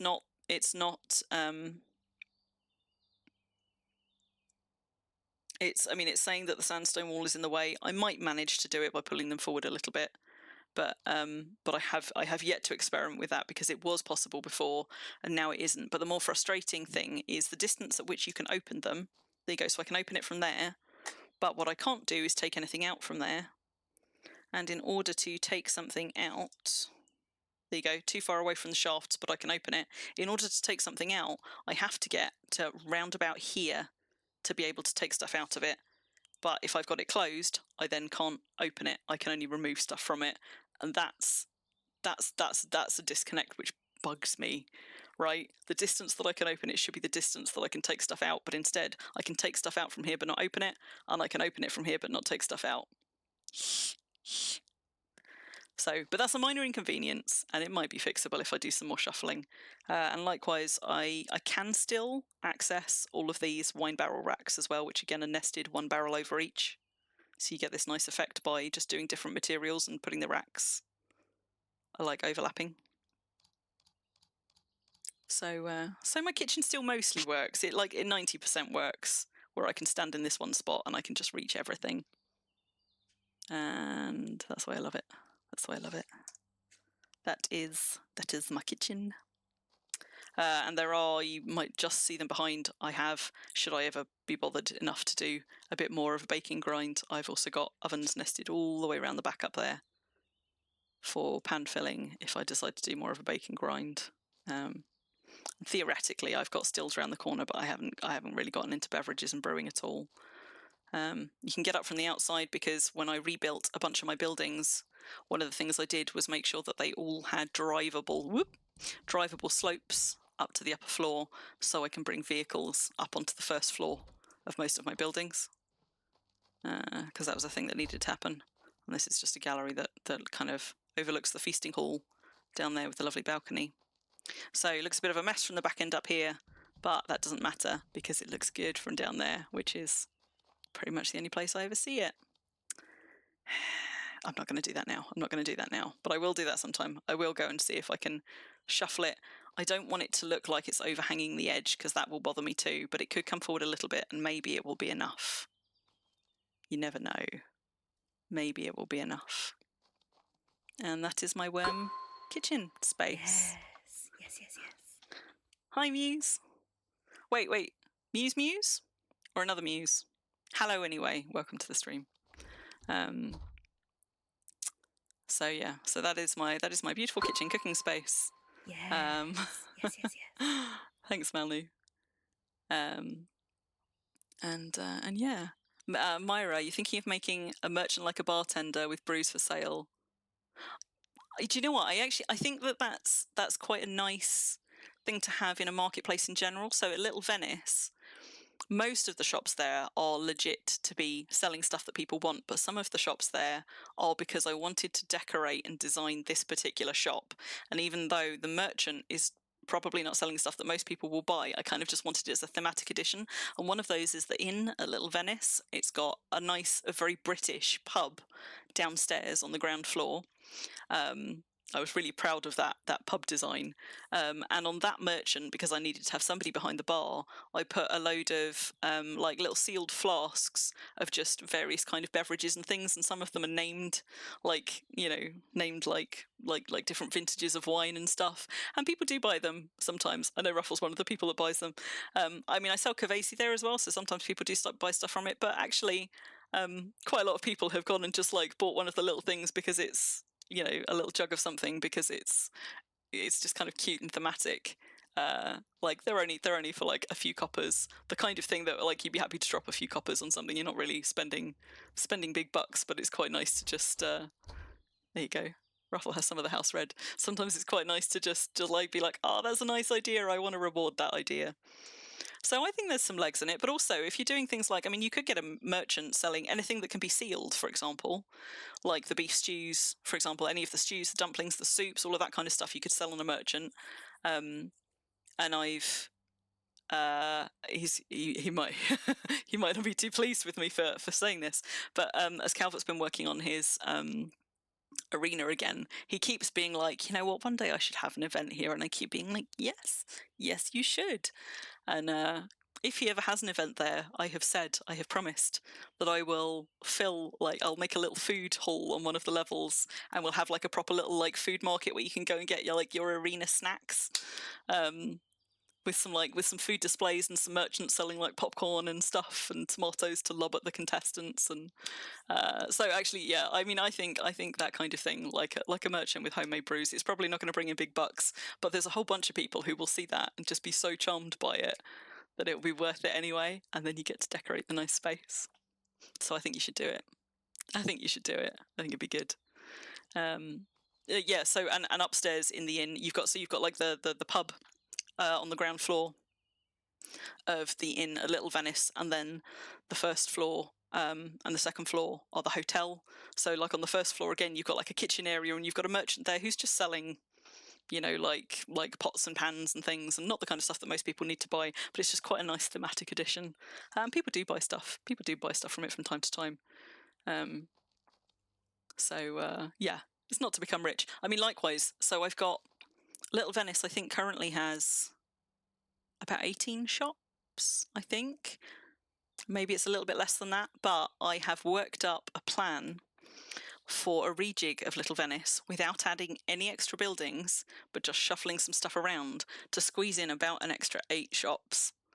And I'm working my way up to it, and one of the extra shops that I wanted to squeeze into Little Venice is a bookseller. Again, not because books really have any value in Wurm, but because I thought it would be really nice to decorate a bookshop and have lots of really cool titles on the shelves and things, but also because some of those books in my library, whenever I'm imping them at events and things, people are like, oh my god, I love that one. Oh, that one's really cool. I thought it would be nice to actually fill some of these books with stories. Copy a load of the pages, make a load of copies of the books, and actually stick them in a bookshop so you can go and buy like a souvenir copy of one of these books to take home to your library. Not all of them would lend themselves to books, but like somewhere here there's a I mean Calvert's famous last words, let's be honest, if I filled Calvert's famous last words with pages of anything, all of them would just be something like pants, pants, pants, pants, pants. There'd be one page that was like no, no, no, no, no, no. But some of them I could put some fun stories in. I could probably even sell copies of Calvert's famous last words. But I just thought that would be nice. Like, and it's not really going to bring in any money. It's going to be a whole bunch of work, and it's not going to do anything except add a bit of charm to the game. But I think that adding a little bit of charm to the game is well worth my time and effort. So when I finally get around to doing the Little Venice revamp, there'll be like a toy shop with like lots of like cool little toys and stuff scattered around. I'm hoping they're going to bring some more toy bits into the game, because I feel like toys is a very underutilized skill, but also very underutilized in terms of like deco and actual stuff that fits into that category. But there'll be a toy shop, there'll be a bookshop, and there'll be a few other new shops coming into Little Venice when it gets its remodel. And the booksellers is one of those where like it's not practical at all. It's not going to appeal to a whole lot of people. A whole bunch of people will just be like, what's the point in that? But there'll be a subset of people who are like, oh my god, a bookshop, I love it, and they will be all over it, and they'll appreciate it, and they're the people they're the people I'm building it for. Those are my people. Yeah. So yes, do it. No nymphos. Was that what's going in Calvert's famous last words? Is that after I finally crack and finish him off? I think that should be the last entry in Calvert's famous last words. But yeah, anyway, so that's my lovely kitchen space, my practical kitchen space where you can reach all of the things. Maybe if I keep talking about the Little Venice remodel enough on stream, I might actually talk myself into that, like I talked myself into tobogganing down Dragonfang earlier today. Yeah, it might do. I've got this little like patio out here as well. This was all set up for entertaining, and have I entertained in it? No, not yet. But I could if I wanted to. Got a nice little balcony here as well. And all of this, which is deeded, which I do nothing with. But yes. Right. Finally got some marble storage house. Well done. Yet. Well, you know, I keep thinking like, I could have a Christmas party, I could have a New Year's party. I could extend this several more tables, and I could actually have everybody come and have a sit-down meal just to chat and hang out. Like, it might work. You never know. I know Wurm doesn't lend itself to it. We all like to be doing something at all times, but maybe I could get everybody to put down their imping tools for a few minutes or for an hour or so and come and get drunk. We could have quizzes, we could have trivia. Oh my god, I've just remembered I was going to do a quiz along. This is the trouble with the grasshopper brain. I have so many things I want to do in Wurm and so little time. One day I might do a quiz along. But yeah. Anyway, have I finally exhausted myself with all the things I said I would do? Damn it, I was going to do restoration. Bun's already left. Bun had like, what was it, 5 silver on me never getting around to restoration. I'm not getting around to it now. It's too late for those shenanigans. I'm going to have to do restoration another time, but I did some archaeology and I waffled a lot. Just restore one thing. Bun is sleeping. Well, I did restore one thing, technically, because that rare frag, I needed to know what it was. Does that count? I mean, I chipped it. I haven't turned it into anything. But I've chipped it. I tell you what, I actually didn't bring that many festive frags back. So, just so I can say that I did, that I did get as far as actually restoring something. Where is my Christmas 2024? All right, speed restoration. Let's see if we can make an snowflake. Just an snowflake. A new one. Let me close up all of these windows. Ooh, I haven't eaten or drunk anything for a little while. In fact, I think I said I needed to drink and opened my water and then maybe didn't drink it. Disagreement among the judges. Need to make one hanging snowflake to pass. Well, we'll see. The trouble is, with only 20 frags, the chances of me getting enough to do a whole snowflake when there are so many things now in the festive frag pool might be a bit slim, but let's try. We'll find out. So let's switch to a good chisel instead of a bad chisel. Can we make a snowflake? Can we make a snowflake? We'll find out.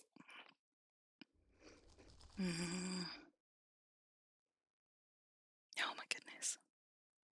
1:20 in the morning, guys. It's a good thing I'm a night owl. It's not quite past my normal bedtime, but it's pretty much there. Well, 5 wooden ones so far. That's good. That's good. Because I think all of the wooden ones are on the wool wooden ones, although I don't know, a wreath's a wooden one. I'm going to find out. But importantly, they're not turning out to be statue frags, so we're not going to have a load of Yule goat and reindeer statuettes in the mix. I mean, I like those, but for these purposes, they're not helpful. Maybe we'll be lucky. I suppose because it's this year's ones, they will be weighted quite heavily towards the snowflakes.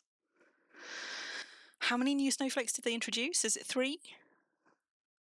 Is it 3?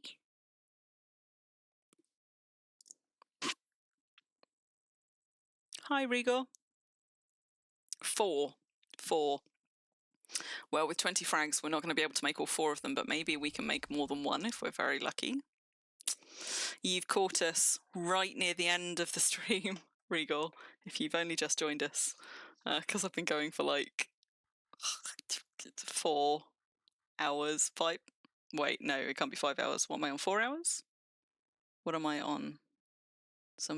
Oh God, somebody tell me. How long have I even been streaming for? I don't even know how to find out how long I've been streaming for. What time did I start?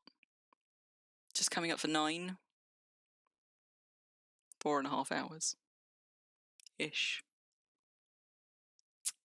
Whoops.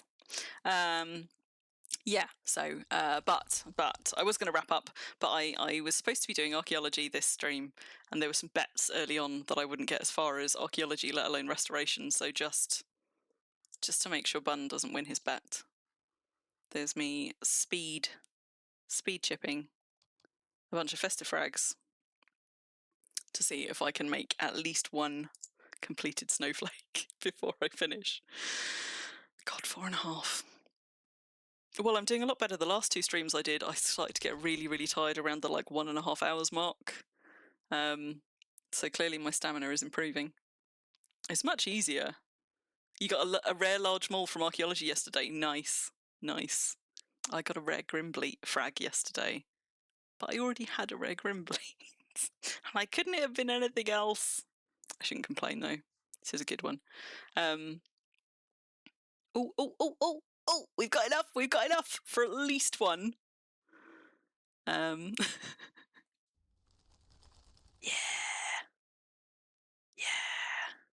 We've got enough for 2. Are we going to get the other 2? Are we going to get... Oh, that's a baubles. Oh, we're not going to get a complete set. Ah! No. Well, we're going to get 2. Oh, we're going to get 3. We're going to get 3 out of the 4. So... I'll take it. Right. Is there room in... Oh, my goodness. Which of these has got the baubles in? Right. So you can go in there. And you can go in there. Which just leaves me with these. Oh, pipe I've already got... I don't need more pipe fragments. Right. So... in fact... Let's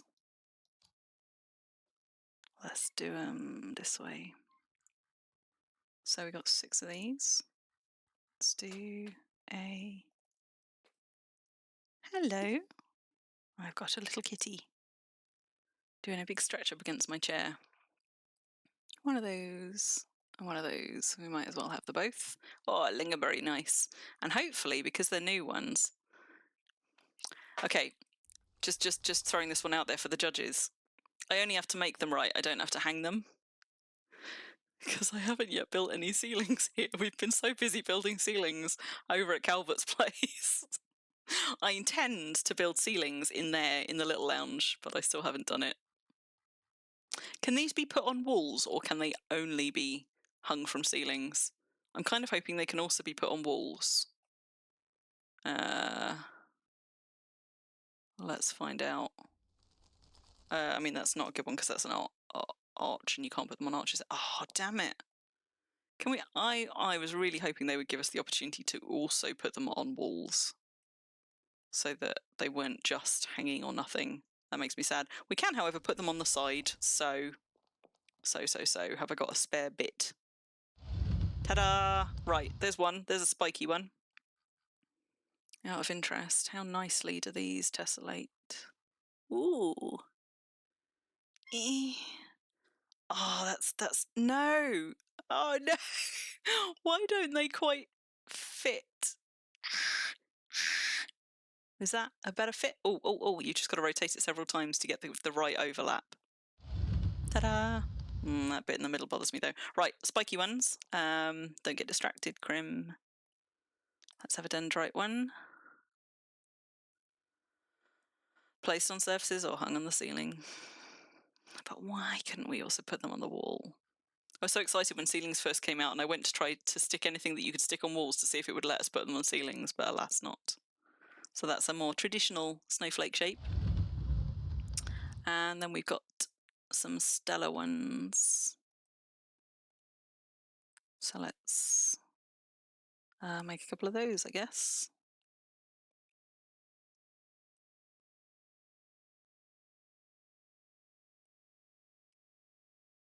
Did we get any interesting ones? Grapewood. Ooh, that one's pretty. Although the grapewood colour is kind of weird on it, right? I mean, that should be like a kind of a light yellowish green.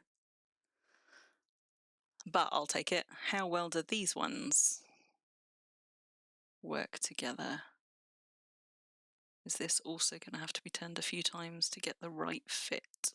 That looks like the right fit. Interesting. It would be a lot more interesting if I could put them on walls like that, but I'll take it. And I am one short for a rounded snowflake, so I don't know what those look like, but I will find out at some point in the future when I get more, or I will just go and look on the forums. I will get some more. Out of interest, when I was talking about foods which are slow to decay, this pumpkin pie has been on the side since Halloween. So foods you can display not on LMCs that will last a good long while. Apparently pumpkin pies. Reindeer food, however, because I did this test last stream, does decay. It doesn't decay super fast, but it does start to take damage. It probably wouldn't last more than like a week, 2 weeks on a side. So you can't use it as long-term decoration off an LMC. Not like you can with like the flower foods like camellia and things, which will last a good long time. Right, I have done archaeology, I have done restoration, I have got two new animals for the zoo, and still haven't fixed my deed ratio, which is probably still gonna give me nightmares. Oh! Clearly some things have moved off deed. Maybe those ones that you came and rescued from me, Ruffle, maybe that was sufficient. My deed ratio is now not gonna make me cry.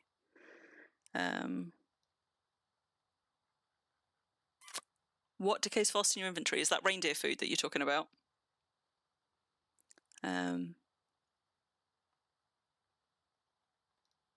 Am I carrying? I don't think I'm carrying any reindeer food. Or possibly I was carrying reindeer food and it has decayed and I've not noticed. I wasn't carrying much if I was carrying any. I think there were maybe 2 or 3 left if I had anything.